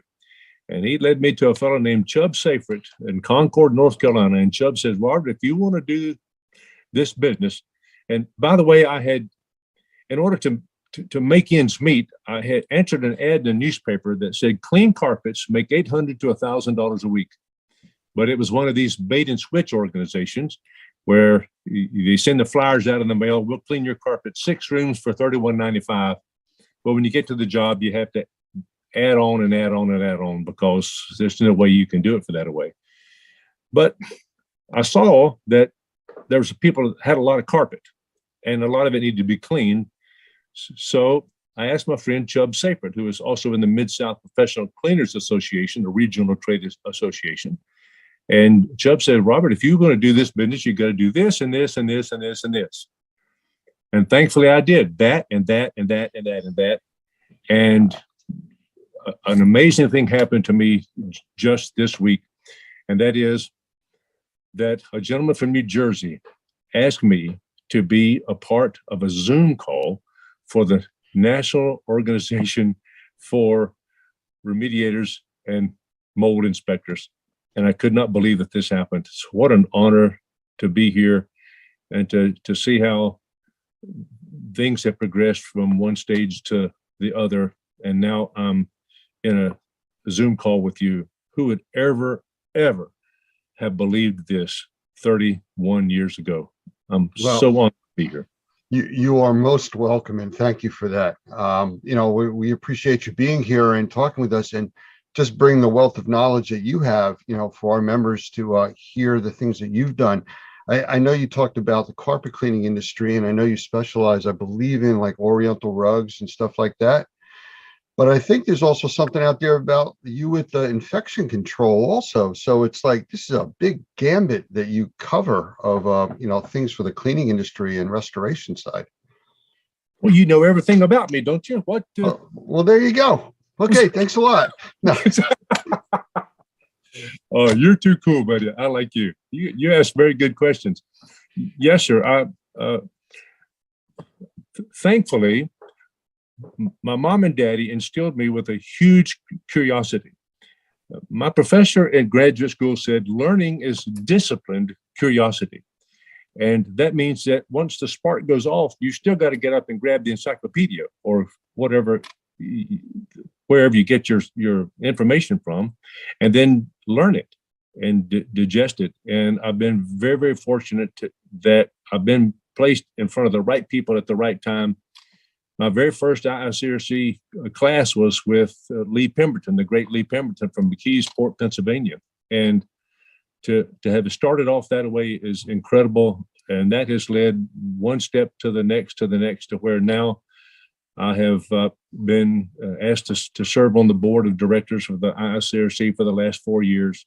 I'm secretary of the executive committee, and what an honor that is. But along the way, as you know, other stuff happens. And we usually start in carpet cleaning, and that curiosity leads to upholstery cleaning, and of course, water damage restoration. And of course, people now say, can you wash this rug? Oh, yes. And I'm sitting in a home office out here in Wake Forest, and I can look out in the backyard where we used to wash Oriental rugs in my daughter's swimming pool, a little bitty plastic swimming pool. So even back then, it was a big deal. And we used to hang the rugs on the side of the fence out there. And one day it came up a cloud, and we had 21 rugs we had to dry in our house. So little bitty things like that add up. And now we're one of the most recognized, and I think the finest, most ethical, environmentally responsible, and ergonomic rug cleaning plant anywhere in the nation per cubic foot, without question. Yes, sir. So I'm very thankful. Well, that is impressive. I mean, yes, this industry, unfortunately, especially in unregulated states on the mold side, there's a lot of problems with people being out there. Like you started off saying, a bait and switch type of an ad that you took, and I'm sure that runs rampant through a lot of the cleaning industry also, like it does in the mold industry. And, to hear you talk about the way that you try to keep this industry on the up and the way that your company operates, that's what we're looking to do. We really want people like you involved in this industry and pushing it forward, keeping it, I'll use the word clean, Yeah, I had no idea that we were going to bring this up, but I was just on the phone call with my friend Penny Trailau from out in Australia. Just a little while ago, we were on a little Zoom call because we both serve on the IICRC S400 and the S410 cleaning and infection control committees. We're helping to write that standard. And she says that there are people all around there who want to fog something into your house and then walk out as though they've done something very special. But no, that's not the guys at Normie. And that's one of the things that attracted me to you guys, is that this is not the National Organization for Shortcut Schmaltzes. This is for remediation, dadgummit, and inspecting the way it ought to be done, for mold particularly, because there's a lot of people out there getting sick because it's not been done right. So if I said that you have a passion for this industry, I think it's kind of an understatement to hear you talking now. Okay. Let me tell you something. And one of the reasons that this has evolved over the years, of course, my mom and daddy taught me to do something the right way. That's a big deal. But here of late, within the last 2 or 3 years, we've been involved with some of these military families in helping to remediate the homes that they're in, not on base, of course, because it's hard to get on base and really do remediation the right way. A lot of these people who run the housing on these bases really aren't interested in doing it the right way right now. that's going to be changing. It is changing very, very quickly. But being into their homes where they've had to move off base and helping them clean and decontaminate their stuff that was involved in this mess in these houses. And thankfully, one day I was up in Kalamazoo, Michigan, meeting and speaking with my dear friend, Dr. Michael Pinto. And he put me on the phone with a lady named Shelley, who was involved in this military mess about 10 or 12 years ago, the very first lady to prove in a federal court causation between mold and brain injury. She is the one who proved in a Dahlberg standard that this thing really happens. And she turned me on to another lady who was going through some problems there at Camp Lejeune. Her name was Lindsay. And I went down to see Lindsay and immediately saw the horrific circumstances her kids and her family had been placed in because of this mold business, and really became a passion of mine, because goodness, these are folks who are defending our country. And her husband even told me he felt better in old nasty Iraq than he did in his own house. That's a deadgum shame. And we're working to correct that mess. You ask very insightful questions, by the way, and I appreciate that, Lance. You're amazing, son. I see it's kind of getting your dander up there a little bit, but it's questions that have to be asked. And we've done a lot of work on military bases also. We've done training on military bases. And we have our environmental task force, which is a nonprofit. We've actually donated equipment to people that live in really bad housing situations on those bases. So we've been involved with this for a while. So I understand what you're saying, but you said something very interesting there, and it's a little off track from where we were going, but you mentioned about causation of brain injuries. I was doing some research between last week and actually this weekend, and found there's some legislation and rules out there from the ADA, American Disabilities Act, that actually covers breathing and environmental conditions causing substantial breathing issues, which would qualify as a disability under the ADA. So, and again, I'm not an attorney and I'm just reading it for face value, but it's interesting that, all of these things are starting to come together as people are looking for multiple disciplines, if you want to call it. And everybody's starting to find the same thing, that, there's a lot of correlation between molds and bacteria and illnesses and in the environment that people used to ignore. Lance, you're right on, man. And thank you for your interest. My professor said that learning is discipline, curiosity, and you have that within you too. You go find the dadgum answer, and that's very impressive. But I've cried with these girls, man, at their home and watched their children undergoing these night terrors.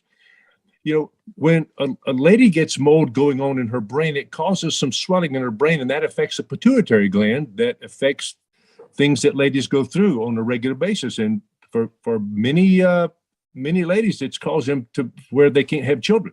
And that is a dadgum shame that that's going on. But yeah, thanks to organizations like NORMI and the IICRC and the S520 and the standards that we produce, things are, there is good news ahead if people are willing to accept it.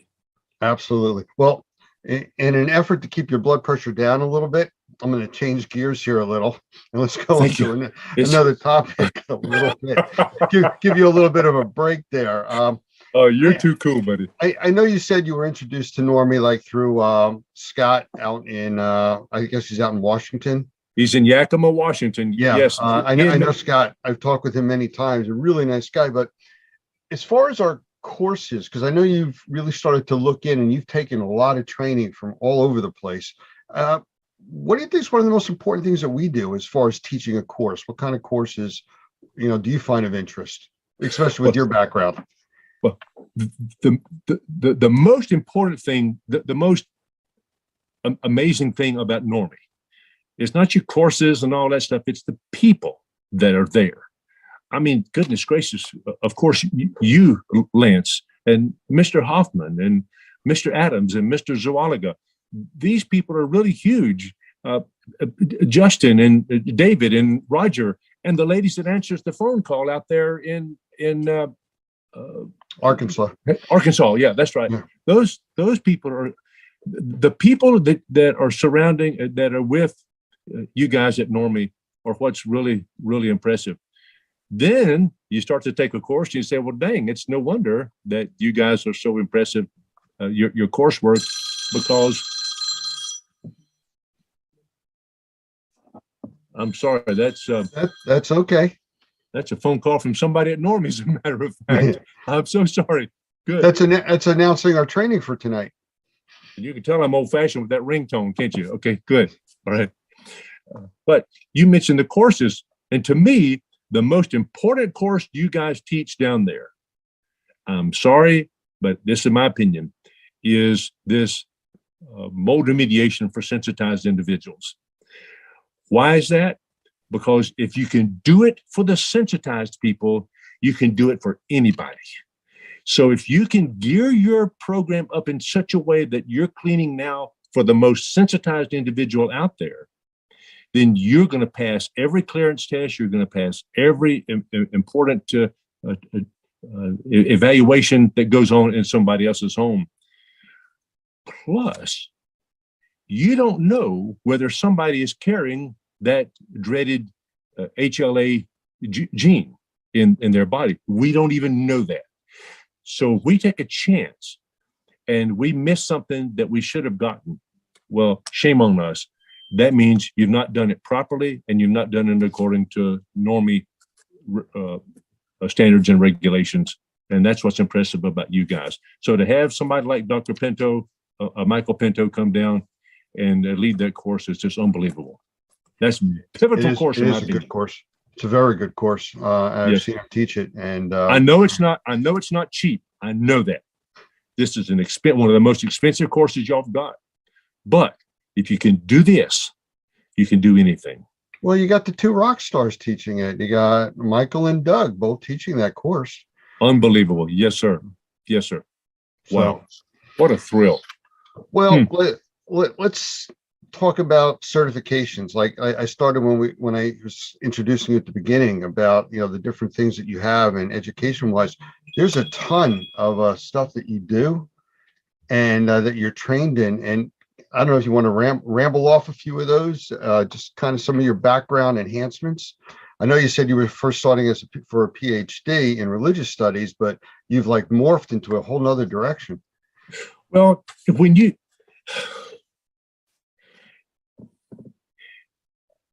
as you would that men should do to you, do you even so unto them, for this is the law and the prophets. That was written in another standard that we are familiar with. Jesus said that in their Sermon on the Mount. But when you look 2,000 or 3,000 years earlier than that, what Moses was involved with in Leviticus chapter 14 about the mold remediation, it's been in there since almost the beginning of time and recorded religious history anyway. So this is a huge deal. And thankfully, I've got a proper background for this mold business in our cleaning. Of course, we're certified triple master cleaner at the ISRC, but that's a big deal. I'm also a certified rug specialist. We're the only certified rug specialist in the state of North Carolina. We wash the governor's rugs and all that stuff. No, they're not his rugs, dadgummit. They're the citizens. They belong to the citizens of North Carolina. So I'm taking care of. Hey, I'm taking care of your rugs out there. Don't worry about that. We're also a certified water law specialist, one of about 125, 150 in the country of that. If you're gonna do a flood on water, you better know what you're doing. So getting involved with the Restoration Industry Association, Pete Consigli and these guys who taught this class the way it ought to be done. I mean, that was tantamount to a college level thesis we had to present to get our certified water law specialist. That was just really very, very huge. And the same way it is to become a certified master rug cleaner and certified rug specialist, CRS. That was a huge, huge thing to do. And now to be involved with Normie is just another. It is said, birds of a feather flock together, and it's nice to be involved in a group like Normie that takes things to the highest level of possible, and I'm very, very thankful for that. Yes, sir. You know, I like to I bring it down to a very, very simple level when I talk with people and we start talking about, you know, how things work and everything like that. And to me, the basic philosophy is, and I've said this before on many trainings that I've been to, we try to do the right thing because it's the right thing to do. It's that simple. You know, you don't have to go any further than that. I mean, you can't set a higher bar. And, you know, it's something that's practical and understandable to almost everybody out there.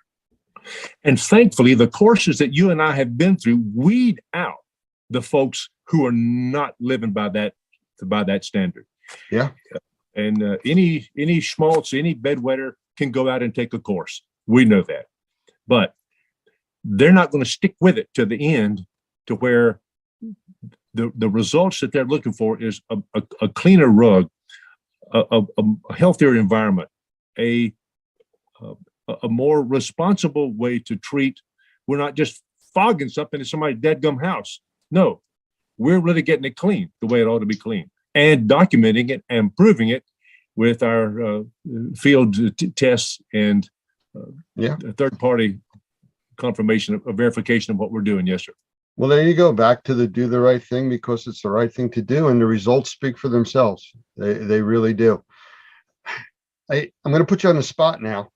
Sorry about that. All right. And I know you've kind of alluded to it, but if you were going to sum up what really you like about Normie, and you know, if you were going to tell somebody about us, where do you think you would go with that? Well, as I mentioned a while ago, the people are number one. You've got to trust somebody. You don't trust a book unless it's a Bible or something. But you don't. And even the Bible says that its purpose is to reflect what Jesus did on earth. So the same way it is with Normie. You guys, man, are from the ladies that answered the phone call all the way to Mr. Hoffman. That's what's so impressive. Not only that, but you base your course material on standards that have already been in place. And it's no secret that whenever you teach a course, you show up there on your screen the IICRC S520 standard for professional mold remediation, for example. You don't try to appear to people that it's y'all's idea. You're the first one to come up with it. No. You know that you're a part, as the poet said, I'm a part of all that I have met, yet all experiences and arts where through gleams that untraveled world whose margin or whose horizon fades forever and forever as I move. I'll think of who did that in just a second. It's a 17th century poet. But you realize that you're a part of a long chain. You're handling, the baton has already been passed and is handing off to other people like you and me. And we cannot drop it because so many people's lives, so many people's well-being, and even our companies depend on it. And for crying out, our reputation. And the thing that has been my greatest asset in life is been that I know how to pick my in-laws properly. A lot of people get stuck with bad mothers and fathers-in-law, but my daddy and my father-in-law was the finest real estate agent in Northwest South Carolina. And my mother-in-law ran a credit bureau up there in Easley, South Carolina. And Dad never, ever said, is this the best you can do, Robert? You've got a master's degree. Is this the best you can do? No. He would come in and he would say, whatever you're doing, let's just be the best at it. And from my mother and father-in-law, it's been that way. And to be a part of an organization like that is like Normie, that is consistent with my values, is really, really huge to me, because I don't have to wonder about some schmuck trying to tell me something that's not right. or some bedwetter lead me into down some road that's not going to lead to anything. No, that's why I like Normie. Okay. Again, we have to work on your blood pressure. You're getting all passionate about this, which is great. I really, as Cheech and Chong says, this is a big dope deal. And my neighbor across the street was their lawyer, so he was busy for a long time. So there you have it. And, yes, sir. But these are big deals, and we've got for crying out loud, people's lives and their future children depend on what we're doing. Yeah. Well, you know, I was just at a lady's house, a dear friend of mine outside of St. Louis the other day. We have an Instascope machine, and of course, we've been trained by you guys how to assess a building indoor air quality, and being able to go in there and know that when we leave and after we prescribe what needs to happen, that they're going to be living in a nice, clean, healthy home, and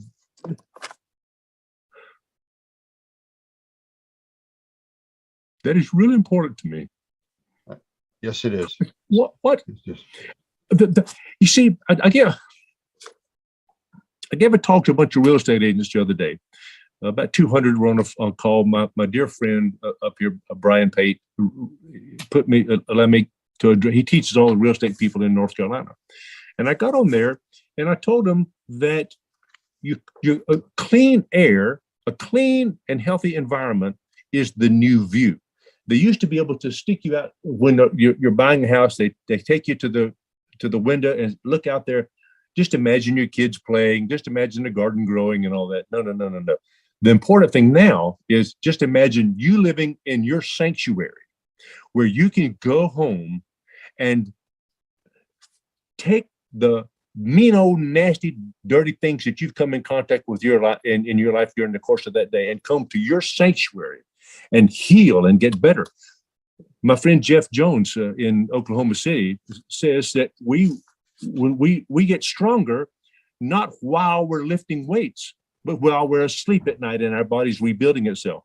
Well, that's why, as you guys say in your class, that we breathe 3,000 gallons of air every day.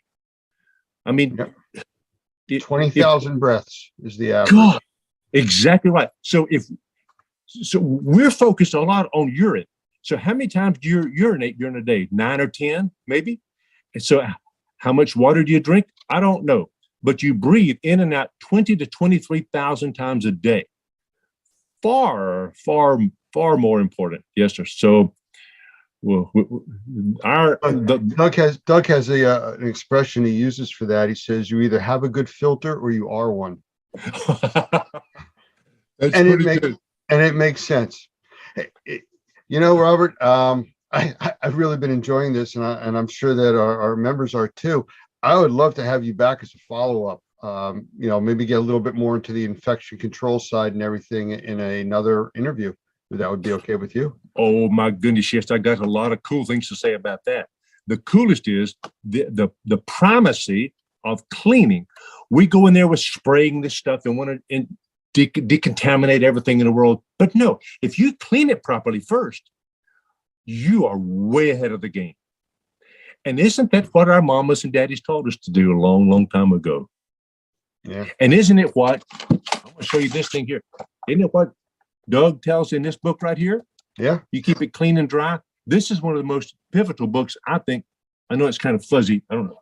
That's okay. It's this mold-free construction 2.0 to the title of it. Everybody in the nation ought to own that copy, in my opinion. Absolutely. And they ought to be connected to you somehow, by George, to get your New Jersey influence. Because if you do what a guy from New Jersey says, you're okay. I had a call from somebody in New Jersey today too, speaking to me. So it was kind of interesting. He thought I was from down south originally. I said, really? With my lack of accent? Yeah. Okay. So, but listen, Lance, y'all got the best tomatoes and the best corn on the cob anywhere in the country up yonder in New Jersey. Yes, we do. Man, it's the Garden State. That's what they call it. That's true. It's not all Patterson and Passaic. No, of course, it was also 9 degrees out yesterday morning, but we'll go beyond that.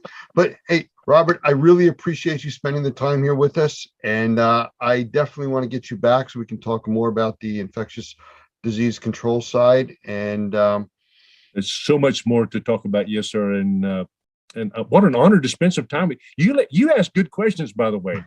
You're like a doctor or something. I thought I was going through a physical or something. You're really good. Well, wait till next time. Oops. Okay.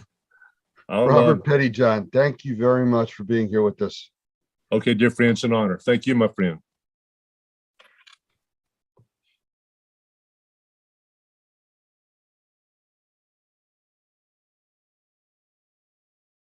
So I'm excited to be here today with Larry Cooper because we're going to talk about a absolutely incredible event that we've got coming up in October. I'm so excited about it. And I'm just going to let you chat a little bit about where we're going and what we're going to be doing, Larry.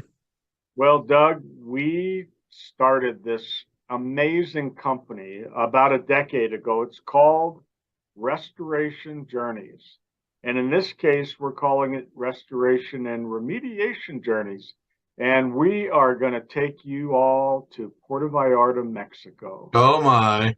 I mean, get behind me, man. It just looks great, doesn't it? Yeah, and I heard it was all inclusive, which is really exciting. Yeah, so Restoration Journeys is where education and travel come together.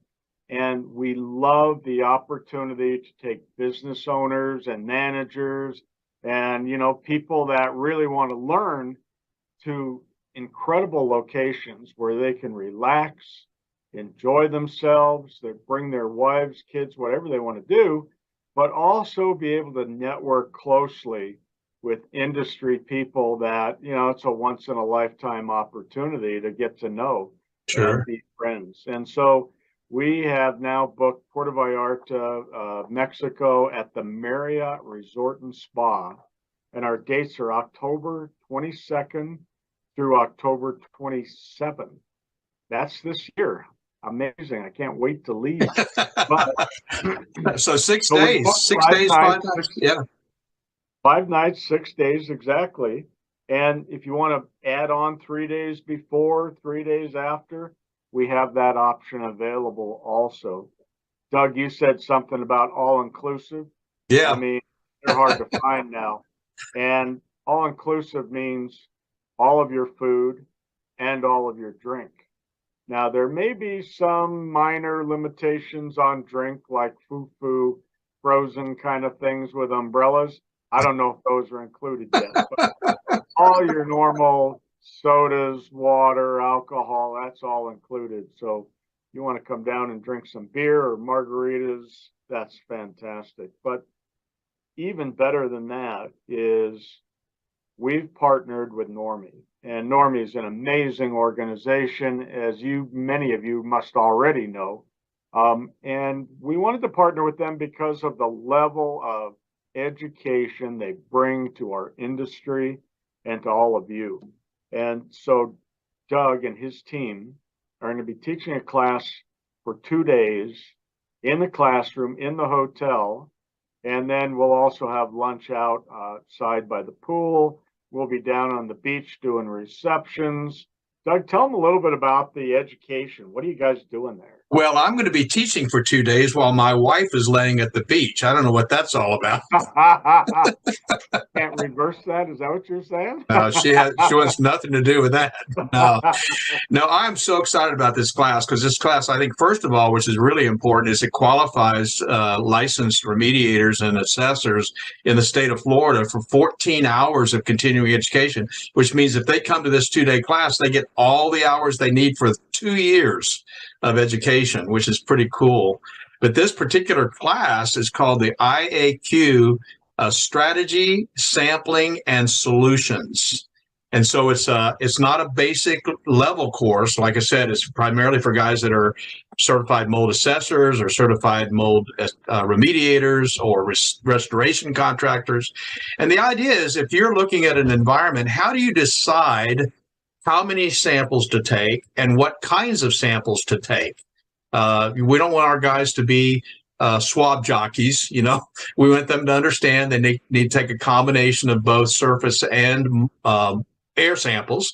What kinds of samples and how many? And of course, based on the environment, that strategy changes the way you will take samples. So that's the first part of it. Then we talk about all the sampling options they have: air answers, swabs, aerosols, VOC sampling, all of that. And then we talk about, okay, so now you found out what the problem is. What about the solutions?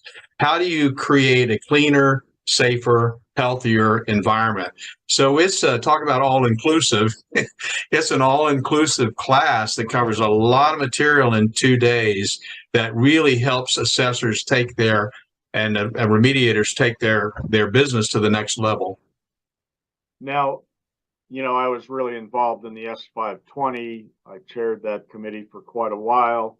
And we always looked at assessors as IEPs, right? Indoor environmental professionals. But what we found was that we were causing some limitation problems because there aren't IEPs everywhere that we're doing work, obviously. And so this kind of answers that call. But even more so for me, when I had an IEP on my jobs, I didn't really understand what they were doing.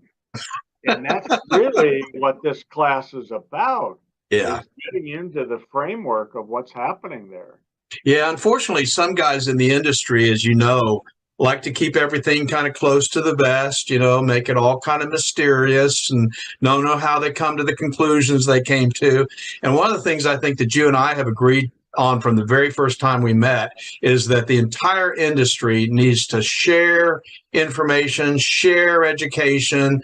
Nobody has the magic bullet. Learn what you can learn from everybody. And that's really what this class is about. It's about saying, look, you want to understand how to do this?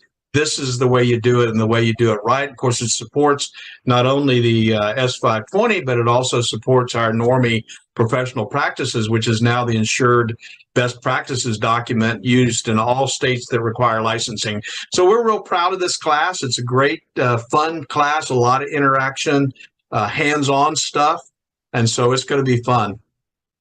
That is pretty darn awesome. And that magic bullet, while we're down in Puerto Vallarta, I plan to search for that, just so you know. Been looking for it for a long time. Well, you can look at it and I'll be at the beach. How's that? I think that's a fair thing to do, man. There you go. What we want you to know is that this package will include 5 nights hotel at the Marriott Puerto Vallarta Resort and Spa. Beautiful spa there. All meals, breakfast, lunch, dinner, snacks, midnight snacks, whatever it is, all included. There's actually mini bars and snacks in your room. There's room service. There's a fitness area, golf course across the street. Beach is right out the back door. The marina is walking distance. And then we'll look at excursions also. But the most important thing we haven't told you is that 14 hours is really critical, because if you attend the 14 hours, this is a tax write-off. This is an education program, and it should be part of your expenses that you can write off for being in business and continuing your education and learning. And you should bring your wife, you should bring your kids. We have special rates and programs for kids also. So if you are interested in bringing kids, we're going to have you call our office and talk to Jillian Olson. She's working on that program. We have big discounts for them. And so definitely check that out. There are other upgrades available, and you can get as nice a room as you would like to. This hotel is newly remodeled. It's absolutely gorgeous. We are more than thrilled to have this great opportunity. Yeah. So can I tell them the price? Not yet. Not yet. Okay. I want to tell you that I've been looking at the pictures online. I went to their website and looked at the pictures. Absolutely incredible. And I think it's going to be a really, really fun event. Also, in terms of your education, I think we should mention that if you're an IICRC person, you get credits toward your certification for this class. So again, you can write that off if you're not licensed in the state of Florida, but you have an ISC certification. That's really important, no doubt. And I think you were going to recommend that I should bring 2 sets of clothes, small and extra large. Did you say something about that? Well, Doug recommended we have a weigh-in at the beginning That's and right. at the end. That would be fun. Oh, and you know what else? The other big news is, I think I told you this, which is kind of coincidental in some ways, but what's really exciting is next year, 2024, is Normie's 20th birthday. So let's have a birthday party down there and we'll celebrate, and I'll let you try to blow out the candles. How's that? I think I could hit 20 still. Absolutely. So anyway, you were going to talk about the price. Well, I don't want to talk about it, but I think everybody will know that this is an amazing opportunity. So the all-inclusive with hotel includes the education, includes transportation from the airport to the hotel and back. We are looking at $2,100 a person. That's a great rate, obviously. It is. Yeah. There's going to be a lot of activity, a lot of fun. And then you can stay at the hotel the whole time at the beach and have an awesome time. Swimming pool area is gorgeous. Or you can go travel and see Puerto Vallarta. Downtown has great shopping also, and there's a lot to do. So we're very excited, obviously, to invite you to join us. And there's payment plans also. So if you were interested, you can break down the payments into 3 or 4 payments, and Jillian can help you arrange all of that. There's a small deposit of $500 due when you book it, and we will sell out. And so you definitely want to get in on the action and have some fun. Every one of the trips we've done has been unbelievably wonderful. I think we've done 12 of these trips already. And we cannot wait to be with all of you on the beach having a drink. That's going to be fun. So how do they get a hold of you? I know you've got a website, and of course they could call us and we'll just simply direct them to you. But what's the website? The website is restorationjourneys.com. And then our phone number here also is 303-469-0306. Extension 103 is Jillian, and I'm at 101. I'm Larry, and either one of us can help you. And Jennifer answers, you know, she's going to jump in and help you also. So we're all thrilled to have this opportunity to work with Normie and to welcome all of you to Puerto Vallarta. We're going to take care of the details. You know, one thing I know about travel, I've done a lot of travel all over the world. Going into Mexico, I always like to be met with a greeting sign that says my name for Restoration Journeys, so that I know exactly where I'm going. You'll be put into a beautiful luxury vehicle. You'll be taken right to the hotel that's about 10 to 15 minutes away, and you'll start your journey there. So you want to do that only because you want to be sure to get to the hotel. You don't want to end up somewhere else, right? Well, I've been on some trips where, you know, you walk out and all these guys are grabbing your bags. I got a cab, I got a limo. I don't like confusion. I like to know exactly where I'm going. I like to know that I'm being taken care of. And when I get to the right place, they have my name registered. So there you go. That's always really fantastic. There you go. Well, those details. Well, I can't tell you how excited I am and how much I appreciate you putting this together. I know that's going to be a really fun opportunity for us to be together, spend some time together, do some training, and just relax. So thank you so much for putting this together. For those of you who are Normie members, we do have our website, events.normie.org, and all of the information is there for you to go to click directly to Larry's website. They're handling all the registration, but we're also promoting it through our social media and so forth. So don't miss out on this opportunity. It's going to be absolutely fun. So thank you so much, Larry, for taking the time to talk about this. And I look forward to getting some videos maybe in the next few weeks when you're down there looking. I will definitely get that to you. And I think you said the key word, relax. Just come on down and relax and enjoy yourself and learn as you're participating also. So there you go. All right. Puerto Vallarta.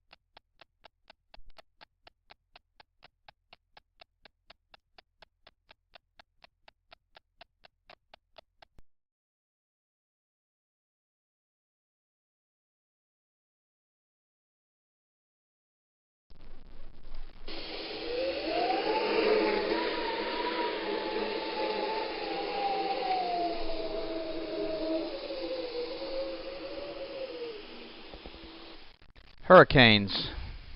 If you didn't know any differently, they'd seem at the beginning like any other storm. And that's the deceptive part, the devastation, the flooding, the loss of life, the imprint of the loss of heartfelt memories, all occur after the storm has passed. The latest technology gives us the opportunity to be prepared way in advance of impending danger, and yet we wait. Or worse yet, we decide to stay. We risk so much when the effects of these devastating events could be so easily diminished if we had only listened. As the storm approaches, it very quickly becomes too late to gather the important possessions and memories, too late to batten down the hatches, too late to protect our property or sometimes our very lives. With the aftermath of Katrina, I can assure you I have changed my game plan for the next Katrina, and I hope you have or will change yours. My name is Doug Hoffman, the Executive Director of NORMI, the National Organization of Remediators and Mold Inspectors. We train mold professionals to assess, evaluate, and solve the problems associated with water events, both major and minor, as those events result in mold damage to property, and in conjunction with the NORMI Pro Environmental Task Force are ready to help when disaster hits. Check our resources at normi.org and normiproetf.org for current ways you can help yourself and others when disaster hits. Sometimes an event is so horrific that it results in massive flooding and wind damage. We lived through Hurricane Katrina right here in Louisiana and have been privileged to help hundreds, maybe thousands of Katrina victims rebuild their lives after one of the most devastating natural events ever to hit the Gulf coasts of Texas, Louisiana, Mississippi, Alabama, and Florida. We learned some very important lessons, and we're hoping this short video will help you prepare for the next major event that may hit your community. With thermal imaging and from a satellite, the images are staggeringly beautiful, but closer to Earth, in the midst of the rampage, frightening doesn't begin to tell the story. Being prepared for what might be coming and then managing the recovery will help you keep your mind on the important task ahead. The unpredictable nature of the season simply requires it. The dates of the North American hurricane season span from June 1st to November 30th. By no means will these dates prevent the forming or sustaining of a tropical event in the Gulf of Mexico, the Atlantic Ocean, the Caribbean Sea, or the Pacific, but these dates are a guide or a timeline based on previous storms over the last century. Dropping your guard or dismissing weather events outside of these dates could result in being caught off guard for an approaching storm. But these dates, in particular, are a time to be specially aware of the news and weather reports. 26 named storms churned in the Atlantic in 2005, and many of them hit land. Following their paths shows the unpredictable nature of nature. Because of the fickle nature and path of many tropical storms, a large part of the general population hesitates or fails to take precautions until the last minute. In the year 2005, an unprecedented number of named storms developed in the eastern and Gulf Coast, exceeding even the English alphabet, and many of those storms made landfall. And when that occurs, especially in densely populated areas, the results are mass evacuations, highway gridlock, and supply shortages. In simple terms, everyone that waited until the last minute is scrambling to prepare or leave. The following information is provided as part of the Community Awareness Program, CAP, from NORMI, the National Organization of Remediators and Mold Inspectors. Additional CAP programs can be found at normi.org or at flood.normi.org and include realtors awareness, first responders awareness, and other information targeted to specific groups. These are presented in an effort to fulfill our mission and fill a void in accurate and timely trainings. How often have you seen news reports about the long lines at hardware stores where residents of areas prone to tropical events are waiting in lines for hours to purchase plywood or other needed supplies? The general rule of thumb is if you find yourself in this situation, waiting in line to take your turn, you may have waited too long. Our goal at Normie is to provide you with general preparation and safety information for your time before, during, and after the event. Let's get started, and please feel free to take notes or revisit this video often. Sometimes a reminder can be very timely. So let's get started. Plan to be prepared before the event. Know how and where to get emergency information from your local emergency management offices. Follow instructions for evacuations if you are advised to leave, and leave. Understand that if you do not evacuate or find yourself in a situation where you need emergency assistance during the event, you may be on your own until the event has passed. Emergency services will also be stretched beyond normal capacity, and assistance may be days or weeks away. Remember that people that choose not to evacuate when instructed to do so are either victims or survivors. Neither title is as a result of good planning. When you do evacuate, if you have carefully planned your evacuation route well in advance of the evacuation and you know where you will be staying, life will be much easier while you are displaced. So if you are not prepared to fend for yourself for an extended period of time, consider relocating prior to the event. If you have the time, tidy up the house, wash and put away the dishes, clean the coffee pot. When you return, you'll feel better about this kind of detailed planning in advance and appreciate the preparation you've made for your return. And of course, traveling during the event is not advisable in most cases. Some of the following information are recommendations from FEMA, the Federal Emergency Management Agency. And they suggest, before the storm, make plans to secure your property. Permanent storm shutters offer the best protection for windows. A second option is to board up those windows with 5/8 marine plywood, cut to fit and ready to install. Tape does not prevent windows from breaking. Install straps or additional clips to securely fasten your roof to the frame structure. This will reduce roof damage. Be sure trees and shrubs around your home are well trimmed. Charge your cellular phone and refill your meds. Clear the gutters and downspouts of any extra debris that could become airborne. Secure your boat. Consider a safe room, a place where you will not be hurt by broken glass or structural damage. Take your outdoor furniture and put it indoors. Get evacuation information, which is readily available, and get a local shelters list. Where can you go if you need to? If you can't get out quickly enough or you get stranded because of traffic, where can you go? In regards to evacuation guidelines, there are really just two categories: what you should always do and what you could do if time permits. As my dad used to say, if you prepare for time to permit, it will. This list gives you these two priorities to consider. Always keep a full tank of gas in your car if an evacuation seems likely.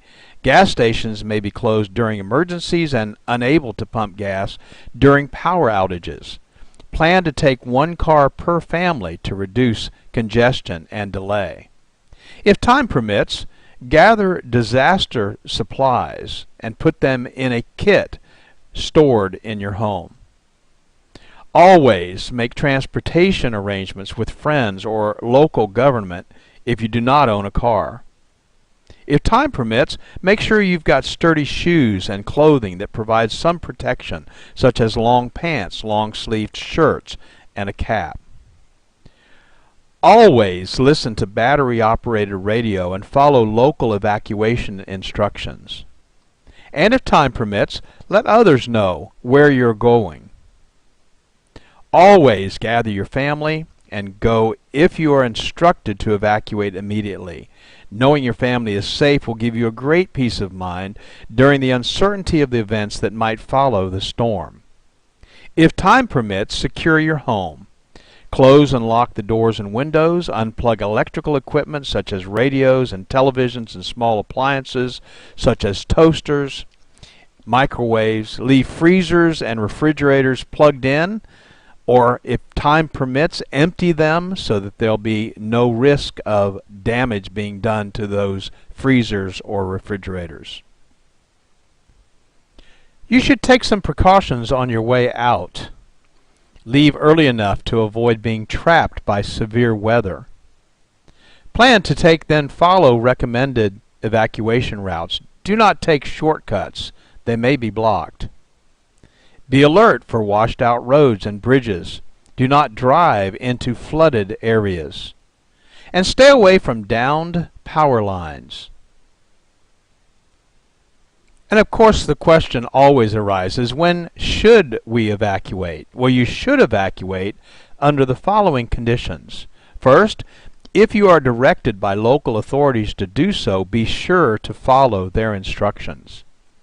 If you live in a mobile home or temporary structure, such shelters are particularly hazardous during hurricanes, no matter how well fastened they may be to the ground. A Cat 4 hurricane can remove the entire roof of a commercial structure, so what do you think it could do to something as light as a mobile home? And of course, you've always got the added concern of tornadoes. If you live in a high-rise building, you should evacuate. Hurricane winds are stronger at higher elevations, so your safety might be jeopardized if you decide to stay. If you live on the coast or on a floodplain near a river or on an inland waterway, flooding might be the biggest concern because a storm surge of some kind always precedes a hurricane. The Gulf Coast of Louisiana and Mississippi experienced anywhere from 15 to 40-foot surges, enough to totally wipe out the coastline for several miles back into the non-water frontland. If you feel you're in danger, you should leave. And if you have health issues that might need emergency or regular attention, you should go to a place where your concerns can be addressed readily. So what if you decide to stay? Well, you definitely want to listen to the radio or TV for information, so be sure to have plenty of batteries for both. Secure your home. Close the storm shutters, secure outdoor objects, and bring them indoors. Turn off the utilities, if instructed to do so. Otherwise, turn the refrigerator thermostat to the coldest setting and keep the doors closed. This will ensure the preservation of frozen foods for some time following the storm should power not be restored for a long period of time. Well, frozen foods could last for a couple of days in the freezer, even without power. Turn off propane tanks. Avoid using the phone except for serious emergencies. Moor your boat if time permits.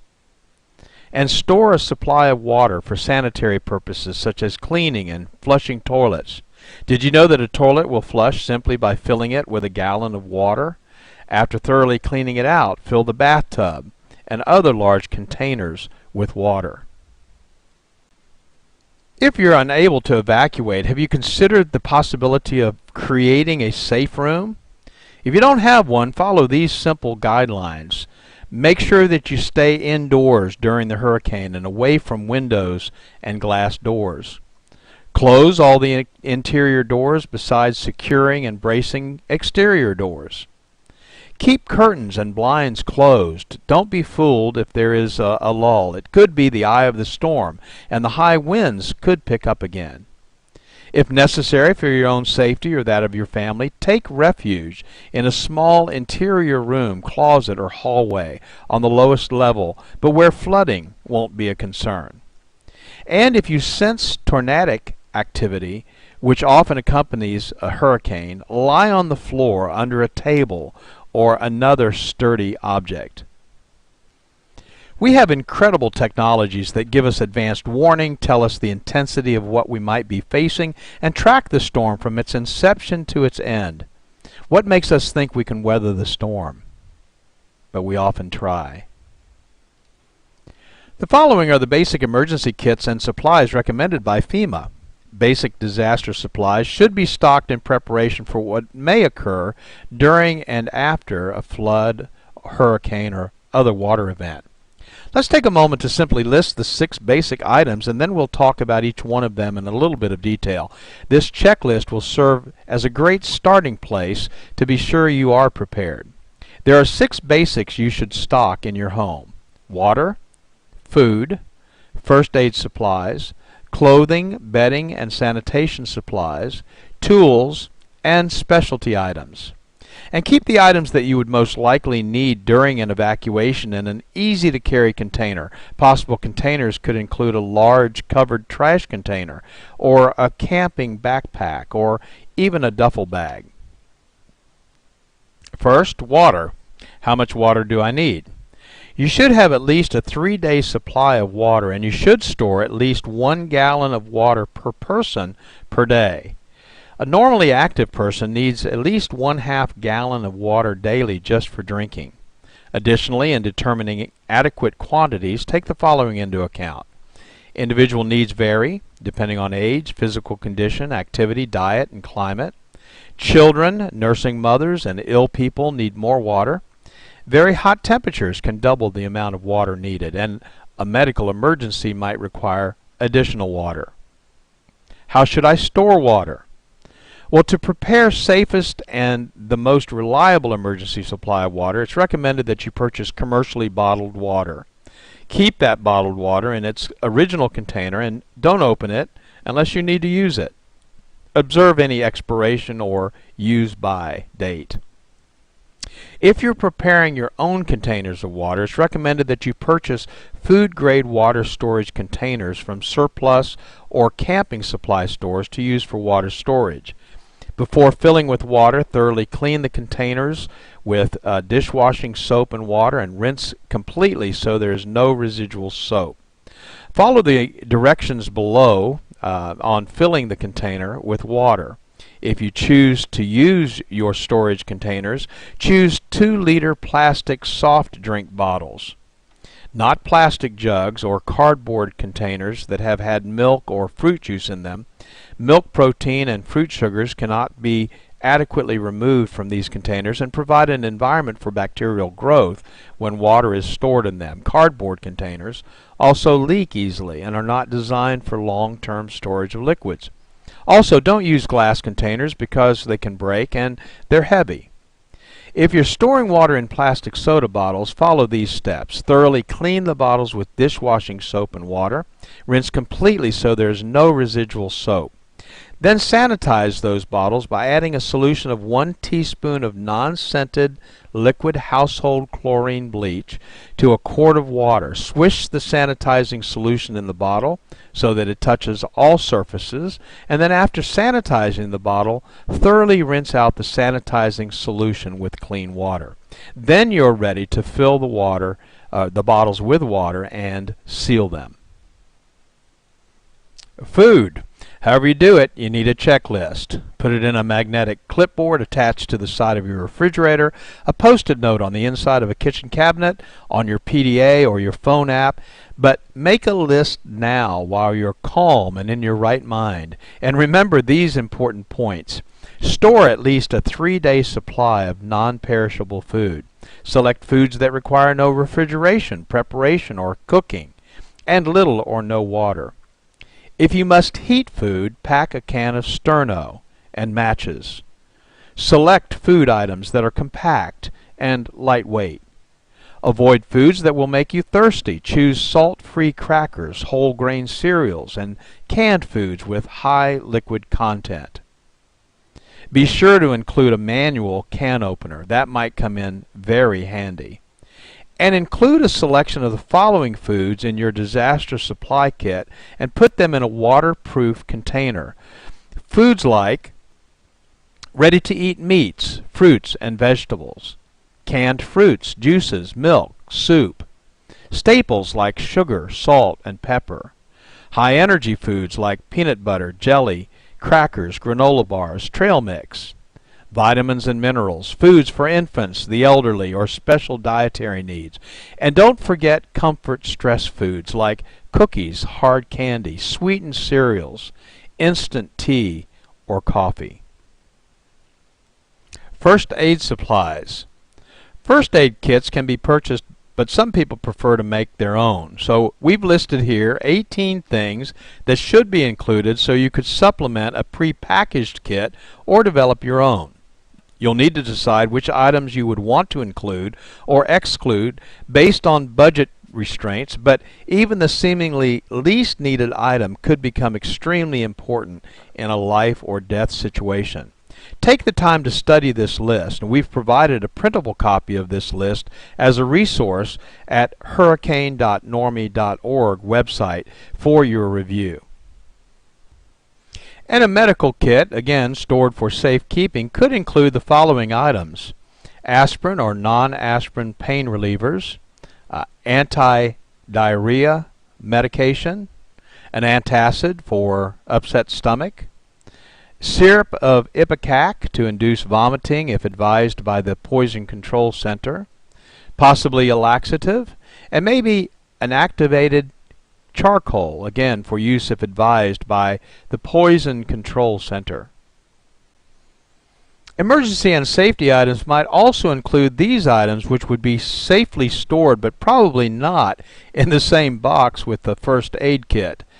Gas cans, ice chest or two, disposable cups, plates, eating utensils, and paper towels, black trash bags, vinyl gloves, maybe moistened cleaning towelettes. Again, having these items far in advance of an impending storm is simply the best way to avoid having to find them in an emergency and when you might be in panic mode. And by all means, take the time to contact your local American Red Cross chapter to obtain a free basic first aid manual. Clothing, bedding, and sanitation supplies are extremely important, and especially if you live in a cold climate, you've got to think about warmth because it's possible that you would not have heat. So include at least one complete change of clothing and footwear per person. A light jacket or coat, long pants, a long sleeve shirt, sturdy shoes or work boots, and of course waterproof would be preferred. Hat, gloves, and scarf, rain gear, thermal underwear, blankets or sleeping bags, and sunglasses. And on the sanitation side, don't forget the toilet paper, soap, liquid detergent, feminine supplies, personal hygiene items, plastic garbage bags with ties for personal sanitization use, plastic bucket with a tight lid, and disinfectant. Maybe even a little bit of household bleach for sanitization.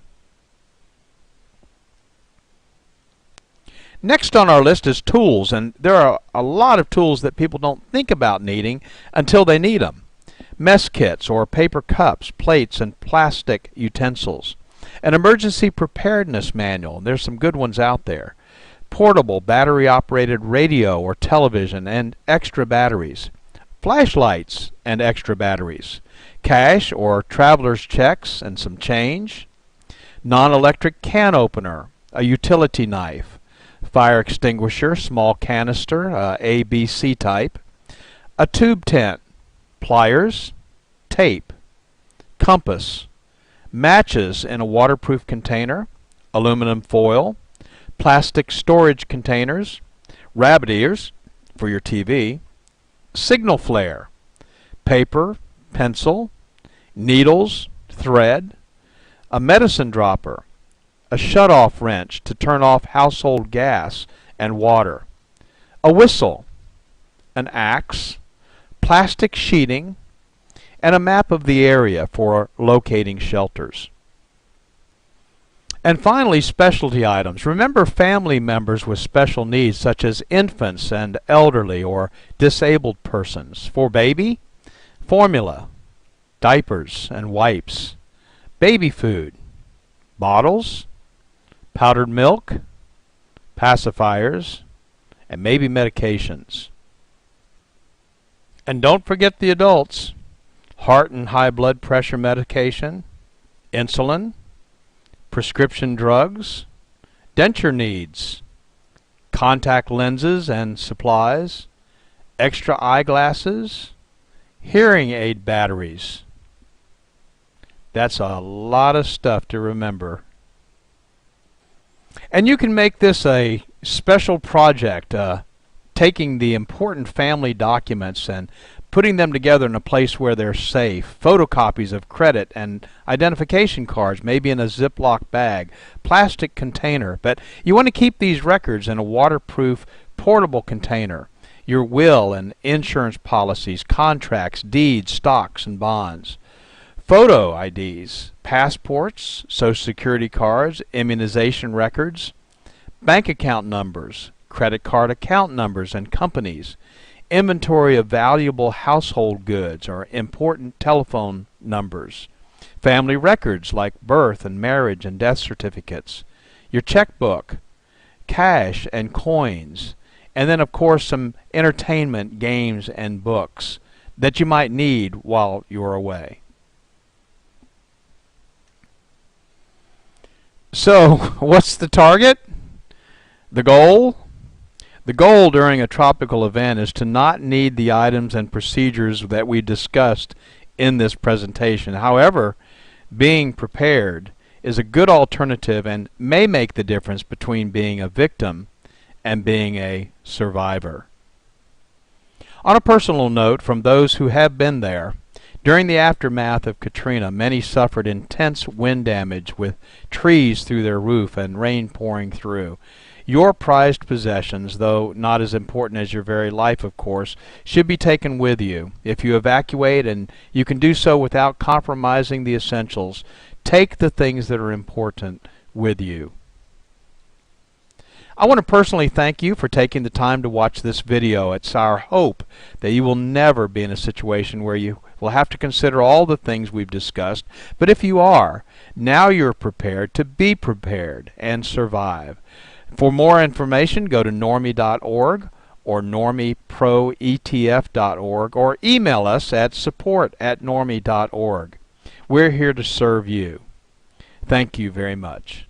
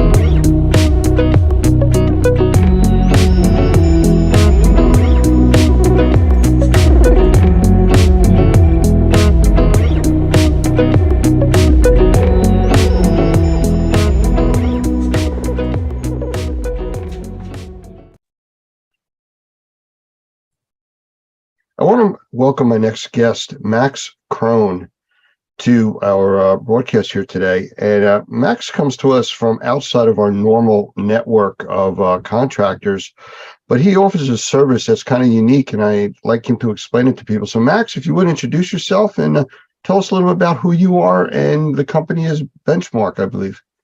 Yeah, thanks, Lance, for having me. My name is Max Crone. I'm with Benchmark Payments. We're a payment provider, payment processor of both credit cards and ACH payments, or e-checks. And we've been working in the home services space for like the last 7 years, found a lot of success in it. And I kind of stumbled upon Normie from being in the carpet cleaning world and a couple recommendations. And then I found Doug was in New Orleans, which is also where I'm based. And I figured it'd be a great connection to reach out and start offering my services to Normie members as an added benefit. Well, I appreciate you being here with us. And, you know, we talked a little bit, and you had said something that really piqued my interest. And I think it will for the people watching this too. Basically, you said that merchants, contractors are basically losing money with credit card services. Can you help me out with that a little bit? Because that piqued my interest. Yeah, every single day. So as you know, every time you swipe a credit card, it costs about 3% of the total transaction volume. That's 3% average. If it's a debit card, it's a little less. If it's a signature business credit card, it's going to be a little bit more, maybe up to 4%. And so on an average $100 transaction, a merchant is only keeping like $97 and change. So let's say they're operating on a 10% margin between they're buying a product and they're reselling it as part of their service. Like maybe they come in, do some repair, and they take a part and they resell it at a 10% margin. Adding that 3% back in adds 3% back to that bottom line margin, increasing it by 30%. So you add 3%, but from 10% to 13 is a 30% boost. So there's a huge opportunity that merchants are missing out on in increasing their bottom line and increasing their margin and really growing their business, because at the end of the day, there's only so many things you can do to really control your growth in business. And a lot of it is putting money into marketing or hiring, all these really time-consuming activities. Whereas if you're saving credit card fees, you're immediately putting that back to your bottom line within, you know, the next time you swipe a payment after, you know, you start working with my type of company. So, you know, I know the example you just gave about like $100 purchase, but, you know, in our industry, we're doing remediation work, we're doing assessment work, and we're looking at large ticket prices. I mean, doing an assessment at $1,200, $1,500, all of a sudden you look at that fee that comes out, that's huge. You know, that, you know, $50, $60, $80 in, you know, credit card fees just to make the sale. Exactly. And it just starts to add up. And eventually you, at the end of the year, especially now, a lot of businesses are doing their taxes for the year, and they started doing it towards the end of December. And I'm getting a lot of calls with people that are saying, you know, you're right, it's way higher than I thought it was. I'm losing, you know, $400,000 a year, losing $100,000 a year just to banks for the credit card fees. And there you go. How can we fix that? And so then how can we fix that? What can they do? So the program that I've been selling the most, and it's because my customers want it, is the ability to pass the credit card fee onto the end user. It started off maybe 10 years ago, only in the nonprofit world, and gas stations were the first. And then it got approved with a couple bills were passed. There was some legislation that happened, some lobbying, and now in all 50 states, and actually just now in Canada since October of last year, it's completely legal to pass the credit card fee onto the customer. And as long as you give them an alternate way to pay, like cash, check, ACH, everything is great, because you have two kinds of customers. Ones that are fine paying the credit card fee because they want the convenience. And then you have another customer who doesn't want to pay the fee, and they simply pay you cash, check, or ACH, digital check. And so it's worked out really well in the past. I would say in 5 years, it's really gone mainstream. I imagine a lot of people who are watching this have heard about it, and they've been thinking about it, and they have questions about it. And that's exactly why I think this conversation is so important right now. Businesses are looking to save as much money as they can. And this solution is sitting right there for them to take advantage of. Yeah, I noticed this a few years back with I think the first ones that I noticed it with were American Express, Yeah. that a lot of the merchants were charging a percentage up front on top of your bill to cover credit card fees. And it kind of sounds a little bit in that direction. But one of the things that I've always had issues with is how do you find out what your fees actually are? You know, what kind of rates you're paying and such. It's a great question. Some merchant processing companies I've noticed make it a little difficult to find what your rates are. And the reason is they don't want you knowing what your real rates are, or if you're going to do a comparison to somebody else, they want to make it hard for you to even find, to send them like a merchant statement generally is what I take a look at to do an analysis. So certain companies, like I got a statement back from Square yesterday from a merchant, and they don't really have a merchant statement. I did some Googling and I was like, is this right? Did he send me the right documents?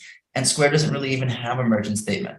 So what's on a merchant statement is it lists out all of your transactions, how much they were for, and the exact card brand and type. So not just Visa, but Visa Business Signature or Amex Preferred or whatever it is. Each individual card, and there's hundreds of them, have a very specific rate. And so when you look at a merchant statement, there's really two areas to take a look at that are going to give you an idea what your rate is. One is what's called the effective rate, which is the most general way of looking at it, where you take the amount of fees that you paid and the amount that you had taken in, your revenue, you divide them and you get X amount, usually around 3%. So like, let's say, you know, you were paying 3% and you did $1 million in business, you would have, you know, $30,000 in fees. Is that right? That's a lot. Yeah, that's a lot. And so passing the fee on to the customer and giving them the option is this. I mean, some people say, hey, I don't feel comfortable passing the fee. And I go, you don't feel comfortable yet, but once you try it, you will. And so a lot of people kind of hop in that way. But so that's the general way, the effective rate. The way that I do an analysis is a little bit more in depth. I look at it for each card type and each card brand. And what that does is I compare that to kind of like a base.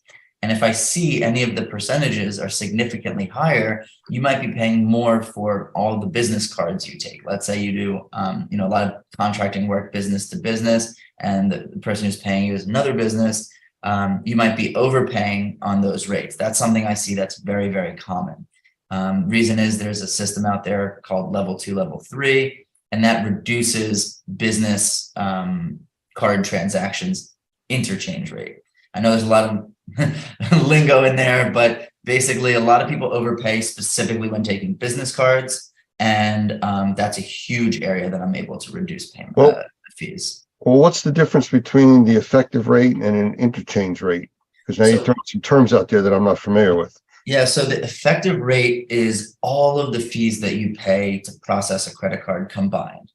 Interchange is just the fee that you pay bank to bank. It's kind of, you can kind of call it a bank fee. So you have the bank who issues the card and collects the payment at the end of the day. Then you have what's called the plus. So you have interchange. That's a rate that's a little bit more difficult to change. And that's why business cards do really well when we, businesses that take a lot of business cards do really well with us, because we are able to shift the interchange rate lower. The plus side of it is a little bit more variable, and that depends more on the issuing card type. And so sometimes they're as high as 50 basis points over interchange. Sometimes it's 10 basis points over interchange. But generally, I can reduce the plus part by about 50%, and interchange, depending on if it's business or not, 10, 15, 20%. But again, if they wanted to pass the fee to their customer, it reduces it 100%. So effective rate takes into account if there's monthly fee, if there's any chargebacks, and there's chargeback fees, if there's insufficient fund fees, if there's a gateway fee, if there's a terminal that they're renting the big card swiper a month for $20. Effective rate takes all of the interchange, the plus, and any of the additional fees, and adds it all together to create an effective rate. So sometimes what happens is credit card companies get you by saying, oh, we'll take credit cards for you at 2.5% or 2.8%. That sounds amazing. That's a great rate. But then you look at your fees and it's $100 a month to be on that program. And so they just shifted where the money is so that the credit card rate looks lower, even though at the end of the day, your effective rate is still around 3%. So you have to really look into an analysis. And that's something I've studied over the last couple of years to become, it's pretty quick for me to look at it and be like, oh, that number shouldn't be a 4, that should be a 3. You're overpaying on your Visa business cards, you know? And so, yeah, it's not as complicated as it sounds, but it's definitely the best way to understand if you're overpaying is to do an analysis. You know, I've noticed over, I'd say the last 2 or 3 years that more people have gone to using credit cards. Now, I'm sure COVID may have had something to do with that, not wanting to pass money back and forth and stuff like that. But are you seeing an uptick in credit card usage over cash and checks and stuff like that? Definitely. I would say that COVID kind of didn't jumpstart it, but it really accelerated the use of credit cards. Now that interest rates are going up, people are kind of deciding, do I want to finance this? For example, in the HVAC space, you know, a new HVAC system could be $15,000, $25,000 or more. And they think, do I want to finance this, or do I want to, for example, set up recurring billing on my credit card so I'm charged $200 a month for the next 10 months, you know? And so sometimes, you know, there are certain credit cards now that have come out that are 0 interest for 12 months, as long as you pay it off within 12 months. And so what a lot of people are doing is they're taking out one of these 0 interest credit cards and they're putting these $20,000 transactions on a credit card rather than taking out a loan at whatever the interest rate is. You know, I think it's still going up by 25 basis points every time Powell speaks. So people are shifting away from taking out small loans to paying more on credit cards. So, and that's just in the last 6 to 8 months that I think the rates have been hiking, maybe a little more. And so that's another push into it. I mean, from cashless, you know, from cashless transactions, I go to restaurants now and they say we don't take cash. And so that's all credit card, you know. It's been pushing and pushing and pushing further and further. Every single day, more credit cards are being used. Plus, people like the idea of getting points and miles for every dollar they spend. I mean, I know a business, met them at a trade show about a year ago, and we were talking about credit card processing, and I was with the owner, and he said all of the trade shows that they do over the year are covered by all the points that they've gathered from that year's spending. And so he's like, we basically go to all the trade shows for free. The hotels, the flights, it's all from our Amex points. And I'm like, that's awesome. So, yeah. Does this work with like the wallets on the phones and stuff like that? Is that the same type of credit card processing, or is that different? Yeah, it depends really on how a merchant is accepting a credit card. So if they have a retail store, or if they have a terminal that they bring around for field work and someone wants to like tap their phone to it to take a payment, yeah, definitely. That's pretty standard in the industry, although there has been a shift from the analog type of terminal with the buttons on it to touchscreen terminals recently, which is what everyone likes because they're used to smartphones now and they don't want to, you know, older school terminal. If they're emailing invoices and a customer gets an invoice on their phone and they opened up a link to pay, it would go to the saved card information that's like in their browser, the same way that when any e-commerce transaction. So depending on how they take payments, yes. And I will say that soon, not yet, everyone's kind of in an arms race for it right now, is the feature where you can tap a phone to another phone to make the payment. Apple just released that technology, I don't know, 6 months ago. And a lot of my peers in the industry have been talking about it. They haven't released it yet, which is great because that becomes extremely competitive with a company like Square, which built its entire, you know, business on that little box that you tap on to pay. And that's about to be eliminated. I see a lot of customers wanting to move away from hardware and have it all processed via the web, whether that means paying a little bit more for email invoicing because it's a little bit more expensive. Usually comes in around 3.3%, whereas like a swiped card could come in almost a full 100 basis points lower at like 2.4, 2.5, 2.6. And so, but people are okay with that because they want the convenience. They don't want to have to pair a Bluetooth device to their phone every time they take a payment or carry around a little square. They already have so much that they're doing and so many tools. Why another one that's that small? So hopefully in the next 6 months, more, I think there's one platform that's doing it now that we work with. More will be doing it very soon.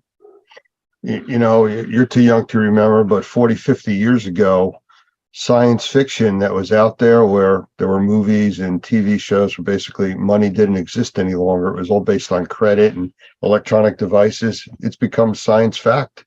Yeah, it really has. I've heard that only like 3% of the money that's flowing in our economy is actual cash. And that 97% of it is all digital and lives on your phone. And it's just numbers changing around.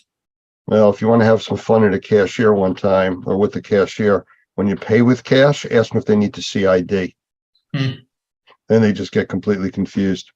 So what's the difference between, you mentioned Square before and that and PayPal and using credit cards?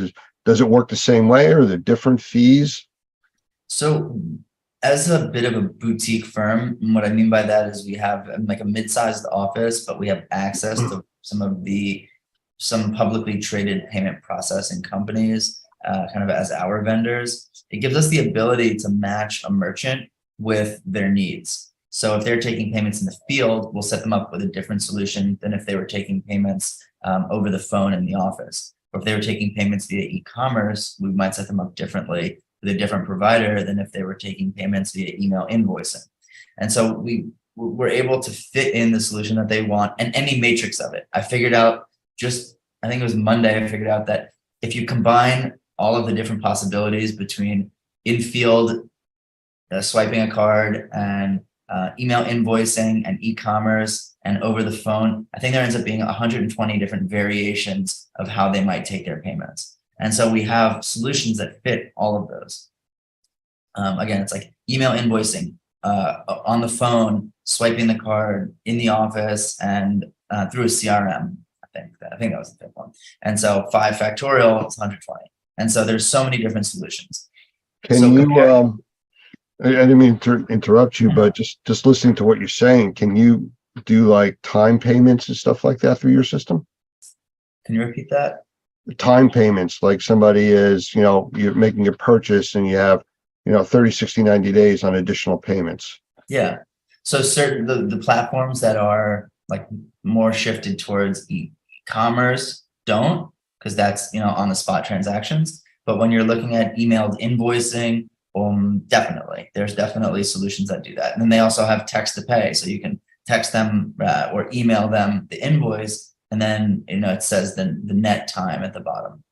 One of the things I noticed with PayPal, and because I've used them for years, I've used several of the other ones just trying them. They do a guarantee when they approve a purchase that even if the customer reneges on paying, you're still going to get paid. Is there any kind of fail safes in the system for that? Yeah, so built into the back end of our processing are ways to kind of do what's called mitigation, but before it happens. So chargeback mitigation is a team that if somebody decides to do a chargeback, which is not a return. So a return is when they call your business and they say, hey, I want a refund, I want a return. And you say, okay. Chargebacks when they go to their bank and try to fight the charge with their bank. And so there's different ways that you can protect yourself from getting chargebacks. The most common one is getting a signature when somebody swipes a card. That's the most common. That's why every restaurant you go to asks for a signature. And so when it comes to the digital side of it, like taking a payment on an email invoice, there are just certain code and programming that's built into it. For example, having to fill out your name, address, phone number, email. The more information you get from somebody that's specific to them makes it much harder for them to fight a chargeback. So for them to win a chargeback rather. And so I would say that's not really an issue with us. Yeah. Okay.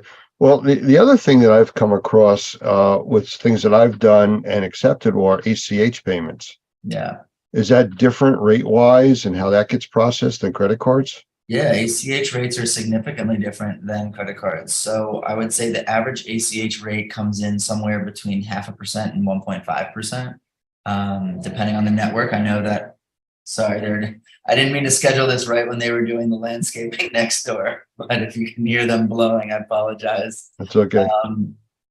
Like QuickBooks, for example, charges 1% for ACH. So generally when I'm working with QuickBooks customers, we come in just under 1%.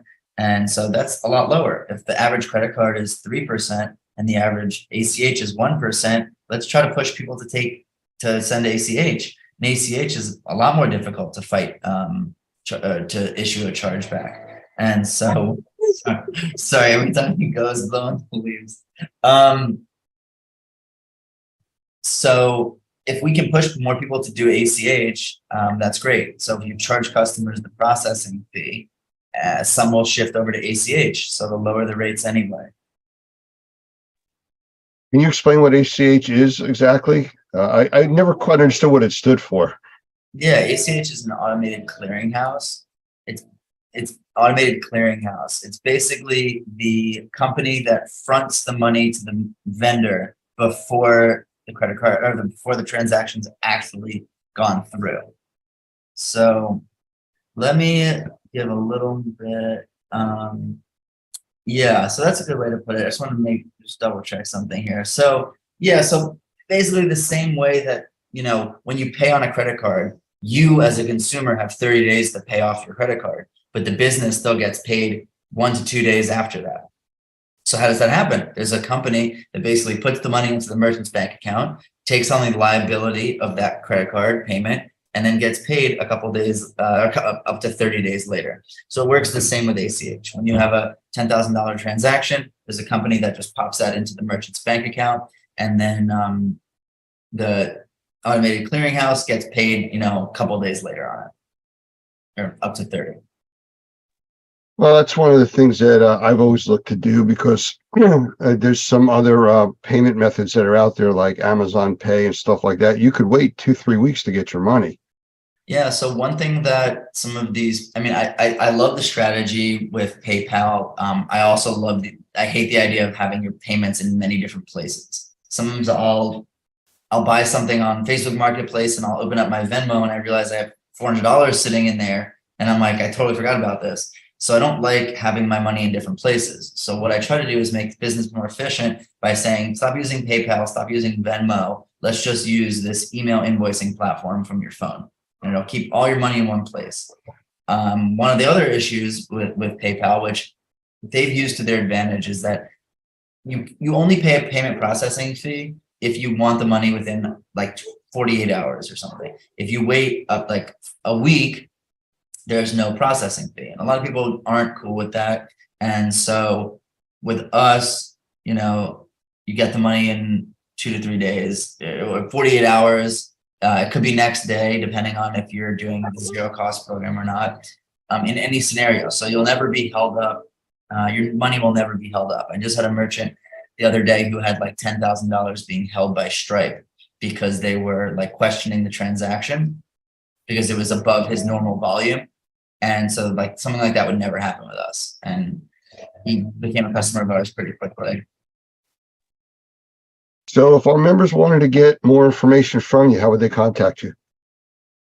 So the best way to contact me is my email, which is maxcron, MAXCRON @govpn.com. I can put that in the message to you if you wanted to with the post, or myself, 516-448-4768. I'm happy to take a look at a merchant statement, kind of do an analysis over the phone and point out the areas that are overpaying. Okay, well, I do appreciate you spending the time with us. We're actually going to expose our membership to this and we'll see what kind of reaction we get. I know everybody's always concerned about the credit card fees. That's one of the big things. And it sounds like it's a probable, or go beyond possible solution for some people that it could make a big difference in their businesses. Yeah. And that small percentage does make a difference. Yep. And what will happen is a lot of people are going to start thinking about passing the credit card fee to their customers. They want to see some other people do it first, and then some brave people will be the first of the group to do it. And then in a year or two from now, everyone's going to be passing the fee. So it's not a question of will you do it? will you pass the fee to the customer? It's when will you pass the fee to the customer? Are you going to wait another year to start saving money, or is it something you want to take action on, sooner? So I think that, there's a lot of money to be saved, a lot of money on the bottom line that people are missing out on. And obviously we do what's called traditional processing, where we just save on fees, not just pass the fee on to the customer. But eventually all my customers switch over to passing the fee. They're always nervous. They always go, my customers give me pushback. Will I lose business? And I always do the math with them. How much business would you need to lose the amount that you would save?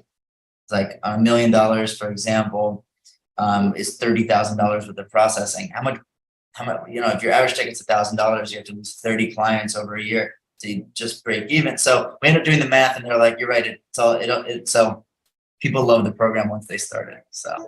All right, very good. Well, we will possibly do another one of these sessions down the road, especially if we get a lot of questions about it, and we'll see where that goes. Awesome. Yeah, I'd love to do a live Q&A or do a live walkthrough of a merchant statement with a specific customer. Maybe they want to hide their financials, but some people are open to that. But yeah, thanks for having me, and I'd love to do this again in the future. All right. Thank you very much. It's been a pleasure having you here. Thanks so much, Lance.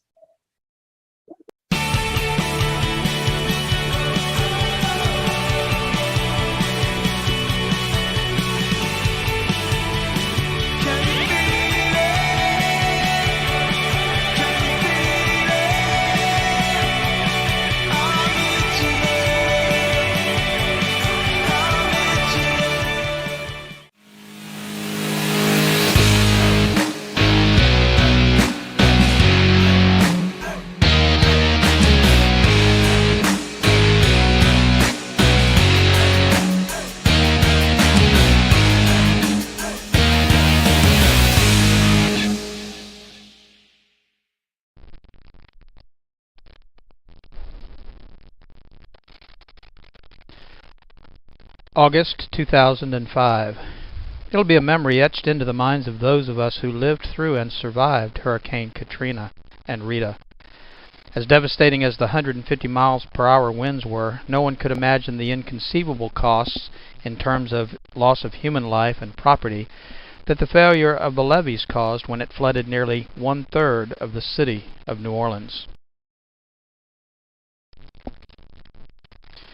With over 275,000 homes lost on the Gulf Coast as a result of the hurricane, 10 times as many as any other natural disaster in U.S. history, the city of New Orleans continues to deal with the results of homes flooded to the rooftop, unparalleled mold infestation, and potential health issues for the residents who remained to salvage what they could. Information and misinformation has been mixed together, and vulnerable property owners have been faced with the daunting task of trying to sort out the truth. And so the lessons are clear. Prepare when you can for whatever flooding might occur, not only for the potential, but for the aftermath. And whether a natural disaster or the result of someone's mistake, anyone and everyone can suffer the devastating effects of flooding.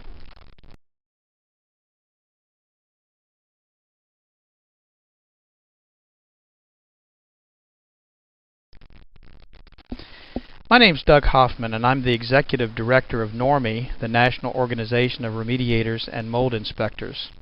The information you're about to hear is designed to provide steps, guidance, and assistance for reacting to flood conditions in your structure. In most situations, a common reaction to a water flood event is to simply react and plan afterwards. Tunnel vision or over-focusing on the emergency can, at times, distract or omit safety concerns, and poor planning can leave you to fend for yourself after the storm is over. Caution and common sense should always be employed before any action takes place, and I hope this presentation will help you focus on the real issues both before the potential flood and consider the solutions available to you in the aftermath. Without a plan, the results of a water flood event will be worse than you've imagined, so there are several things I'm going to ask you to consider during these first few minutes we have together.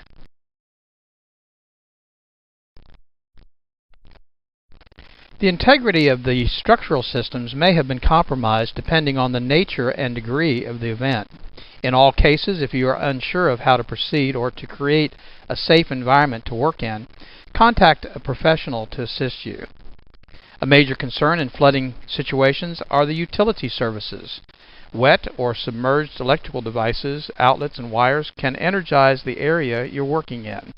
The risk of electrical shock, burns, or even death must be eliminated before proceeding. This may require the power company to deactivate your service. And of course, natural gas and propane sources should also be protected, secured, or deactivated. This would include pilot lights, heat sources, and gas storage tanks.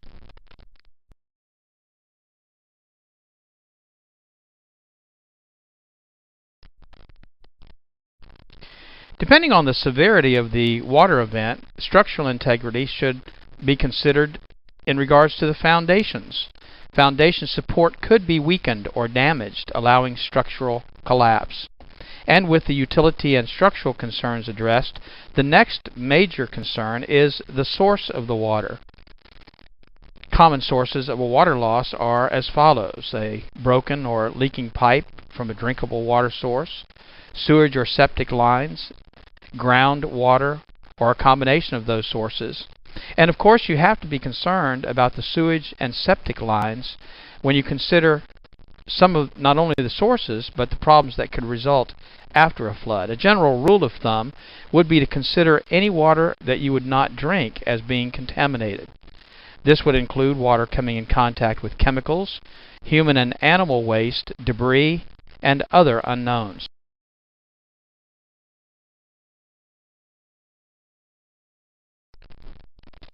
Protecting yourself is one of the important first steps post some water event. Exposing your skin, your eyes, your lungs, your nose, even your throat to contaminated water can create a wide range of health issues that may not appear for days after the exposure. I want to talk about personal protection equipment because that should be used while you're in the contaminated environment.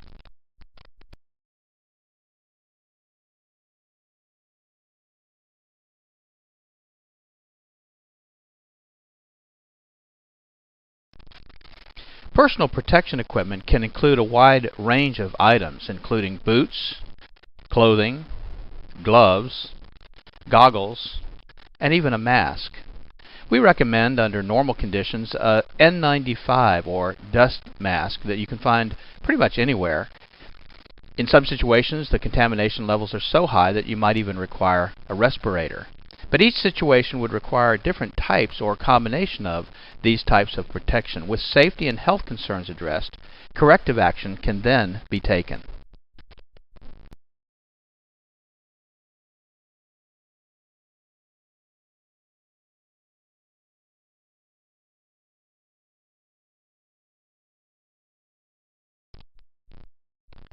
One of the most important things to consider with respect to corrective action is time.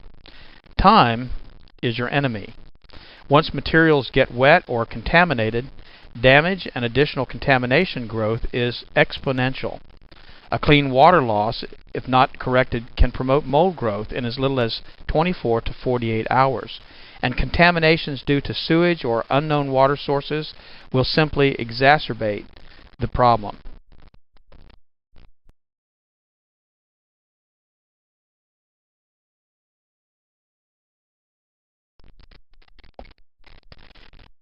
Drying materials and surfaces in the least amount of time should be of the utmost urgency, and oftentimes power is not available, and so having a generator available will be a great source of power for some of the tools that you'll need to dry out the areas that have been flooded. Unfortunately, this may require removal and discarding of flooring materials, wallboard, and furniture. Many material and items can be salvaged depending on the contamination source, the time of exposure, the cost, treatment available, and resources. But a flood affecting a widespread area could reduce the available resources for that area. Not only do you not have electrical service, but you may not have access to floor fans or heaters or dehumidifiers or even an ozone machine that might help eliminate some of the potential contamination that you'll be dealing with after a flood.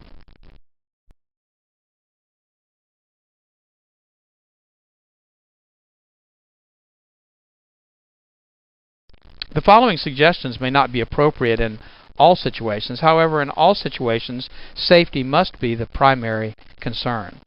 Prior to or during a developing flood condition, remove any movable items, at least as many as you can, to higher ground and secure those locations if possible.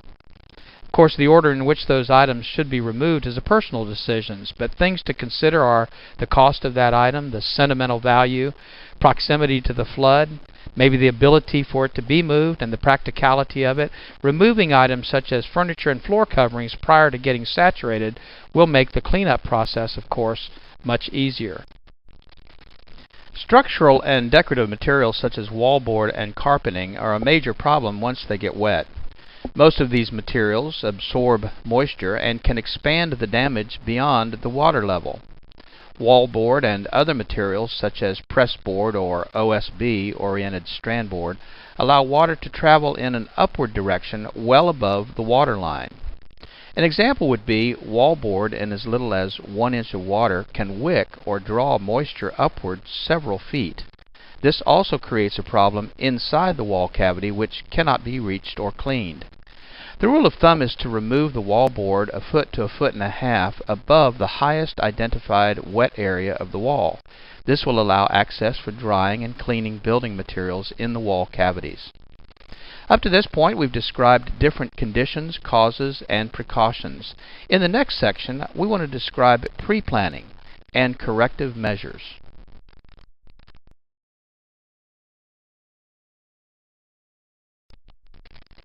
The preparation checklist. As mentioned earlier, safety is the most important issue to consider. You know, taking the important stuff with you is, of course, a great way to prepare for what may be coming. But what can you do to plan for the aftermath of the flooding? That must be considered too. Electrical and gas services must be secured before entering a flooded area. You know, as a side note, an improperly connected generator at a neighbor's home could energize service at your home even if the utility company has cut power in the area. This type of situation could cause an unknown and unexpected risk. With the utilities secured, standing and running water should also be avoided. The health effects from unknown contaminants against your skin is a concern in addition to the power of moving water. Did you know that just 6 inches of rushing water is capable of moving a parked vehicle? Losing your footing or being struck by debris, these are risks you need to consider. Assuming that the water is receding or the water source leak has been stopped, the next phase of the process can be started. Drying is one of the most important things you can do to reduce your loss. Contacting a remediation or drying company should be your first option. Pre-planning and contacting a restoration company before an imminent flood may place you on a response list if a wide area has been affected. Other options could include contacting the local fire department to have your basement or lower levels pumped out, renting pump equipment and generators prior to the flood while they're still available, and arranging for alternate lodging in the event your building becomes uninhabitable. Remember, the larger the area that's affected by the flood, the less resources will be available to you or your contractor.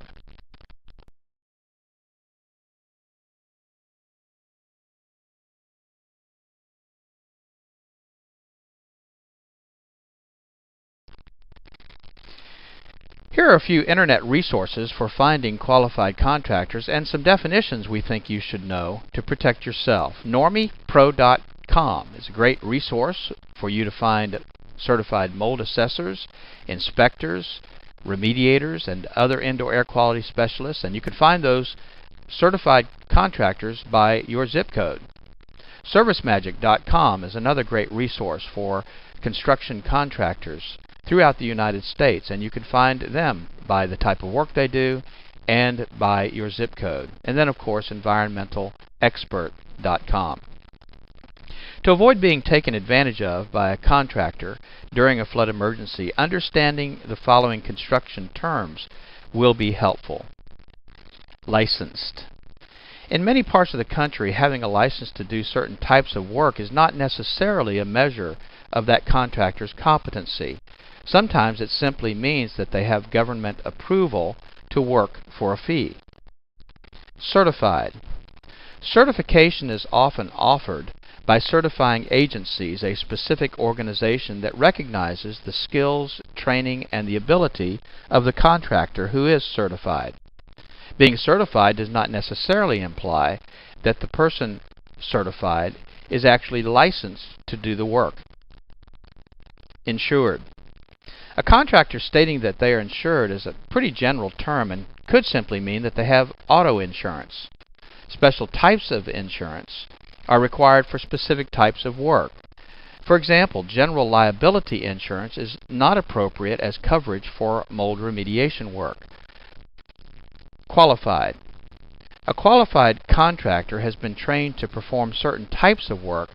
However, they may not have the required insurances or licenses, or may not even be certified to do that work. The bottom line is that you need to understand the type of work that needs to be done, the capabilities of the contractor that you intend to hire, and then for your protection, have a written quote and description of the work to be performed. Make sure that the contractor that does the work is licensed by the municipality in which he's working, that he has the proper type of insurance, and request a certificate of insurance evidencing that specific type of insurance for the work he intends to do. And make sure that he's trained, either qualified or certified, to do the work for which you're hiring him. Keep in mind, using a contractor that's not appropriate for the work being performed may preclude you from any insurance claim, and you may give up your legal protection. If you cannot obtain a contractor, your only option may be to do the work yourself. With the decision to do the work on your own, we must stress that safety must be the main focus of your efforts to clean up after a flood.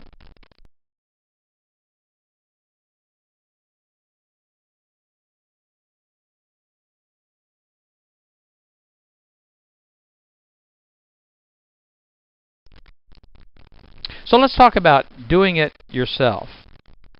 While working in a safe environment, using the proper protective tools and equipment, water removal becomes the main priority. Pumps for pooling water and wet dry vacs provide a good start to remove the majority of water. Rugs and carpeting and padding, if saturated or contaminated by an unknown water source, should be removed to allow drying of the subflooring. Sheetrock or wallboard materials and insulation that have been submerged should be removed 12 to 18 inches above the highest wet area. As a hint, removing 4 feet of wallboard is easier to replace with a 4 foot by 8 foot sheet of material. It's easier to do that than to try to cut and fit in smaller pieces.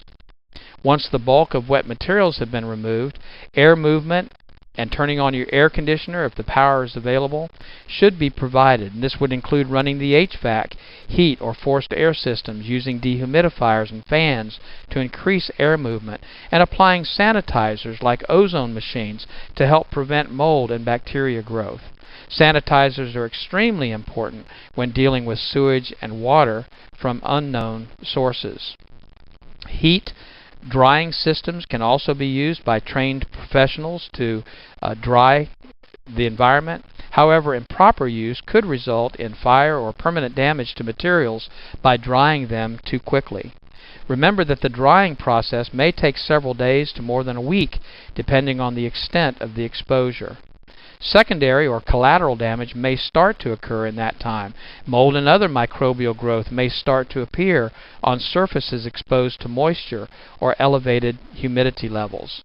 And if you have a situation where you start to have large areas of microbial growth, the drying process in most cases was not done adequately or fast enough. There is available at enviroscreening.com, for instance, do-it-yourself testing kits to find out if the mold that's been growing in your environment is the type of mold that might need to be removed or dealt with differently than common molds. In this case, it's recommended that you seek the assistance of a professional mold inspector, a qualified sampling technician, or a remediator. Health concerns become additionally critical as the environment conditions deteriorate.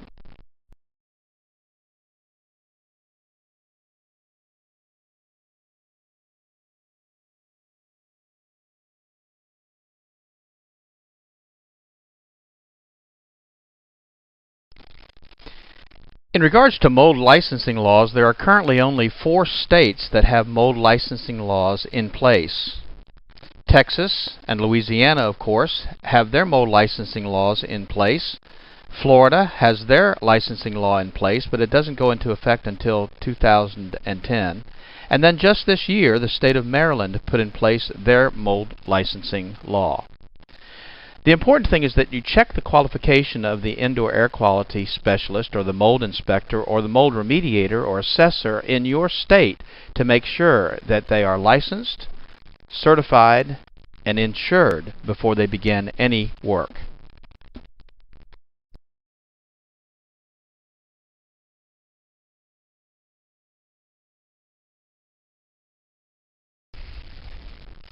Let's talk about some common misconceptions and myths pertaining to flood and mold and indoor air quality. Oh, bleach kills mold. How many times have you heard that? Well, bleach is an effective sanitizer, but in many cases it will not sanitize or remove mold at its root. It will bleach out the color, of course, so that it goes clear, giving the appearance that the problem's been removed, but it cannot, in many cases, get down into the microflora and destroy the mold at its root. Oh, just get rid of the water. Everything will be fine. Well, that's not always enough to protect your property. Most of the affected materials do have the ability to retain moisture, and elevated moisture levels are the main cause of much of the residual damage from flooding. Well, lots of air fresheners, that'll help. Well, that's not true. In actuality, most air fresheners only attempt to mask the odors. The odors are an indication that moisture, contamination, or growth still exist. And the chemicals in those fresheners can also be a source of indoor air quality contamination. Well, your insurance company is going to take care of the problem. Don't worry about it. Well, of course, insurance companies are not always quick to respond because of the heavy workloads, the emergency claims that bog things down and delay payments. Many homeowner insurance policies have exclusions that limit or exempt the insurance company from paying a claim. An example would be a claim to an insurance company for water damage from, say, groundwater intrusion. In most cases, the claim could not be covered unless you had flood insurance and the area that you're in was declared a disaster area by some government agency.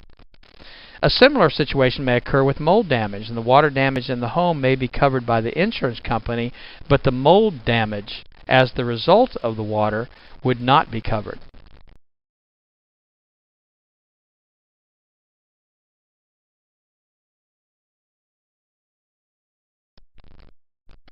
Here are several resources that may provide you with some additional assistance. Of course, the FEMA and the EPA government websites are good resources for more information about how to contact those agencies in an emergency. And also at the normie.org website, we've located a lot of resources for you, articles in regards to antimicrobials, information about mold screening kits, and other things that we feel will be helpful to you. We highly recommend that you seek professional assistance when dealing with a flood, mold, or indoor air quality issue. And please remember that the information that we have been providing to you is really for your information and not intended to replace professional training and assistance. I want to personally thank you for taking the time to listen to this overview. I am hoping that you will benefit from the resources we've made available to you, but also from the training that we offer industry professionals to help you through the process of getting things back to normal. It's my hope that you will never be faced with the issues we've discussed, but if you are, you will now be better prepared. Thank you.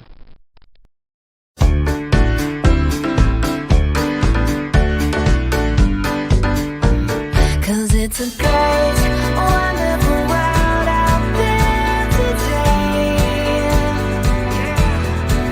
Yeah, it's a great, wonderful world outside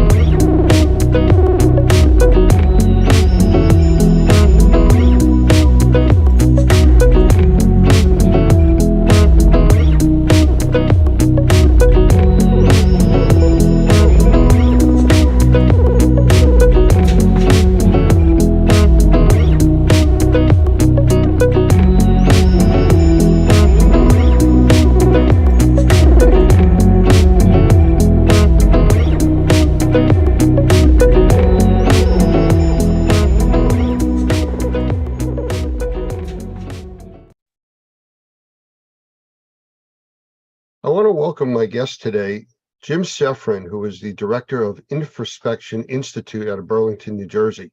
He's also a level 3 thermographer, and he is qualified as an expert witness to testify in court on thermography issues. So Jim, welcome. Thank you, Lance. It's a pleasure to be here.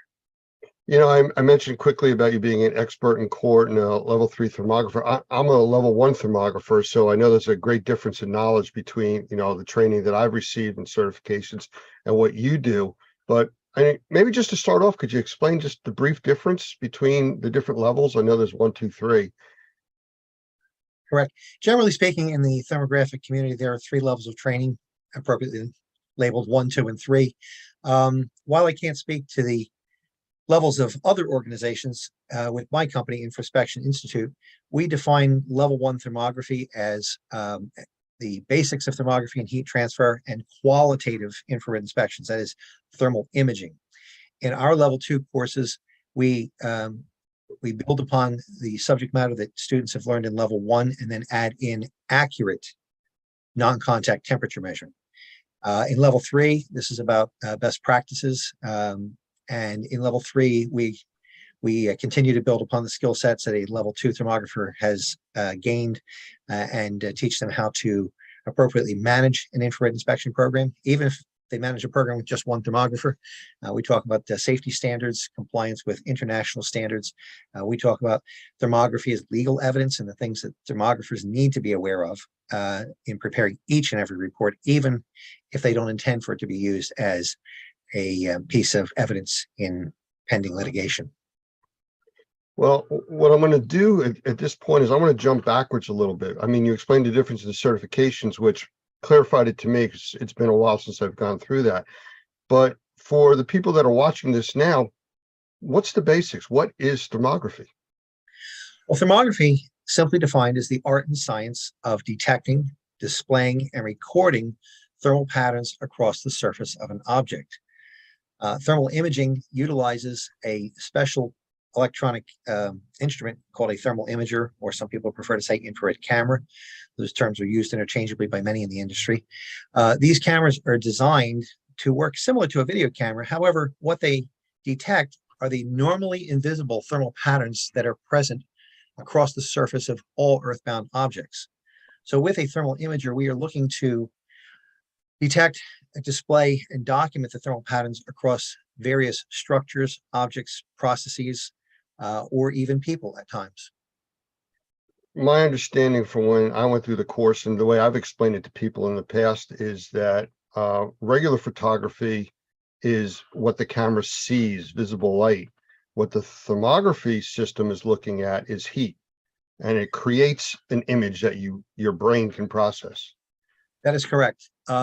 We as humans have evolved to see visible light, something we're all familiar with. Infrared behaves similar to visible light, and it is given off by all earthbound objects. So it's the heat that's given off or radiated or emitted by an object that the infrared imager sees and then turns into a graphic representation in the form of a video image, which appears on a monitor screen.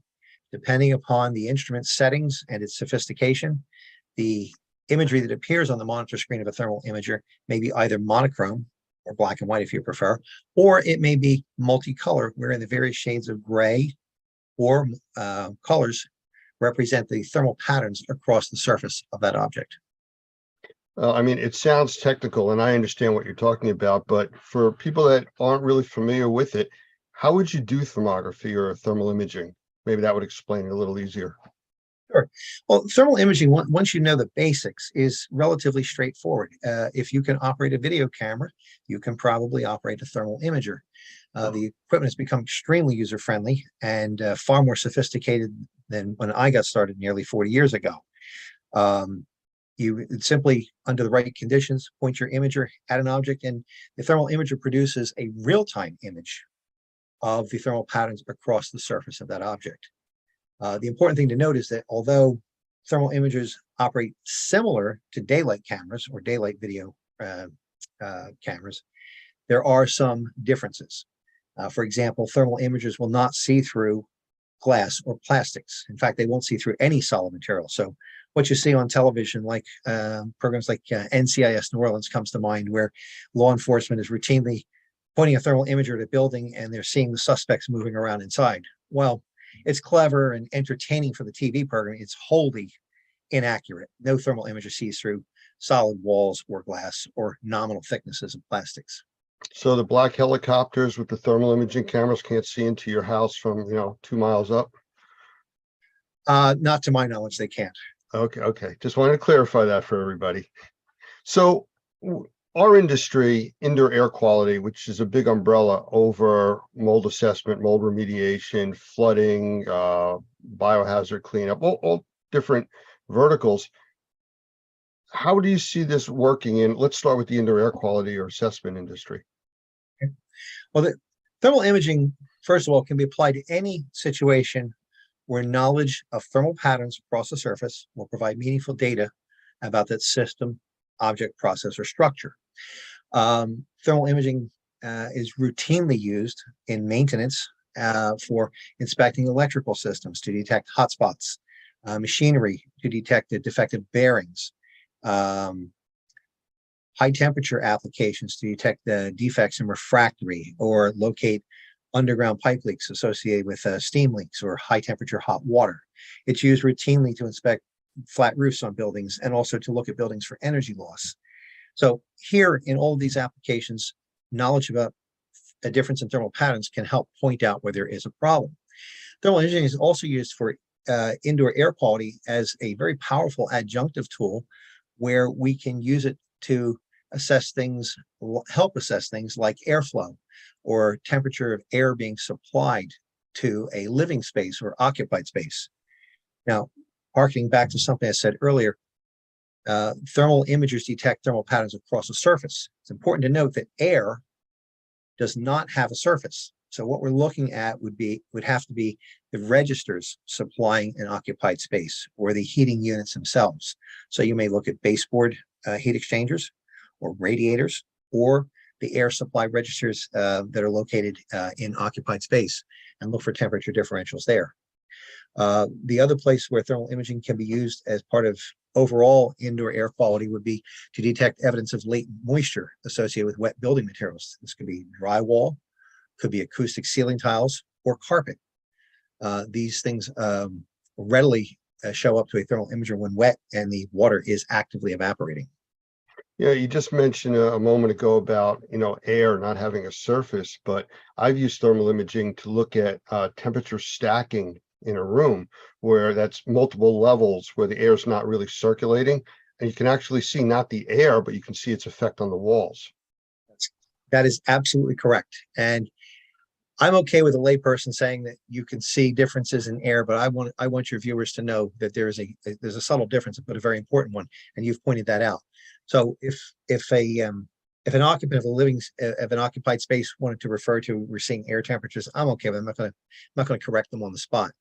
But for those who are trained, they know that we cannot see different temperatures in air, but you can see the influence or effects, and that is toward the bottom of a wall. It may be particularly in the winter months, maybe cooler toward the bottom and then get warmer, a wall surface get warmer the higher you go within the room. Yeah, it was a pretty powerful photo that I use in some of the training that we do showing stacking, because you try to explain it to people, they don't get it because you can't see it till you look at the results of it with thermal imager.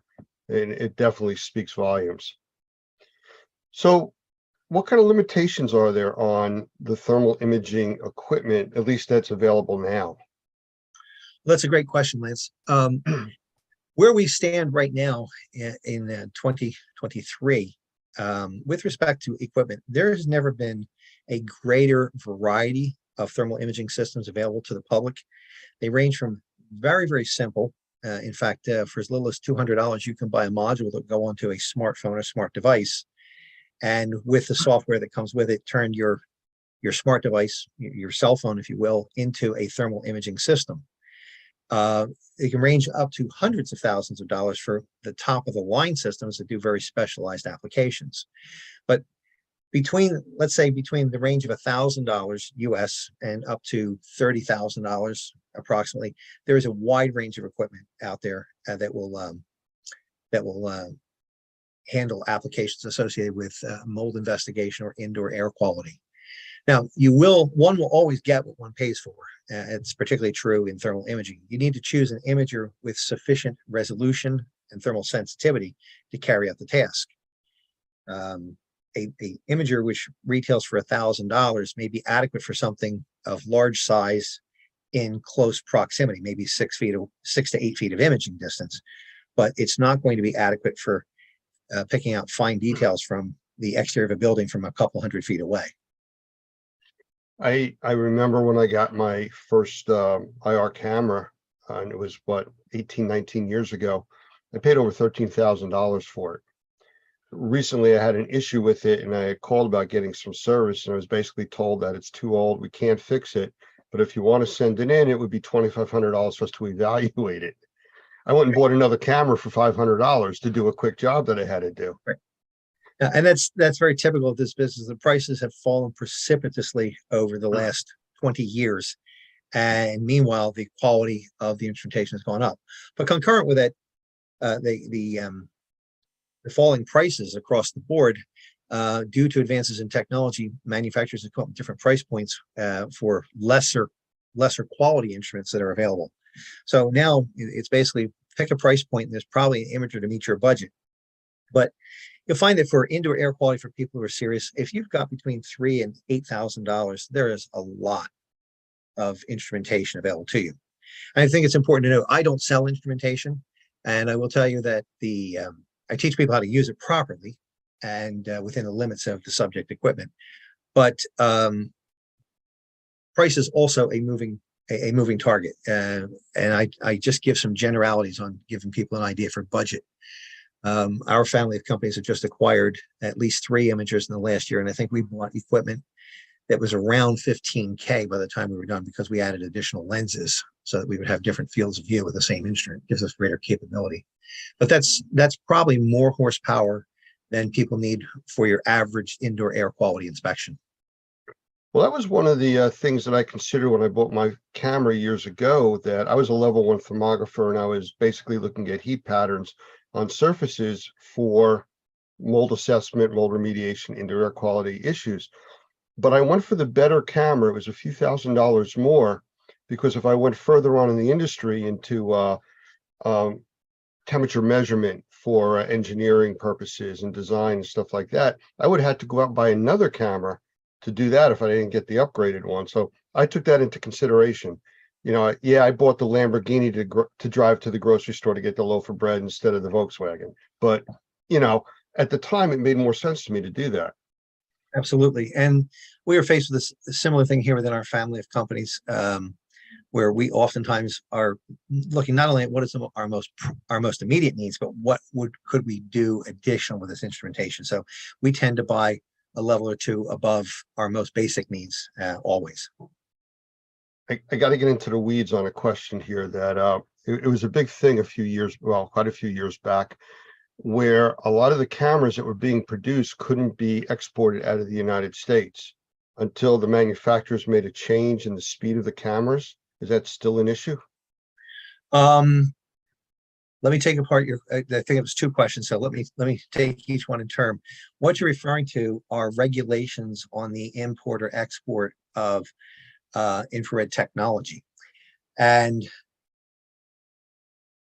what you are at present, back then and still to this day, if you have an imager with a frame rate of 30 hertz, which is considered real time, you cannot export that or take that instrumentation beyond the borders of the United States without authorization from the U.S. Department of State. If you do, you can wind up in very serious trouble. In fact, it's a felony. The change that you're referring to is that some manufacturers came out with imagers that had a frame rate of 9 hertz. 9 hertz is not considered real time, and it is not covered by such restrictions. Those can be exported readily without an export license. Now, the difference between a 9 hertz imager and a 30 hertz imager is if I were holding a 30 hertz imager right now and I were to pan it across the wall, I'm going to see a real-time image with no smearing, no ghost trailing. However, if you have a 9 hertz, depending upon how it's put together and its processing of signal, as you move quickly, you might get a comet trail or smearing until the imager slows down or you hold steady. So 9 hertz there's nothing wrong with a 9 hertz imager. Hundreds of thousands of these instruments have been made and used here in the US as well as throughout the world. But a 30 hertz imager is an imager where if you're doing a lot of things in motion, or you're walking, or you don't want to have to move as slowly as you pan across a wall, then the 30 hertz imager would be for you. So I would caution anybody who has an imager that if you were looking to do any work outside of the US boundaries, that you make sure that you understand the rules before you take it out, or get permission if you have a 30 hertz imager to take it beyond the borders. I guess the quick question that people are thinking about is why, and my understanding was because of it could be used as a targeting system for weapons. It has to do with military technology. It's considered a high-end technology. It has military uses, and there've been a couple of instances where people have been up to no good, have tried to take sensors outside of this country, and they've gotten detained at the borders by law enforcement authorities. So I'm always mindful of this, because if I'm going to the big house for any reason, it's not going to be for taking an infrared camera across U.S. lines. It'll be for something worthwhile, I promise you. I actually got stopped once going through TSA security with a camera. They saw the case. It looked like a handgun case. They wanted to search it. They opened it. They searched it. They wanted to swab it, with gunpowder residue detection and stuff. And it was fine. They had no idea what it was. I had to explain it to them, but it was only once I had an issue with that. I suspect that's probably some time ago, because so many people are carrying imagers through onto airplanes. In fact, I'm going to be taking 2 or 3 next week for a class I'm teaching. I'm going to Kansas City for an on-site class, and I'll have 2 or 3 in a duffel bag. And I think the TSA people nowadays have probably seen an imager at least once a shift. I can't imagine that it's all that far into them. But for those who do travel, it's always a good idea to have a battery with your imager if you're boarding a plane and taking this as a carry-on, so that in case you are asked to fire it up and prove that it really is a thermal imager, you can do so. Interesting. I always had the batteries with it, but just never for that reason. But good point. All right. So in my world, indoor air quality and mold assessment remediation, we have standards of practice, professional practices. Are there current accepted standards for thermal imaging? The answer to that question is yes, there are. There are many, actually. My company, Infraspection Institute, actually publishes perhaps the largest inventory of applications and equipment usage standards pertaining to thermography. We have standards related to infrared inspections of electrical systems, mechanical systems, building envelopes, flat roofing systems, boats and recreational yachts, horses, photovoltaic systems, just to name a few. We also publish standards on proper use of the thermal imager, and all of these standards are taught in our courses. Those standards are also available for purchase by lay people or people with an interest in thermal imaging, and they can be accessed through the Infraspection Institute website through our online store. They're available for immediate download. Very reasonably priced, I might add. I say that because I'm a practicing thermographer, and I've seen standards published by ISO and other international entities that retail for as much as $200 to $300 each. Ours are nowhere near that in price. Weren't you at one point involved with writing some of the standards? I've been a co-author of most of the standards that are in place. I'm responsible for the content of the 13 or so that Infraspection publishes. I also am a member of ASTM International and have been since 1985, and have helped to co-author the standards that are published by ASTM. Those standards are later adopted by ISO, and I've also worked with the Roof Consultants Institute, to name a few. In some of the classes that I'm involved with teaching on the remediation and assessment side, I talk about thermography and the importance that it can play in the assessment, inspection process, and repair, making sure you got all the problems. But one of the issues or questions I get all the time, what should I buy? And to your point from earlier, there's different pieces of equipment you can buy for different things you're going to be doing. But I always tell people, get trained in thermography first, learn about it before you go out and buy it. It's kind of like saying you want to go buy a car, but you've never driven one. Right. I couldn't agree more with your advice that you're offering. I use a similar analogy. I say buying an imager with no training or understanding of the technology is like sending your 4-year-old to buy the family car. They may only know the basics, and it's not enough. There are subtle differences that are key differences in the performance, and it's far too easy to make a purchasing mistake if you buy before you understand what you're doing. My best advice to anyone who is looking to join the ranks of thermographers is to get your training first from an unbiased source. And then when you see the different applications, it may change your mind about what instrumentation that you are going to buy, or you may see other business opportunities with respect to infrared inspections that will dovetail nicely with your existing business that would lead you to buy a different piece of equipment. My best advice is do not rely solely, if you're not experienced, do not rely solely upon web advertising or web pages. The infrared business is unlike many others in that many companies practice image substitution in their print literature and especially on their websites. That is, they'll take the imagery from their highest quality thermal imager and put it onto a web page for a much lesser capable imager. So it's like going into a car dealership and ordering a Corvette, and when you arrive to take delivery, you find, if you're old enough to remember them, a Chevette in its place. And you say, wait a minute, that's not what I ordered. I said, well, come on, they're both vets. I mean, they're both modes of transportation. Those photographs in the literature we shared with you are just for illustrative purposes. So here in the infrared business, and I mean this in all seriousness, image substitution is a widely practiced advertising technique, and it's one that seasoned thermographers like myself, we look at that imagery and go, that's nice, but I want a pre-purchase demo or be able to take it for a test drive first. So while you were explaining all that, I was just thinking about, people not understanding the technology. And I remember being out on an assessment and the homeowner was following me around and watching me look with the camera on things. And I still remember them saying, "Is that a ghost?" There was a tile wall and it was catching a reflection and it was bouncing back the heat pattern.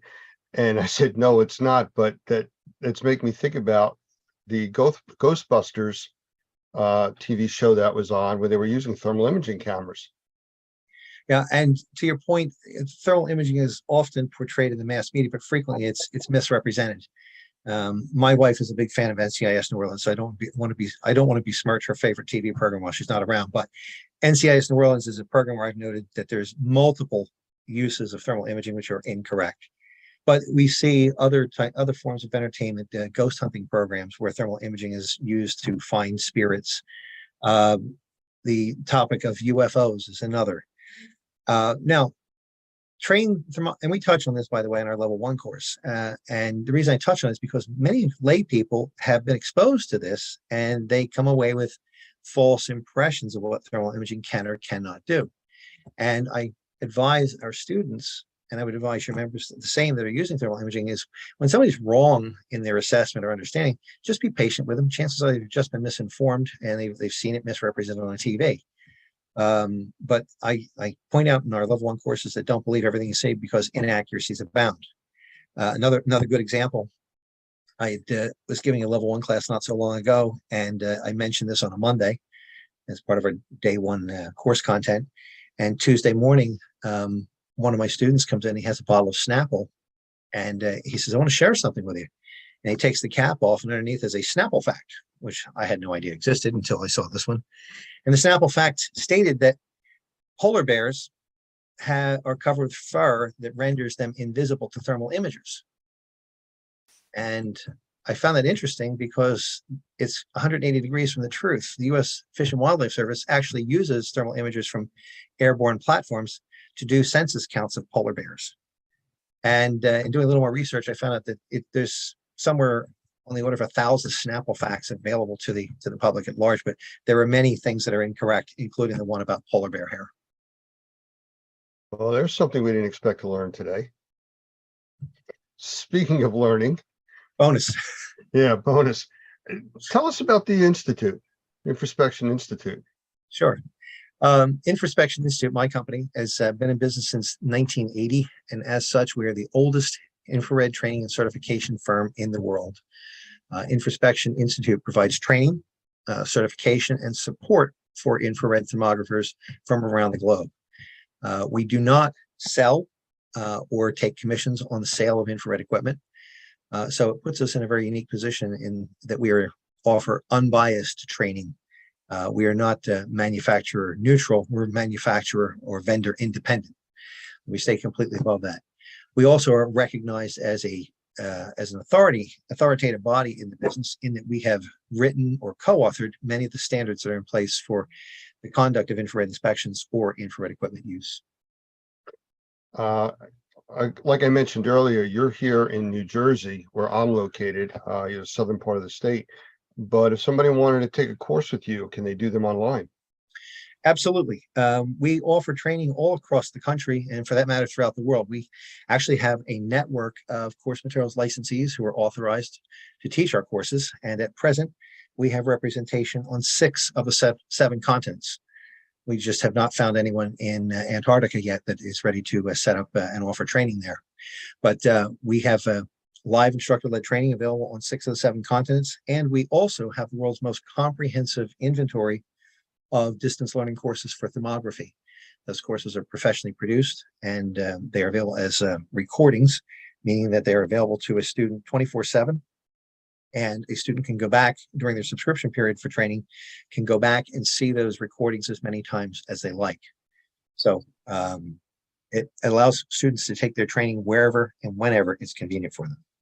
Well, in a few minutes, I'm going to ask you to give us some information about where people could reach out to your school or you for more information about training and anything else. But before that, it just popped into my head and I don't want to forget about it. I remember talking to you years ago and you telling me about being called out to find the mysterious lights over the Gulf of Mexico. Actually, I appreciate that recollection. I'm gonna make a little bit of a correction there.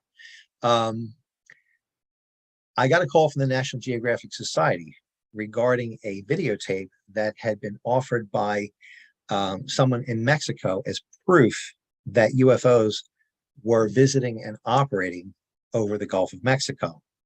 The proof was a videotape that had been recorded by a combat aircraft flown by the Mexican Air Force. They were out on a training mission and they were over the Bay of Campeche, which is in the southeast quadrant of the Gulf of Mexico. And during their flight, they noticed a group of hotspots that seemed to be shadowing them and flying in, and I'm going to air quotes here, flying in formation and shadowing these combat aircraft. And they were discussing it back and forth. The language was quite colorful, as sometimes military personnel are in their speech.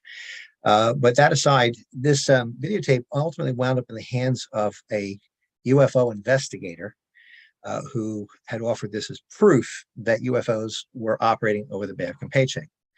So the National Geographic Society had gotten wind of this and were putting together a documentary about UFOs, and they were looking for an expert to comment on it, and they had contacted me. Now, they originally had gone out and tried to get a thermal imager and fly the same area, but they were in a pressurized aircraft and thermal imagers won't see through glass or plastic, so they couldn't see out of the window. So after a fail that was costly for them, they decided to get someone else to come in and work with them, and we offered to do so. And after reviewing that videotape, we came up with an alternate theory of the source of the hotspots in the video, and that was that these hotspots were more likely caused by the presence of oil and gas exploration platforms operating in the Cantarell oil fields, which is in the Bay of Campeche. These platforms have a flare stack, which is a large tower, which is used to burn off waste gases. And these flares run up to 100 feet in height or more from the tip of the nozzle where they are burned off. And this creates a large hotspot when viewed with a thermal imager. The interesting thing about the hotspots was there was a big hotspot in the video, each one, and then had a much smaller, fainter one beneath it. And the thermal imagery dovetailed and correlated perfectly with the heat given off by a flare stack and the reflection of that same flare off the seawater, the surface of the seawater in the Gulf of Mexico. The idea that the group of UFOs were following the Mexican Air Force aircraft was really an optical illusion. Without a point of reference, you lose perspective, and it gives the impression or the illusion that something is following you. The analogy I use when I talk about this in our classes in the introductory part of thermography, the analogy I use, the experience I have firsthand, is when I was young. It's a long time ago. When I was young, I'd go out in the yard at night, and on a clear night, and the moon was out bright, I'd walk across the yard and get this sensation that the moon was following me. It's like I had my own private moon. Everywhere I went, and followed along. Similarly, without a point of reference, you can't know that it's not following you. Your mind gets tricked without that point of reference. So it's the same thing here. But that was the story of the UFOs. And I'm not saying UFOs don't exist. In fact, I think it's interesting that in the last week, our military has finally admitting to shooting down unidentified flying objects. It's been on TV. They just aren't. I don't think that those aircraft that were shot down, however, were extraterrestrials. They seem more like balloons to me. Well, from back in the 40s, from Roswell, everything was just called a weather balloon. That's right. So yeah, no, what you're referring to is the recent balloon from China that was shot down, and then 3 additional ones that were found in different parts of the world. But that's for another discussion, another day.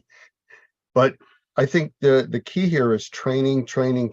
You know, the pilots were trained to a point, but probably didn't understand enough of thermography to be able to distinguish what they were seeing and what it really was. I would agree with you.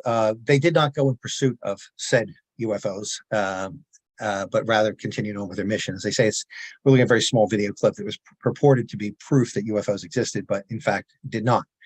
And it's things like this that we caution our students, be aware that these things are on YouTube, they're in the public domain, they're on television, they're in print, they're under Snapple bottle caps, these misrepresentations. And you just need to be aware of it and anticipate that others may have mistaken notions about thermal imaging. But to that end, the greatest limiting factor in any infrared inspection for any application is not the equipment. We touched a little bit on equipment. The greatest limiting factor is the operator and what he or she knows. One of the things that's most important is, in addition to using the right equipment, it's understanding infrared theory and heat transfer, understanding the system or object or structure that you're inspecting, how it's put together, and how it's interacting with its environment, and also being able to anticipate what type of thermal pattern is going to be indicative of a defect or an unwanted condition that you're there to detect. So all of that, it should be part of one's training, and also experience plays a part in this. But with proper training, a person should be able to go out and with their understanding of structures or electrical or mechanical systems or any other systems being inspected, be able to apply that in a meaningful way. You mentioned something when you were talking about the pilots not going after or in pursuit of the lights that they saw. If we take that into the indoor air quality mold assessment arena, it's like looking at a wall and seeing a heat pattern or cold pattern, depending on how you want to look at it, and not verifying that it is a problem with like a moisture meter, going that next step to validate what you're seeing. That's absolutely correct. In fact, one of the things that I stress in my class is that infrared by itself is not a standalone technology. Almost always, at a bare minimum, we are correlating what we see on the screen with our eyes, doing a cross-reference visually. Now, step beyond that, which is oftentimes required, would be the use of moisture meters, whether it be invasive or capacitance type moisture meters. There's always additional confirmation that's necessary. You cannot know that a certain pattern is caused by the presence of moisture or an air leak until, or missing or misapplied insulation, until you have verified it with the next level of verification. And with indoor air quality, most often it's first visual and then touch. Sometimes it's touch. You reach down, touch the carpet, and it's wet. Or it could be just that simple, or then moving on to moisture meter, or in some cases, physical disassembly of a structure, a wall structure, to look at what's inside, or even using a borescope. That's a lot less invasive, but that's a possibility as well. I mean, it could even be as simple as just a nest from a squirrel inside of a wall, or mice or something, just generating heat on that surface. Yeah. Or under cold weather conditions, if the squirrels or rodents have removed the insulation, it's misapplied insulation. That's a possibility. We have seen in some cases where insects, in particular termites, can bring enough moisture back to the nest to create a cold spot on a wall. And you look at that, and yes, it's moisture causing it, but it's not because of a leak. It's because you have an insect infestation. And that is also a possibility for detection with a thermal imager under the right conditions. So because of the specialty way that you get information, or specific way that you get information back from the thermal imager, it changes some of the legal requirements, I think, or liability requirements on the assessor. I mean, we work normally under what we consider within view. If you can look at it and see it, okay, that's what you're really liable for making assessments on. But this gives a little bit extra, but you're really not seeing through walls. I mean, you're still looking at the surface that you can see. So does that change the requirements or the legality of your assessment or your liability? We suggest to our students, and through the standards, that thermal imaging is a visual inspection, albeit a different wavelength of light. It's a visual type of inspection performed at a specific point in time. What we see today doesn't mean that that's what we'll be seeing tomorrow. So if you stick to your square of expertise and follow the standards, it is an inspection at a given point in time. We do not suggest that people offer opinions beyond the scope of thermography unless they are so qualified. And they also should not misrepresent what the imager and the imaging system is capable of. So we're not going to see into a wall. A good example is thermal imager does not detect mold. Now, I've seen many people offer that verbally. I've seen it written on websites and I've seen others allude to it. But thermal imagers do not detect mold. Rather, they detect thermal patterns across the surface. One of the things that can create a detectable temperature differential would be the presence of moisture. And when building materials become wet for a prolonged period of time, we all know that they can be conducive to mold growth. So unwanted moisture in building materials goes hand in hand with the presence of mold, but that doesn't mean we've detected mold. The confirmation of the presence of mold requires other tests, which are beyond thermography. So as far as the legality, I think that if one sticks to the square of expertise, and we're very clear about this in the courses that we teach, is tell them what you know. I see a thermal pattern that is typical of latent moisture in the exterior wall.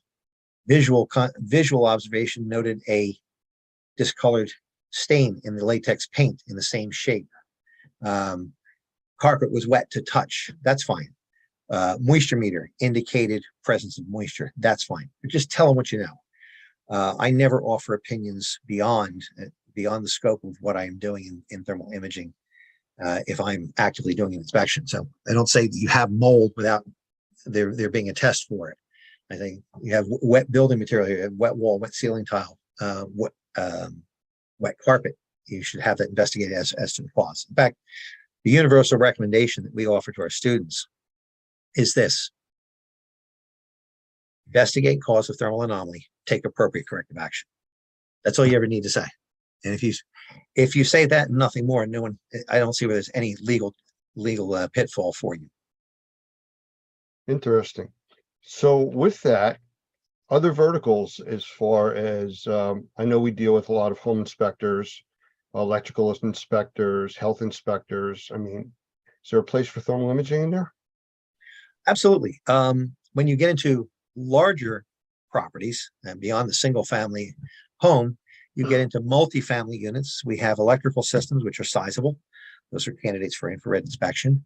On many sizable multifamily units, we have the roof. Oftentimes it's low slope, or if you prefer to say it's flat, that is a candidate for infrared inspection. With greater interest in energy awareness and energy conservation, infrared inspections is part of a building energy audit conducted either from outdoors or from indoors to detect evidence of excess heat loss or air infiltration or air exfiltration if you're on the outside. And of course, always latent moisture in building sidewalls. Latent moisture for the mold investigator and mold remediator, we typically are concerned with indoors, inside the building, but there are places where we can have latent moisture in the building structure, which is undesirable. But it may not be creating a mold issue on the inside. A case in point is in our home state of New Jersey and the surrounding states, EIFS, or EIFS, as some people prefer to pronounce it, is also known by the trade name Dryvit, is a building material which uses acrylic stucco that allows a builder to create stone or masonry facade appearances using very inexpensive building materials. This material is notorious for developing leaks over time, and when water gets trapped in an EIFS-clad system, an EIFS-clad building, the moisture does not dry out between storms. And if it is over a wooden substrate, it can create all kinds of problems in causing the substrate to become compromised. Wet itself, of course, can be attractive to insect pests due to the moisture, can be conducive to mold growth, but it can also cause significant structural damage. We've dealt with that quite a bit, and we deal with that all through the South too. There's a lot of homes being constructed that way also. So yeah, very prevalent. All right. I'm just going to say one other thing on the verticals. We talk about energy loss. Another one that thermal imaging really excels at as far as energy conservation is on IGU windows. IGU, also known as thermopane or double glazed windows. particularly in commercial structures or even multifamily structures. When these windows become compromised with age, that is, they lose their air seal between the panes. Many times it's filled with argon, but sometimes it's just dry air. When that seal is compromised, moist air gets in from the environment and contaminates the space between. And under the right conditions, when you look at these windows, if they have failed and are contaminated with moist environmental air, you will see with a thermal imager what we call a bullseye signature, either a hot or cold bullseye in the dead center of the window. And that indicates that window has failed. I've recently been involved with a large pharmaceutical here in the state of New Jersey, where they are renovating their properties on a regular basis. And we were inspecting for them annually from the exterior of the building under energy loss conditions to detect excess energy loss, either in air leakage or missing or damaged insulation. And we found in the first year, certain number of windows getting about 20 years in age exhibited this bullseye pattern indicating they're failed. Next year, far more. The third year, almost every window exhibited that. So they went through and replaced all those windows as part of a major renovation. We came back as part of a QA, and most of the windows look good, except for the inspection I was on. 3 of them, right out of the box, were failed. And on our web, you'll find the imagery on our websites showing this big bullseye signature indicating a failed window right out of the box. Lance, I've lost your voice. I'm sorry. You can't see the window that I have here in the office, but there's a slight crack in it and the bullseye is there. So Okay. yeah, that does happen. Could you tell our viewers where to find you? Yes, you can find us online at our website, which is www.infraspection.com. There you'll find information about our company, our courses that we offer both in person and online. You'll also find information about all of the standards that we publish. We also have a second website, which is unlike Infraspection, which is a catalog site, talks specifically about Infraspection. We have an online thermographic community website. This is a content-based website called irinfo.org.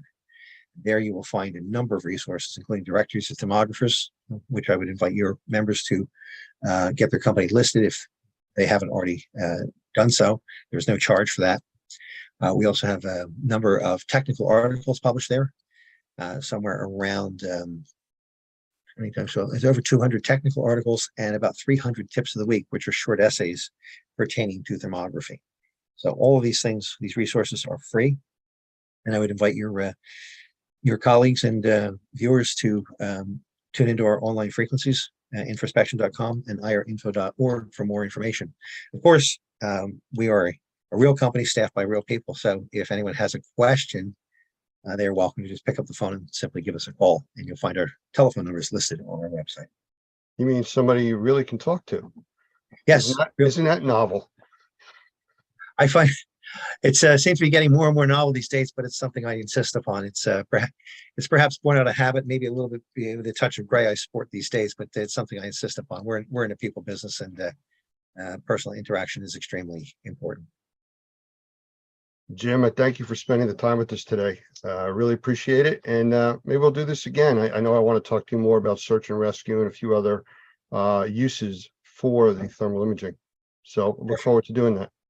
Lance, I would welcome the opportunity anytime. Thank you for letting us share with you, and have a nice day. You too. Good afternoon, everyone. Want to welcome you all to Normie CE training. This is where you get your Normie recertification credits for yearly recertification.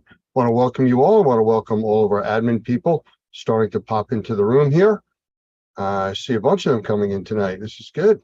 Glad to see that. And I want to welcome everybody on all the other platforms that are here tonight. We're on Facebook, LinkedIn, YouTube, Restream, DLive, Twitter. We're all over the place. So for all of you watching on those other platforms, welcome, and I'm glad to see you here. Just as a reminder, at the end of our session, we will be turning off the live feed to all the social media platforms. For any of you Normie members that want to continue on with the special announcements that we will have, you will have to be in our Zoom room, which is impact.normie.org. And you have to be an active member to get in there. So just a heads up, You don't want to miss out on anything. So I see we got everybody in the room here. I know, Doug, you're out and about, so I want to send this over to you real quick because I know you had a few announcements you want to make while the internet's holding out for you. So go ahead. Well, yeah, thank you. I'm actually in Pecan Grove RV camp here in Lake Village, Arkansas, right on Highway 65, headed back to Louisiana after our trip to Texas last week, which was really, really cool. I'm looking forward to sharing with you some of the exciting things we did out there. We did 2 case studies, one on Thursday, one on Friday. We were in Dallas on Thursday, Fort Worth on Friday, and doing some case studies on mycotoxin testing. So really excited about that. But I'm really excited to tell you that we're looking forward to our first Texas class, certified mold remediation contractor class. It's the initial training. That's a 5-day class, so it's 40 hours. But I was able to arrange the venue at Pure Clean in Frisco, Texas. You'll be seeing that on the website probably within the next day or so. But that's a 5-day class. But here's the exciting thing about this particular class. Well, let me tell you the dates first. It's August 28th through September 1st. And the reason we're telling you this right now is because there are only 12 seats available. It's a very small classroom. They've got a large warehouse area where we're going to be doing our hands-on training, but it's a relatively small classroom. We don't want it crowded. And so there are only 12 people that we're going to be able to train in this particular class. If we sell it out, which I think is probably highly likely, then we'll go ahead and set up another class probably within a couple of weeks after that particular class. But that class, the exciting thing about that class is, as you know, Texas has one of the most strict requirements for licensure, 40 hours compared to the other training that's 4 days or 3 days. Our typical initial training is a 3-day class. So this 5-day class is a really high level training compared to a lot of the other initial licensing classes. So what we're doing on this class is that if you come to this class, you'll be able to qualify for any of the states that have licensing except New York, and then all of the non-licensing states. So in one class, that 5-day class, you could sit for exams. You have to take a short module on the licensing law for each state, but you could get a license for Texas, Louisiana, District of Columbia, Florida, or all of the non-licensing states. The only one that it doesn't qualify for is New York, and I'd love to tell you why, but that's a long story. Anyway, it's going to be a great opportunity for you to get licensed. If you need a license in any of those states, or if you just want a license, DC license is incredibly easy to get. And if you're in a non-licensing state, you might want a DC license just to be able to tell your competition that you've got a license in a state that requires it. So that's going to be August 28th through September 1st. And I just wanted to share that information with you. Thank you, Doug.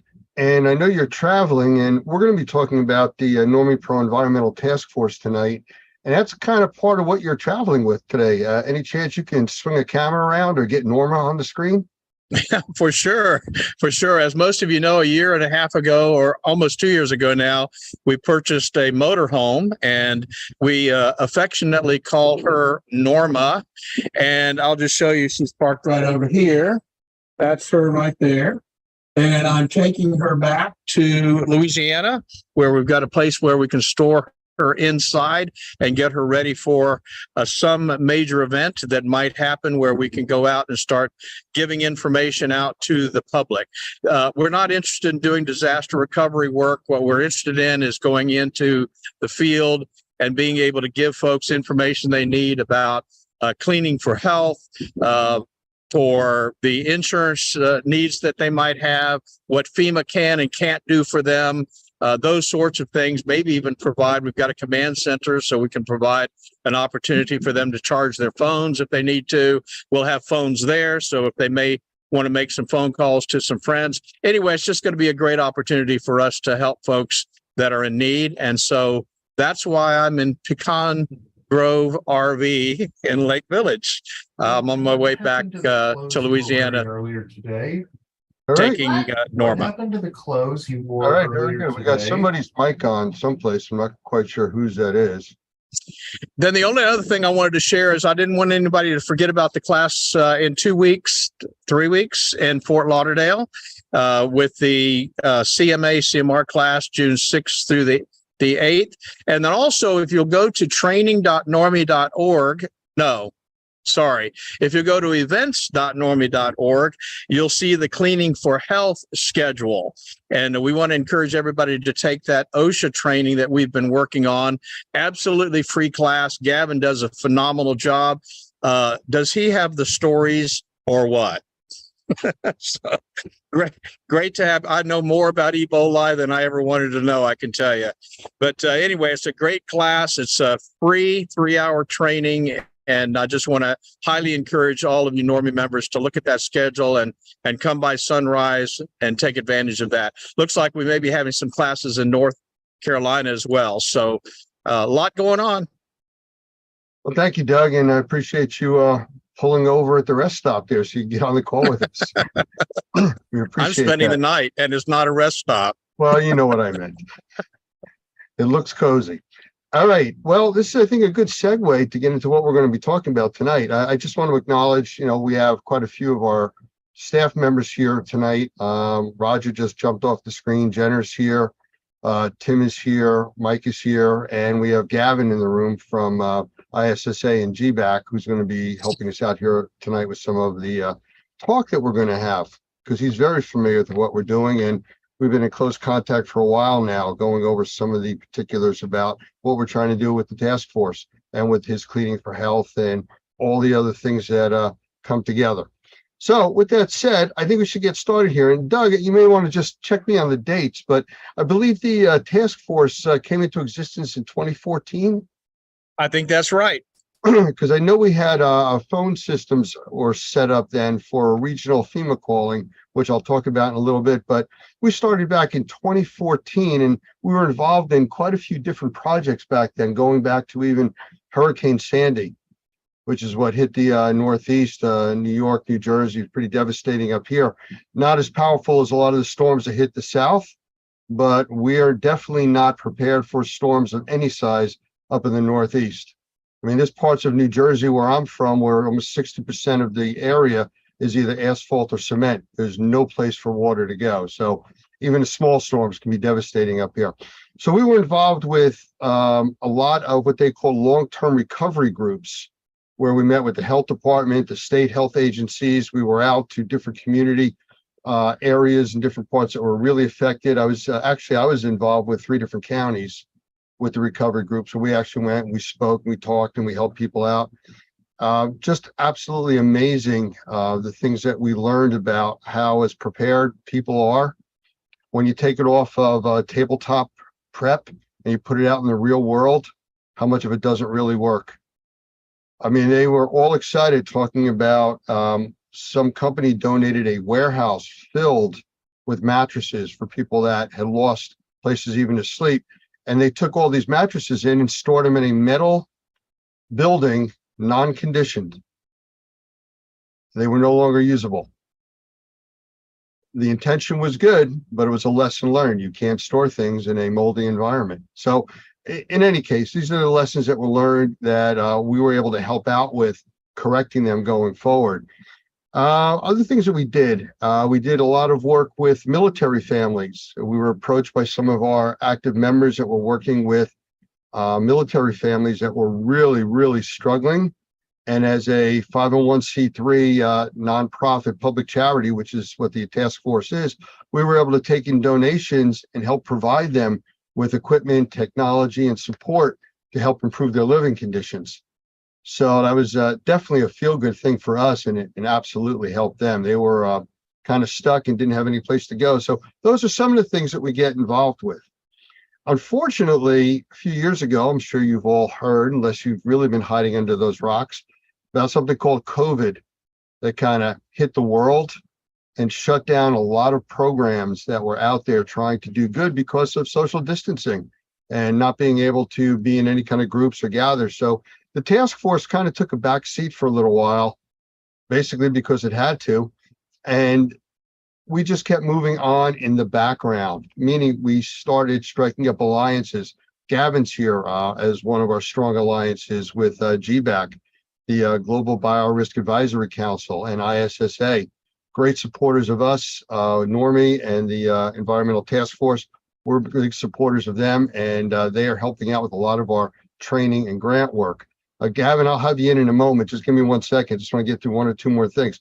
So the program was on hold, but we haven't stopped. And we've gotten to the point now as we approach the 2023 hurricane season.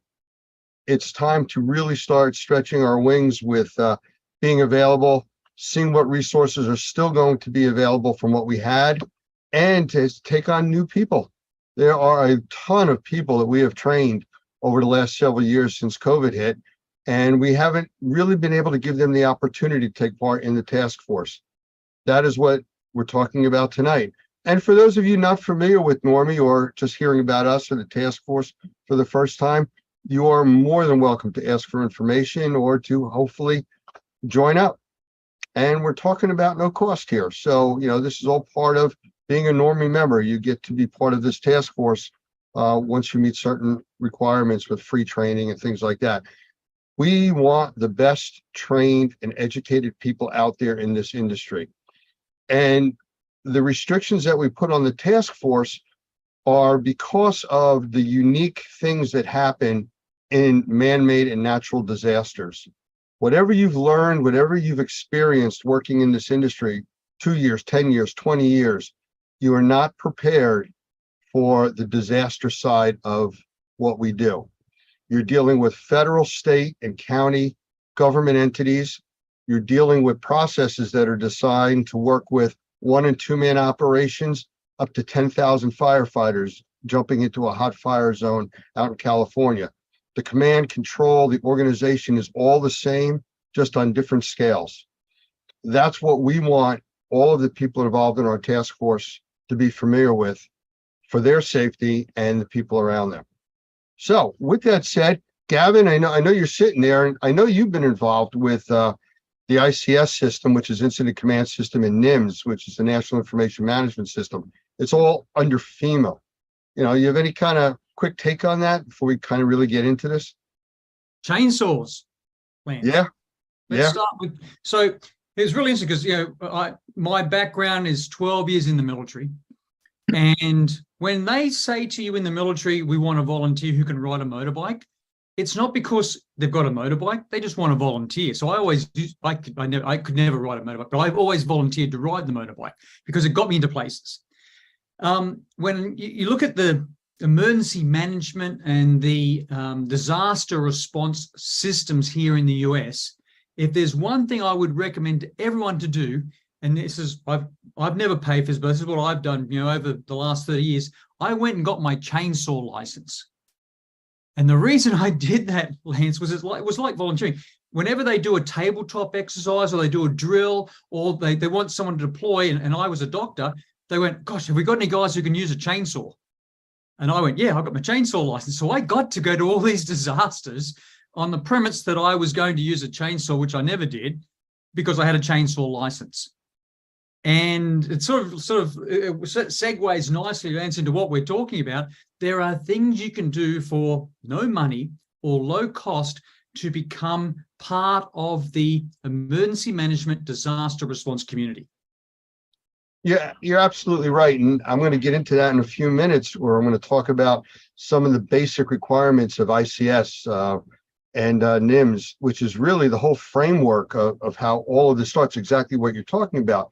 But before we get into that, some of the other things that you bring to the table here are access to grants. I mean, right now you're providing training for the essential personnel. We have grants from other companies, which we'll talk about too in a little bit, for more training. It's all about training, and we want to get the best training to all of our members, Normie members, Normie Task Force members. As much of it as possible is free. And that's the majority of this emergency management stuff.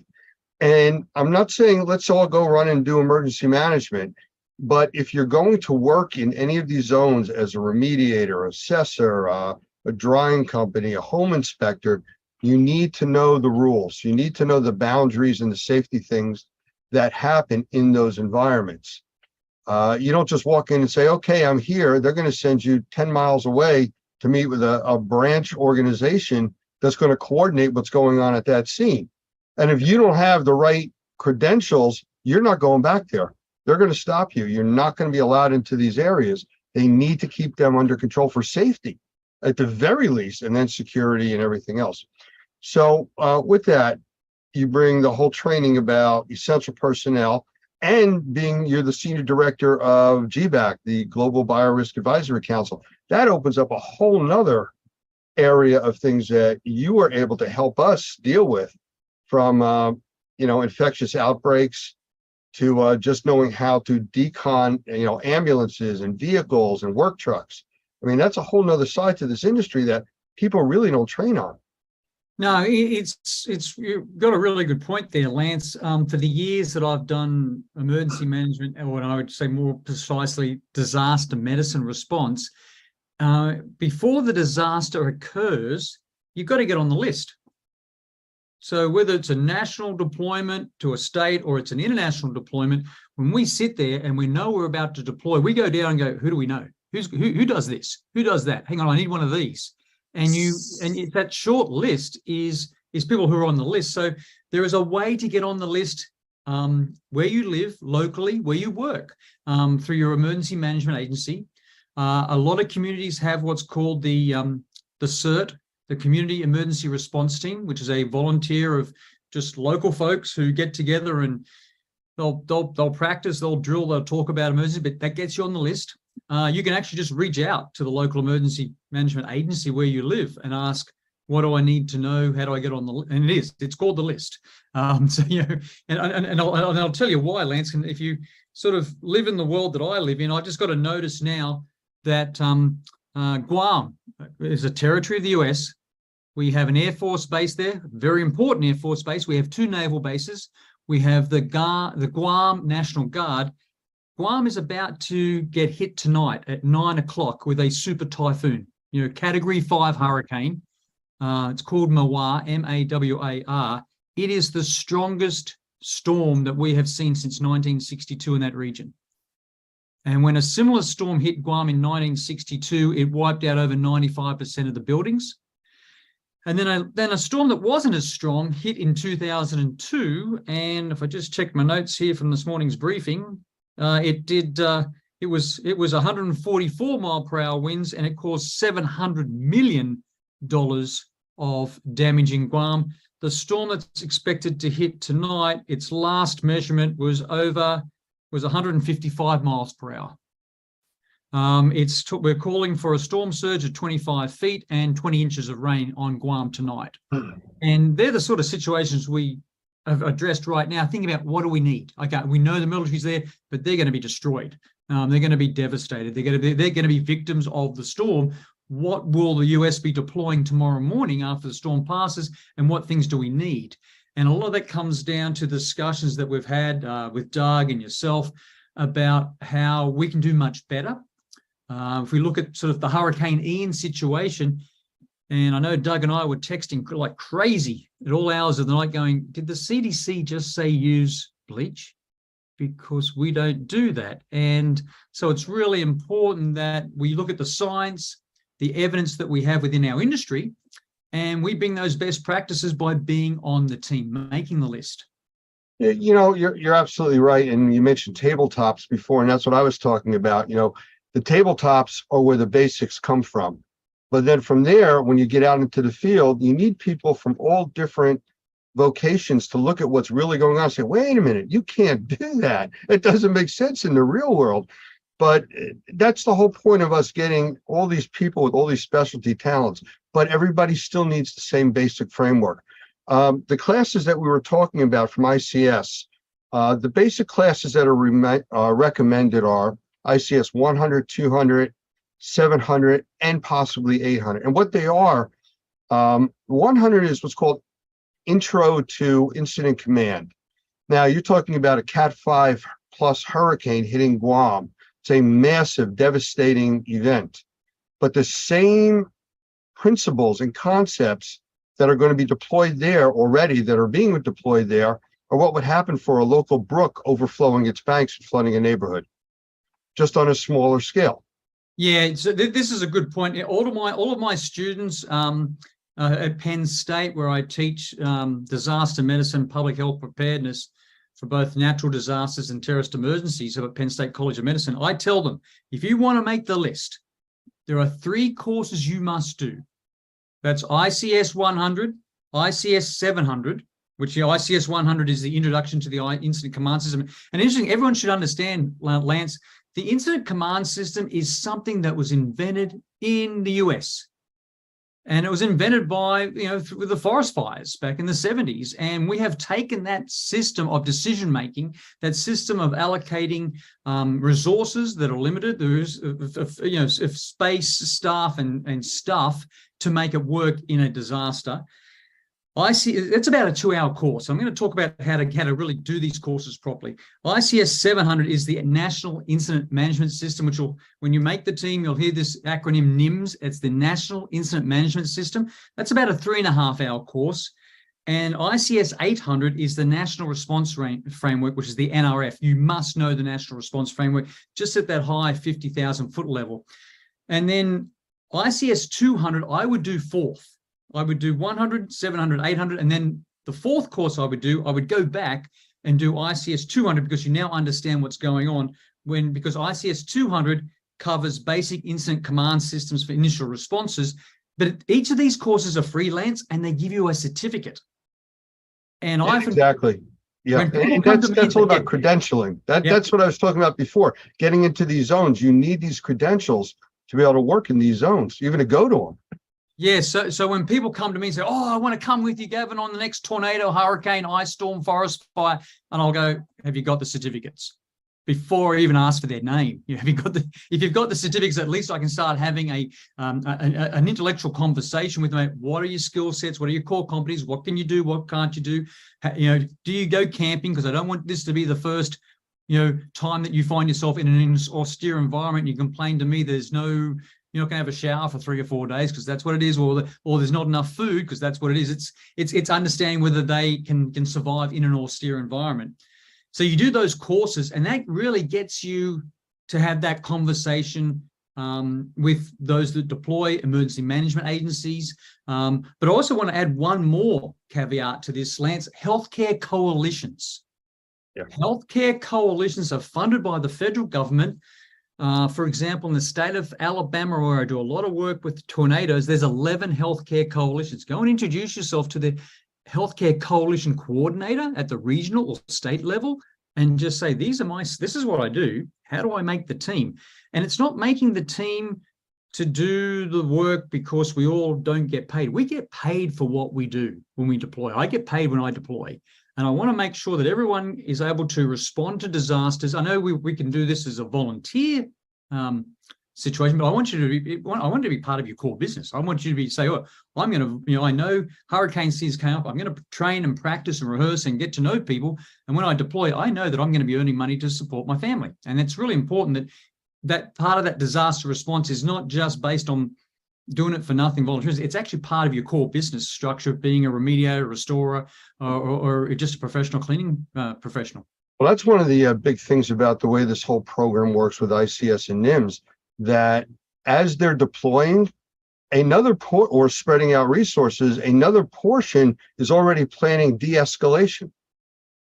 And it's all part of this dance that is done nationwide, even for regional operations, about moving resources around. To give you a simple example, for those of you that have lived in areas that have been hit by hurricanes and you lose power, well, if you're in Florida and you know a hurricane's coming, you're going to notice utility trucks coming from all over the country and deploying in different areas, ready to go in as soon as the storm's done. That all takes management and prep and plan. And it's not just, okay, guys, we're sending you 50 trucks. Where are those 50 trucks going to park? Where are the people going to sleep? Is there food for those people that are going to be there for 2 weeks? So this is all part of this management system. You can't just walk into a disaster and say, okay, I'm here.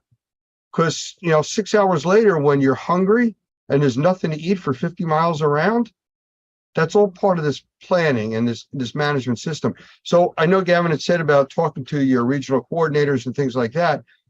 That's what we're trying to do now, is develop a system internally of who's interested, what kind of resources do we have, what kind of community outreach do we have, and organizations around us we can work with, like GBAC and ISSA. SWA is another one, the Sustainable Workforce Alliance. They're also providing training for us under grants, free to our members, for disaster workplace safety. You need to have certain training before you can even get into these areas. I don't know if you've ever tried going into areas where they have the state police roadblocks. Stop. Why are you here? Oh, I want to go see what's going on. Turn around, go the other way. You know, unless you have a reason to be there and the training to be there, they're not letting you in. So like Gavin said, he mentioned 100, 200, 700, and 800. Absolutely agree. There are other trainings.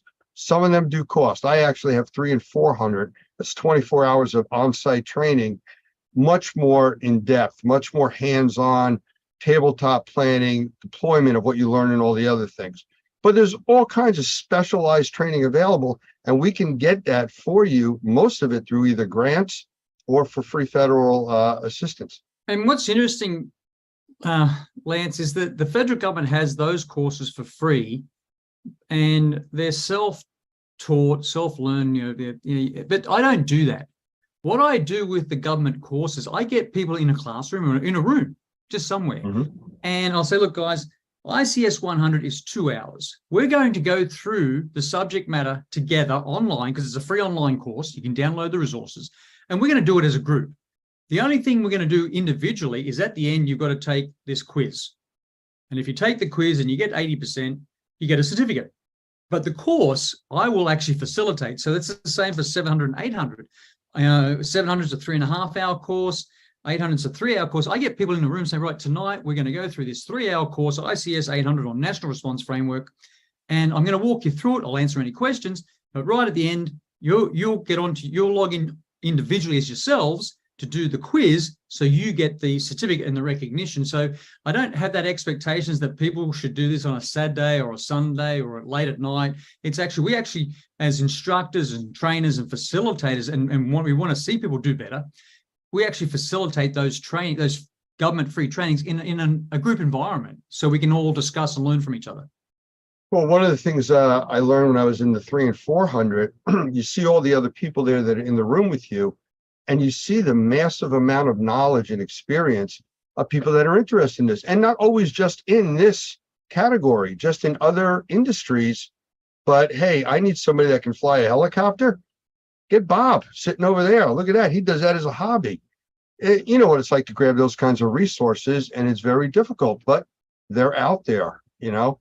So yeah, that's absolutely it. When I did my chainsaw license, you know, imagine the guys I met and the girls and the ladies I met who were going for the people that I would never have contact with. And I sat down with a great group of folks talking about what motivated them to get involved in emergency management, disaster response. And that's when I did my chainsaw license, which again, if it just worked for me, just you sit there at the back and they're not inviting you to the table. You go, oh yeah, I've got a chainsaw license, but I've never used it. I've never used a chainsaw. I just have the license. I don't know. I kind of visualize you with one of those leather masks on with the chainsaw, and never mind. Well, no, it's good because yeah, I think, you know, if you're going to get into this work, you've got to watch the Sharknado shows, and the best one is Sharknado version 4, because that's where the Australian guy goes, crikey, we're going to need more chainsaws. And I make my students watch that 1,000 times because they just have to get into their head how important it is. You know, but you're talking about chainsaws, and you get a disaster with hundreds or thousands of trees down, there's not enough chainsaws. There's not enough of anything. And that's part of the planning. It's not just that. It's when you go into those buildings where you maybe are a restorer, cleaner, you're just picking up, you know, the left, whatever's left after the storm. The chainsaw really comes in handy. There's, you know, walls, dry walls down, collapsed buildings, collapsed doorways, garages, the walls, the whole lot. Yeah, it really has come in. But the point is that you show your versatility, that you're useful. You've got a few skills, As you've correctly said, Lance, 100, 700, 800, I would start with that. I then at the fourth, I do 200. And then, but we do it as a group. We do all this learning as a group, but then we also can help facilitate engagement with those that make the decisions, both at the emergency management, both at the local agency level, the state agency level, the federal government agency level, and then there's other organizations like the healthcare coalitions, which we want to get you plugged into as well. And let alone, the stuff that you and I talk about all the time, Lance, on emergencies we do with both law enforcement, with police, as well as firefighters. And then suddenly they come and go, hey, Gavin, how do I clean this? And I went, it's your piece of equipment. Yeah, but we've never had to, it's never been this contaminated with whatever. Yeah. And I now need some help on how to clean it so I can use it again tomorrow. And that brings up the next piece of this, because we will be working with these different entities and agencies. When they have problems on the more personal level, a very localized side, who are they going to go to for help? People that worked with them during these disasters. They're going to reach out to the assessor or the mold remediator or the drying company when something happens to their home. So it's all part of the exposure and people being familiar with who you are because of the type of work that you're doing with them. I think too on that, Lance, they don't. Okay, let's be fair here. There are people within the community, within emergency management, that have never seen the equipment we use. Yeah. Yeah, the equipment we use is amazing. We've got all this stuff that dries things. We can remediate, we can restore, but we also have testing equipment, thermal imaging, water moisture meters, ATP. A lot of things that no one has ever seen before. And there's tricks of the sort of best practices of what we do that we can bring the table going. Oh, didn't know that. Yeah.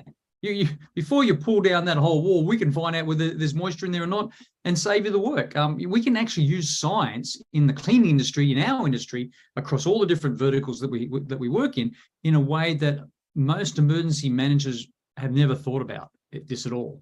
Because we're trying. We know we were working with local Americans here at the local level, and if we can't help them, they're going to wait on insurance money that's going to take a very long time to come, or they're going to wait on a government or state grant, which will not be sufficient enough for them to survive on. So we want to ensure that when we respond based on evidence and science, that we can help them rebuild, restore, recover in a way that helps them. It saves money, saves lives. And this is an area of emergency management disaster response that I think is a huge opportunity for all of us. Well, communications is a big problem too. I mean, we've seen during major storms where, towers go down, phone lines go down, communications out. One of the things that we look for on the task force is ham radio operators. It's a basics for communications, and you're talking about technology changing. I just need to show you something. You can see this little tiny box. It's about the size of a piece of gum or a package of gum.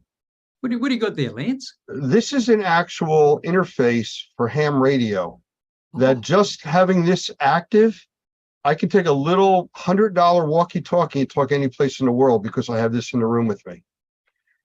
So the technology is out there to give us all kinds of resources to do stuff inexpensively, but people don't know about this stuff because there's so many niche markets and areas of interest. I'm a ham operator, but I have this small kit I travel with. I turn it on, and because I have this device in the room, I have international access to communications. I travel with, Doug mentioned it earlier, Command Center. It's providing Wi-Fi and Ethernet communications over cellular. So it takes everything that we do to the next level. I was able to actually go live from the Experience Center because we had the Command Center with us, and we were able to do that. While in the next room over, there were 6,000 people using cell phones that just graduated from Broward County College. So we brought it with us. We brought what we needed, is the point. So you don't have to be the person that's going to go out into the disaster. We also have people that we will be bringing up onto our phone systems. We did that in the past. If there's a problem in Region 2 in the United States and we try to follow the FEMA regions, we may activate Region 3 and 4, adjacent regions that are not affected by the problem, to provide phone support. and other coordination resources. I've had people from Florida call me and say, we can't get generators or drying equipment. Hang on, let me call my contact in Buffalo, New York. They had the stuff shipped the next day. And that's a really good point, Lance. The number of disasters that I've deployed to, in my career is it's a big number. But the fact that we've tried in certain circumstances, especially when it comes to water damage, to procure equipment, and it's just blown our budgets. It's been unrealistic. The emergency management disaster response teams and capabilities have evolved so much. If you go back to 9/11, 2001, people just turned up to volunteer, and it was virtually after 9/11, and with all the volunteers that descended, into areas of New York City, all with the best intentions in their heart. We said, right, without training. Yeah. They're there because they had a car and they could drive from somewhere. And then 2005 with Katrina and Doug, you guys, I've got a Southern accent, but you guys probably lived it. I only responded to it. So when I went down to New Orleans, again, volunteers just turned up out of the wazoo. People from everywhere turned up. And it wasn't, and so what we've tried to do, and with these FEMA courses now, it's trying to control the volunteers and get some sort of formalization coordination. So when I work with my students, the people I work with on deployments, those 4 courses that we talked about, they are the basic fun. That's how I can separate those that just volunteer because they've got good hearts, those that have volunteered that really know that we're going to an austere environment. It's going to be tough, and there's going to be lots of work to do because they've taken the time to do at least 10 or 12 hours of a FEMA course. That helps us separate who we're going to take or who we're going to invite, because usually you have to be invited. People do turn up. They still turn up today. It's just happened just recently.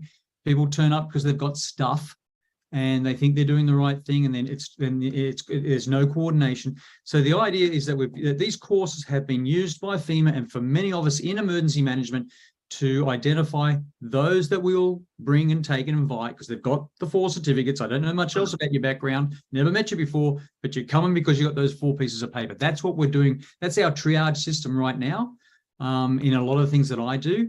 And it's just, and then again, but it's you've got seconds, as being a leader or decision maker in emergency response, I have virtually seconds to look at someone's credentials and go, yes or no.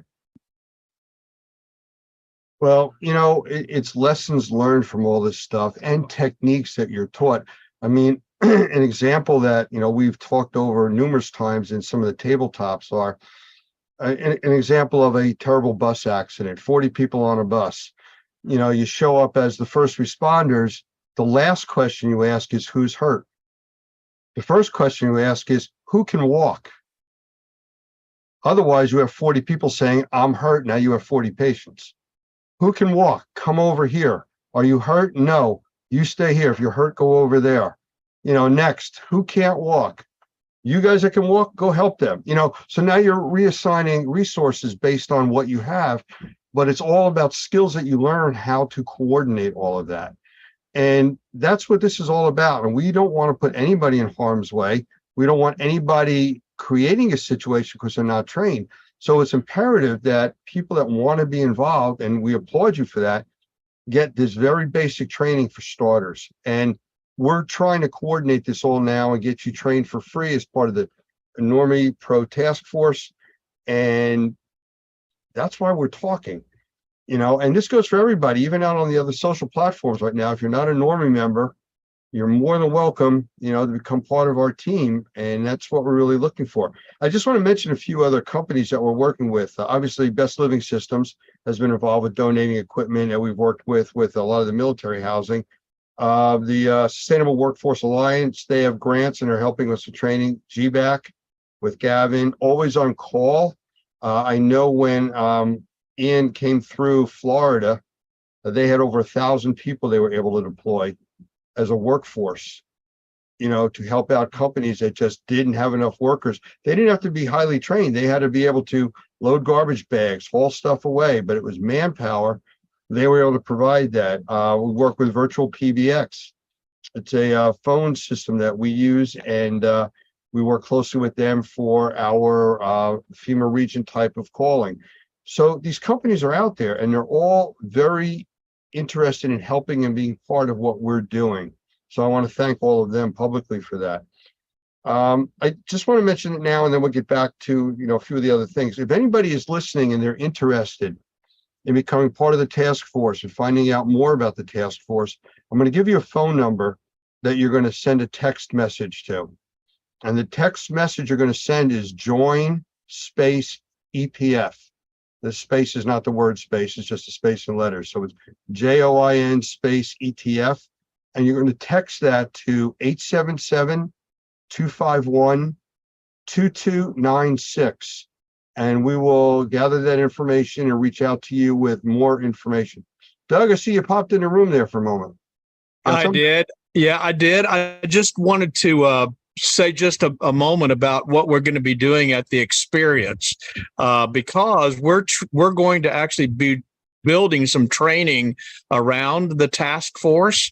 Norma will be there. Hopefully, we're looking at actually driving her into Caesars Forum and having her as part of our booth, so that we can set it up as we would in a disaster recovery situation. And so we're going to be talking more about this ICS training. Dan asked a great question in the room. He said, can these free trainings, could they all be taken together in a day and a half in a group setting? I think we want to work through a way that we can do that.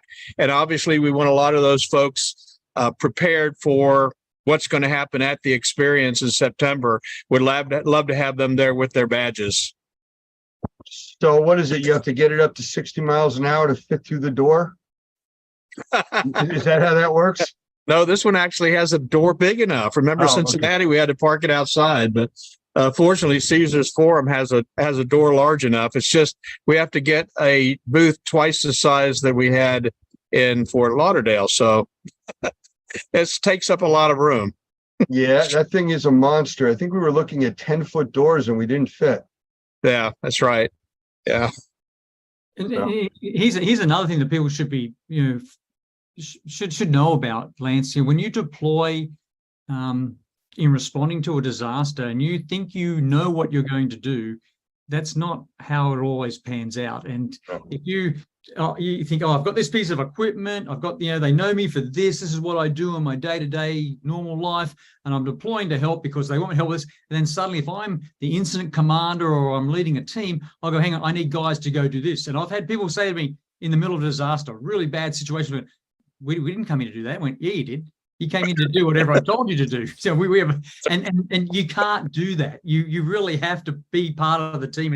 If the team leader says, I need this to be done, then he's saying it for a reason. And it may not be what you think you deployed for, but it's definitely what needs to be done. And so many people, when they deploy, you won't see the big picture. You won't see all the moving parts. You won't see everything that's going on. You will fit into a little team or a team somewhere in a certain geographical area, and you'll be told to do this work. As we go through that initial response, as we move into recovery, then it becomes a little bit more defined, less chaotic, and you'll start to then go and do your remediation, restoration type work, your drying work. That will happen, but that's not going to happen in the first week or two with a hurricane, a flood, or a tornado. No way in the world. Right. And so it's really important for people to understand that when you deploy, just say yes. Just when they ask you to do something, just say yes, because that means you're coming back. You're going to get invited back, and you're going to get paid for it, and you're going to get to stay there longer, and you can do really well from a business perspective, on these disasters, because they're not just hours or days; they last for weeks and months. One of the things that I've seen at a lot of emergency sites that I've been to, the piece of equipment that is probably the most welcome there is what they refer to as the canteen, the food trucks that pull in. So. It's interesting, Lance, that in, was it 2004? I got deployed to Indonesia after the earthquake and the tsunami, and I got deployed for 9 weeks. I lost 20 pounds on that deployment. But I remember I lived in a house with 26 other guys, and we got there on day 4 after the earthquake and the tsunami had hit Banda Aceh in Indonesia. So 160,000 dead, 210,000 survived. And I found a chicken, and I followed this chicken, and it laid an egg. And I came back into this house because we were eating boiled rice at that stage with ketchup and anything else we could find as a condiment to spice it up. We had boiled rice, and I had this egg, and I fried this egg, and I put it on top of my boiled rice. And I've never, ever in my life had to share an egg with 26 other people, but I did. And the point is, they wanted to go out and kill the chicken, but I protected that chicken for a number of weeks just so I could collect an egg from it every day. It was pretty special. Yes, you are. We'll go with that. Well, you know, we've talked about a lot of this high level stuff and, you know, disasters and the type of work and running with chainsaws and stuff like that. But we're talking about remediators, assessors, drying specialists, home inspectors, structural engineers, insurance agents.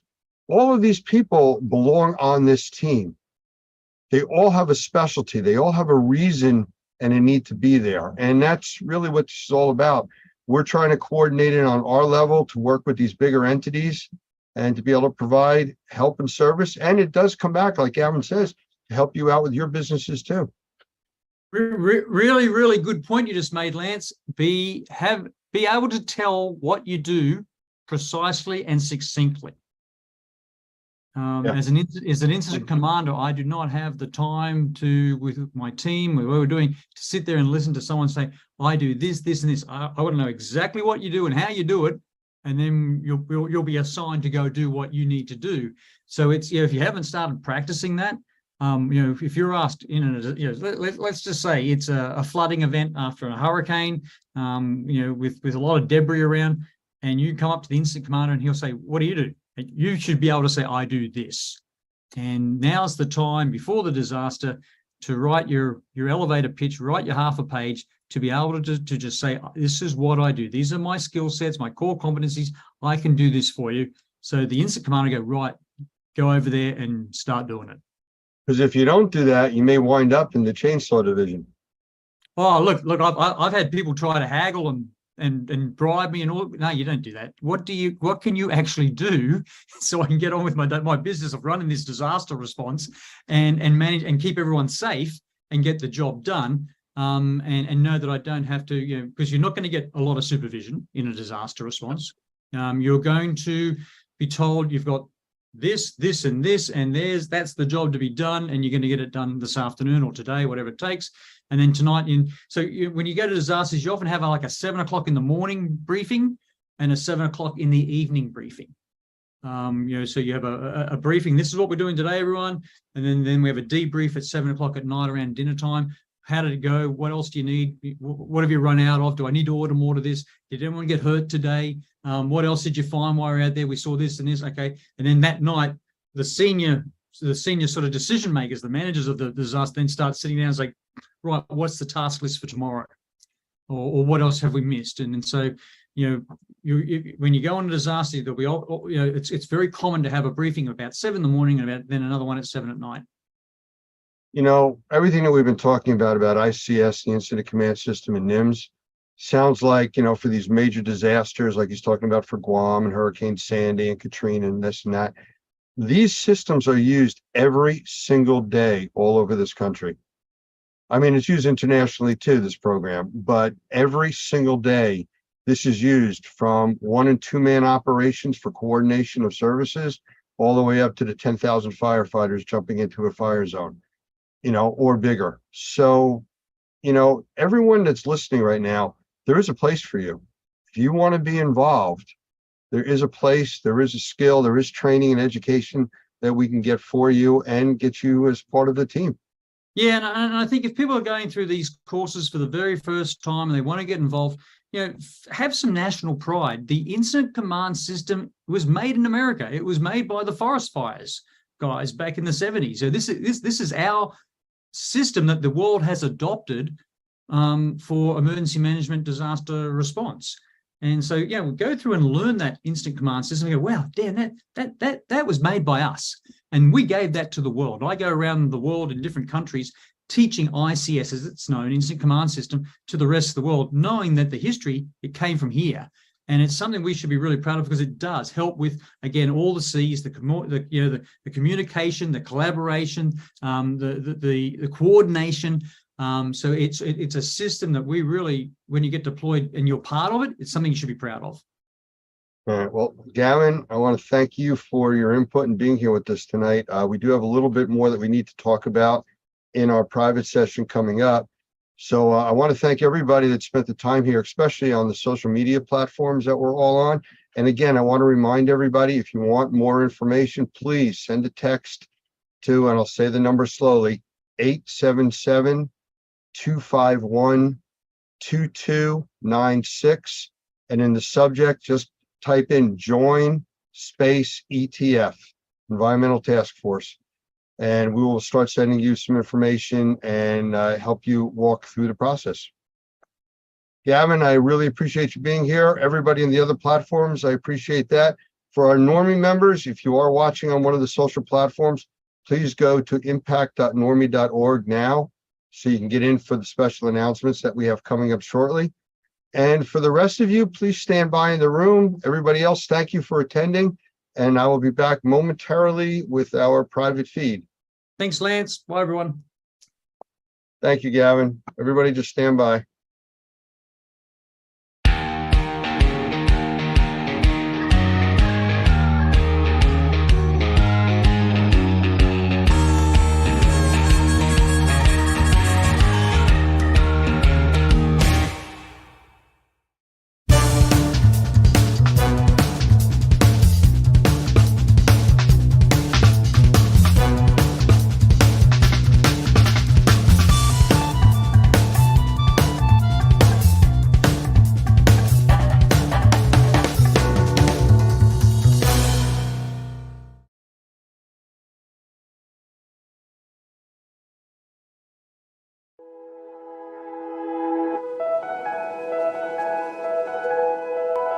Good afternoon, or morning, I guess. Good morning.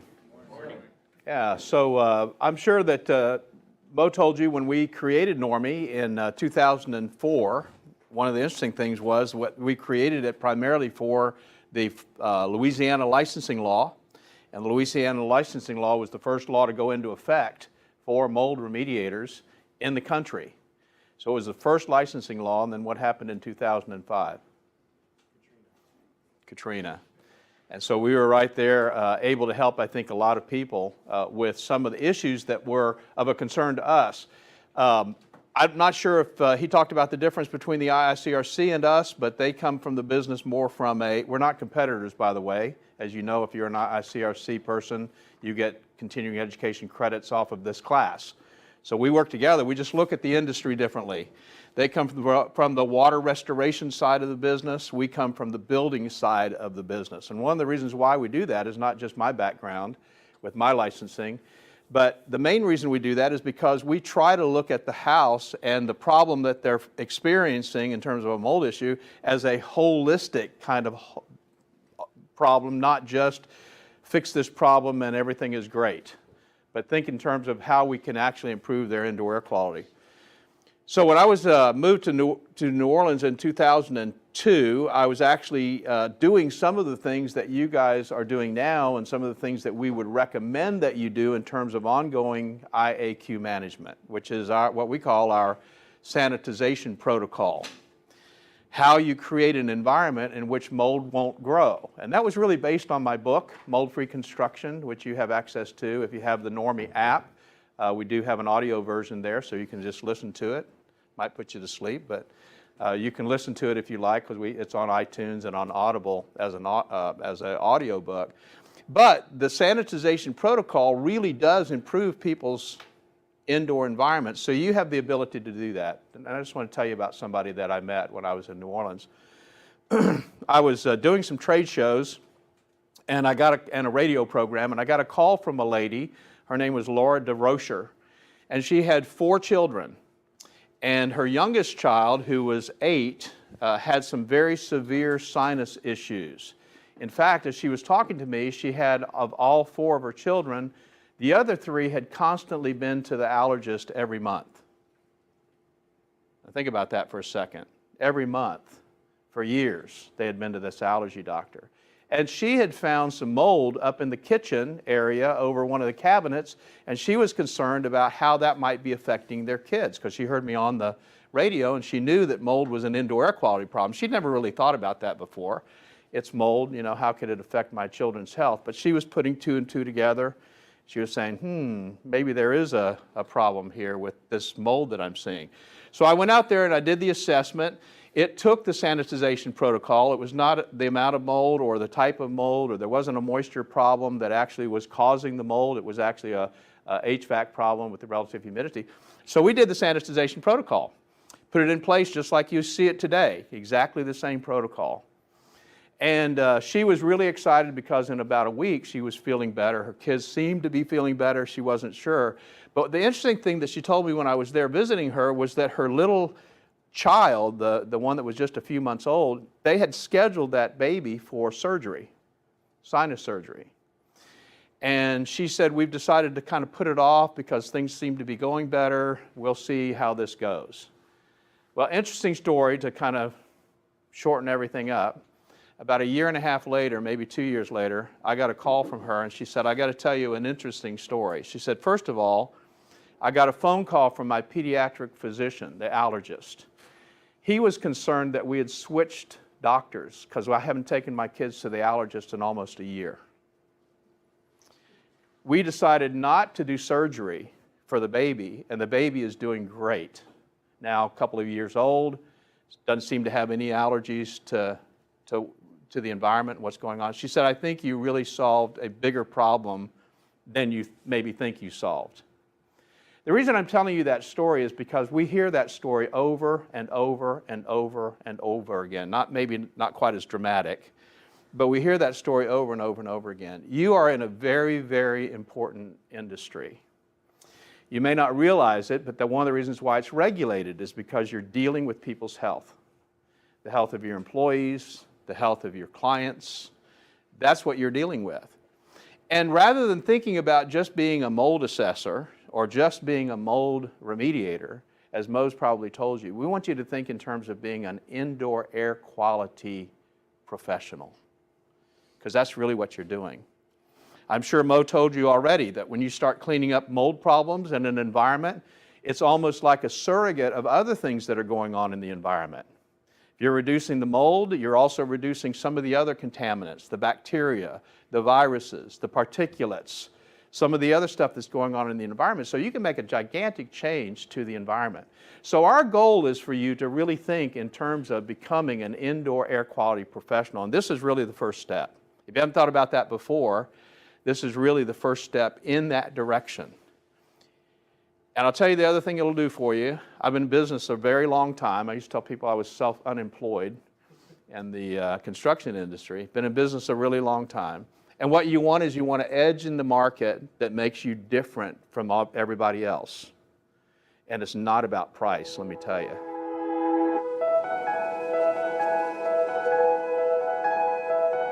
The Perfect Fit Filter by Best Living Systems, another innovative product by Best Living Systems that will change the way you breathe indoors. Older style filters use cardboard frames which become quickly filled up with mold and dead skin cells, causing them to flex inward and allow air to go right past the filter. With the Perfect Fit Filter, there is no blow-by. Because there is no cardboard for the mold to eat, this Perfect Fit Filter is designed with a sturdy internal frame and sized to fit virtually any size opening. It allows the edges of the filter media to enclose the frame of your return air grills, so every cubic inch of air is filtered. No reason to go searching for your specific size in your local big box store. The Perfect Fit Filter is shipped directly to you when you need them. In a home or office environment, this incredible 1-inch filter provides MERV 7 protection to serve as a 90-day filter. How can you leave this filter in for 90 days? Popular pleated filters provide tiny crevices where mold and bacteria get trapped. Because you are bringing to their nests dead skin cells and other organic organic materials, the microbes find a safe harbor, an environment where they can grow and reproduce. This is called bionesting, and the Perfect Fit filter reduces the possibility of these microbes contaminating the air we breathe. Because the Perfect Fit filter is rated with a MERV 7, the industry standard for 1-inch filters, it does not restrict airflow or put unnecessary strain on your air handler. The Perfect Fit filter, now available by monthly subscription and free shipping at perfectfitfilter.com. The Perfect Fit for people who like to breathe. Welcome to IAQ Basics 101, Managing the Air We Breathe. My name's Doug Hoffman. I'm the Executive Director of NORMI, the National Organization of Remediators and Mold Inspectors. IAQ Basics 101 is a class offered through besttrainingschool.com. This copyrighted presentation will discuss the problems of indoor air pollution as well as solutions to those problems. There are multiple ways to deal with indoor air pollution, and I suppose this picture addresses one of those. The EPA and other government agencies suggest removing the source of the pollution, but as we will see, that's not always possible and is not necessarily a viable option, especially since we ourselves are the source of much of the pollution indoors. Dilution with fresh air makeup is also suggested as an option, but that's not always possible, and in many cases it allows us to bring even more pollution from the outside into our living space. This class is designed to talk about the seriousness of the problem, the sources of the problem, and the real holistic solution to managing indoor air quality. Whether in a residential, commercial, industrial, or institutional environment, the solutions are the same and effective to reduce microbials, particulates, and other contaminants that pollute our indoor breathing space. Several years ago, Normie.org started a national survey asking homeowners in particular to rank their indoor air quality from 1 to 10, 1 being poor, 10 being excellent. And so the question, how would you rate the indoor air quality in your home? Now, with several thousand responses, the evidence is clear that most people, in excess of 90%, rank their indoor air quality at a 7 or below.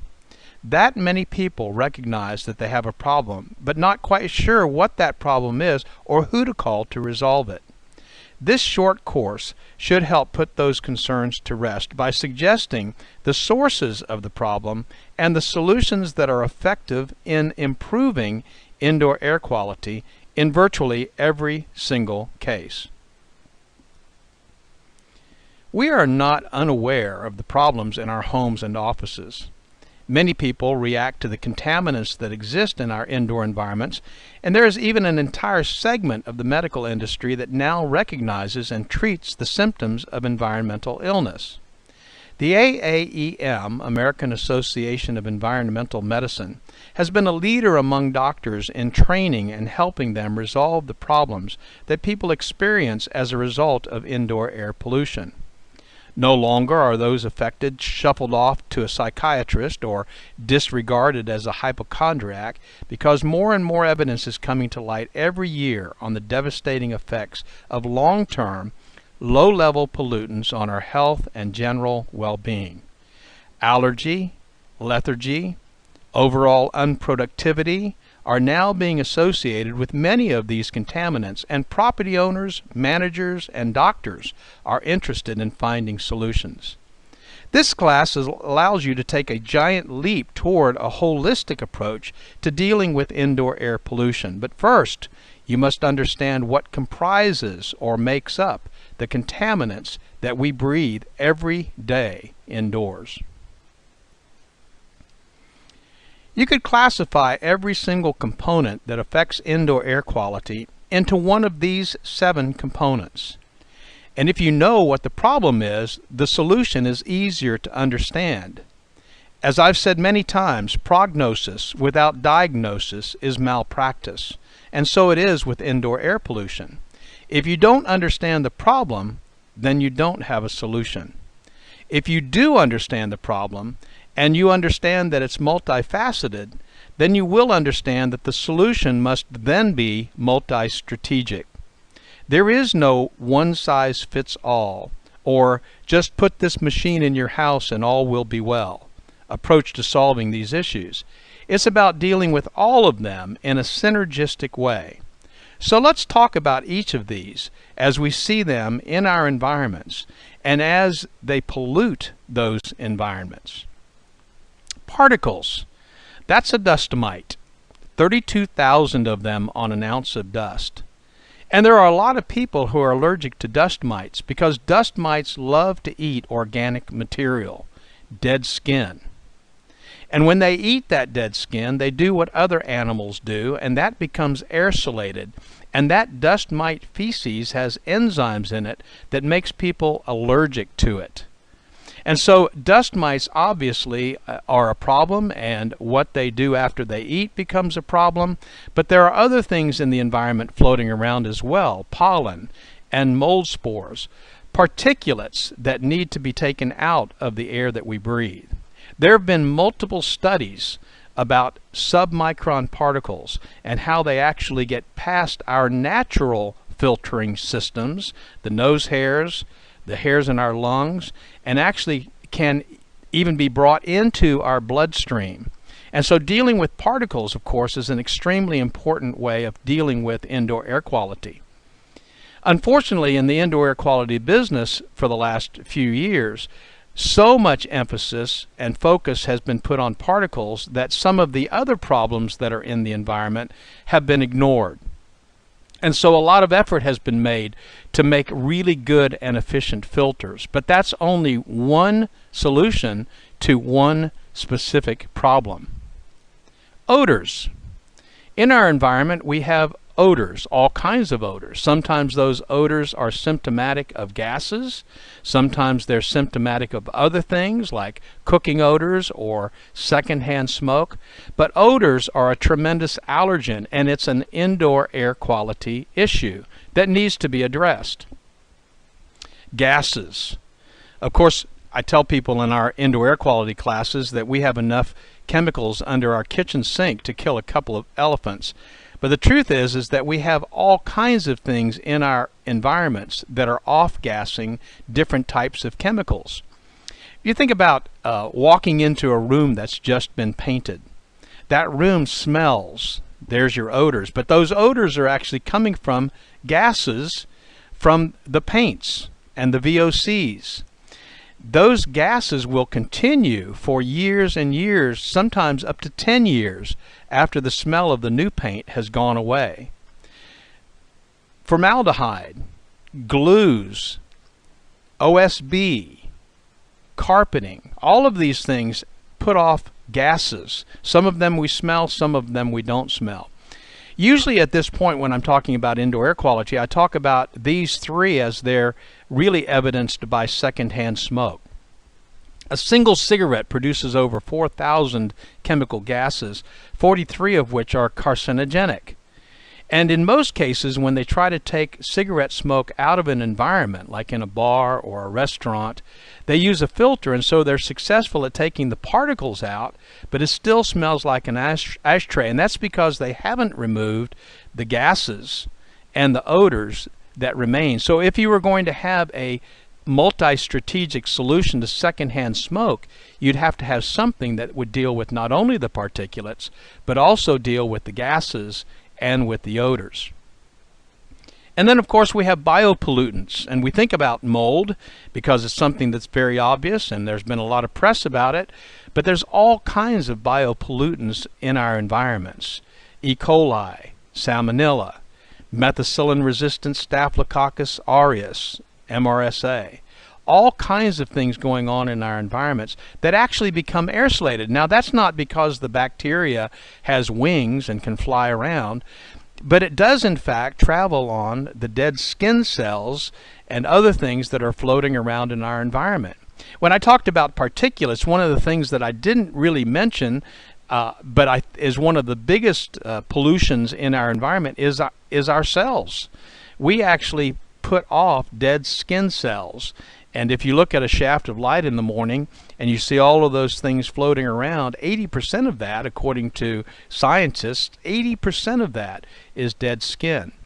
Well, that dead skin becomes a little magic carpet ride for bacteria and for viruses and other types of biopollutants. And so biopollutants are a major issue, not only on surfaces, but also when they become aerosolated. That's the fourth component of indoor air quality that needs to be addressed. Temperature and humidity. Obviously, as the temperature gets high and the humidity gets high, much greater chance of mold growing. Even when the temperature gets low and the humidity gets low, there's a good possibility that bacteria will grow. And so one of the things that we do in our trainings is we talk about trying to keep the relative humidity between 40 and 60% so that there's a less possibility that contaminants will actually grow in that environment. But these two components obviously need to be addressed. In the air conditioning industry, they talk about combining these two, and they deal with what's called psychrometrics and how the two actually work in environments to keep air cleaner and how they can make the air conditioning systems more efficient. Temperature and humidity. And then the seventh component is comfort, and that's how air moves in the environment.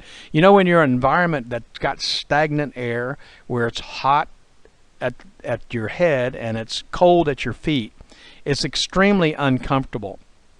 By getting the air moving, by using ceiling fans, leaving the air conditioning system on, so that it's actually moving the air, not only are you keeping a more comfortable environment, you're taking away the false positives that a thermostat might give you, false readings that you might have about the heat or the coolness of that particular environment. And if you're using proactive air purification technologies or passive technologies, as we're going to talk about in just a few moments, moving the air is vital to keeping good air quality. By moving the air, you're trapping the particulates, you're taking the proactive air purification to the surfaces, cleaning the bacteria, killing the mold, you're dealing with odors and VOCs. All of that has to do with air movement. So these 7 components, and again, we're talking about particulates, odors, gases, temperature, humidity, and comfort. All of these have to be addressed if you're going to have a multi-strategic solution to this multifaceted problem. Particles, biopollutants, odors, temperature, humidity, gases, and comfort. You need to address all of them. So the first conclusion that should be drawn after understanding the many facets of the problem is that solution is not just about filters. Filters play a very big part in resolving many issues, but they certainly don't address many of the pollutants like odors and gases, and they are restricted by the difficulty of trying to get some of these pollutants to the filter. We'll talk about the value of good filters and the shortcomings of bad ones shortly, but even before that discussion, it's clear that it's not the whole answer to IAQ management. It's not about source removal. If we are producing much of the dead skin that's in any environment, removing us is not the answer. Yes, we can give our cat to Aunt Sally and tell our wife to smoke outdoors, but there are so many things in our environments that simply cannot be removed. After all, who wants to live in a stainless steel house? So many of our construction materials are great feeding ground for mold and bacteria, and how do we fix that problem? And it's not about dilution. Certainly adding fresh air into the home or office is a good way to dilute some of the contaminants, but as I suggested earlier, in some parts of the country, the last thing I want to do is bring so-called fresh air into the environment. At least I wouldn't want to bring it in without it having been cooled, filtered, and purified. Again, certainly a part of the solution, but not the entire solution. Our solution, the Normie approved solution, is a multi-strategic approach with these 3 prongs: air filtration and purification, surface protection, and lifestyle changes. When I wrote my book, Mold-Free Construction, and that's available at moldfreeconstruction.com, I suggested a sanitization protocol, and it incorporates this 3-pronged approach. Take a look here at a recent table that I found that suggested the top 10 solutions to indoor air quality issues. It's interesting because the three-pronged approach is included right here. You've got utilize air purification, utilize air filtration, dehumidify or humidify, reduce carpeting, revise your cleaning schedule, use hypoallergenic bedding, use green cleaning supplies, reduce volatile organic compounds, respond quickly to leaks or moisture, manage plants, and clean your pets. It's interesting that this three-pronged approach is included. Lifestyle changes that include decluttering, scheduled maintenance, and so forth is incorporated in the revised cleaning schedule. Respond quickly to leaks and use hypoallergenic bedding. Using green cleaning supplies that are low in VOCs deals with surface protection, and I have many more listed in my sanitization protocol. So we want to now close in on air filtration and purification technologies, which is probably the most technical of all the solutions. There are so many air purification technologies and so much marketing hype that it's often difficult to understand exactly what works and what doesn't. So let's simplify the approach. Every piece of air purification equipment in the market today is either active or passive in its approach to resolving indoor air pollution problems. By passive, we mean that, like a mousetrap, it's bringing the pollution to the solution. A filter is a good example of a passive technology because the filter sits there waiting for the air to be brought to the filter. The other option to take care of that pesky mouse would be to buy a cat. That cat is on seek and destroy mode, and she's going out there to take the solution to the pollution. That's a proactive approach to solving the problem. So in that context, let's talk about the different technologies in the marketplace and talk about each, how they work, and the advantages or disadvantages of each. What you'll quickly see is that a synergistic approach utilizing multiple technologies in a combination of passive and active is by far the best and most effective way to deal with all of the potential contaminants in the indoor environment. To take this a step further in evaluating technologies on the market today, all of them, that is, all of the equipment on the market today, utilizes one of 5 technologies: either filtration, ionization, ozonation, ultraviolet, or ultraviolet with target plate. The very best equipment utilizes several of these, as you'll see in a few moments, but we must first understand the value and limitation of each before we have a clear understanding of the efficiency and effectiveness when these are combined. Filters would include all of the different media that we see in the market.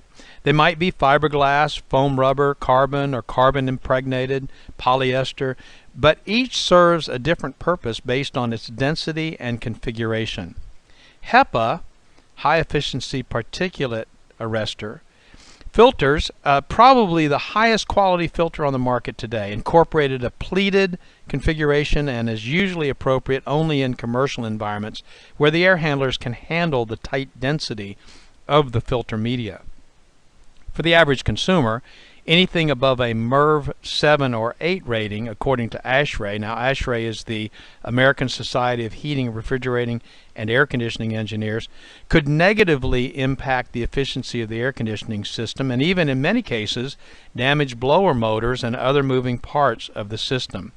MERV, which is the Minimum Efficiency Reporting Value, a standard set by ASHRAE to determine the effectiveness and efficiency of a specific media. Ionization sends an electrical charge into the environment using several different types of components to charge particles and make them flock together or aggregate so they can be carried to the filter. In many cases, submicron particles are so light that they are never brought to the filter, and these are, by most studies, the most harmful to our health. Bypassing the natural filters of our nose and lungs, these particles can wreak havoc on our health. Ozonation is produced by a couple of different methods.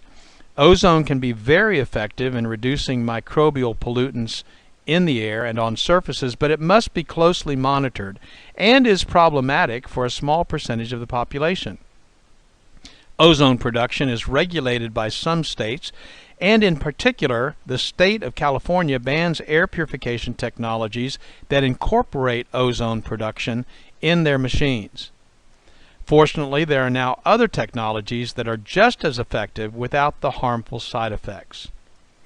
Ultraviolet has been widely used in the air conditioning industry, but unfortunately it seems as though many technicians really don't understand how it works, or doesn't, and so many have lost faith in the effectiveness as an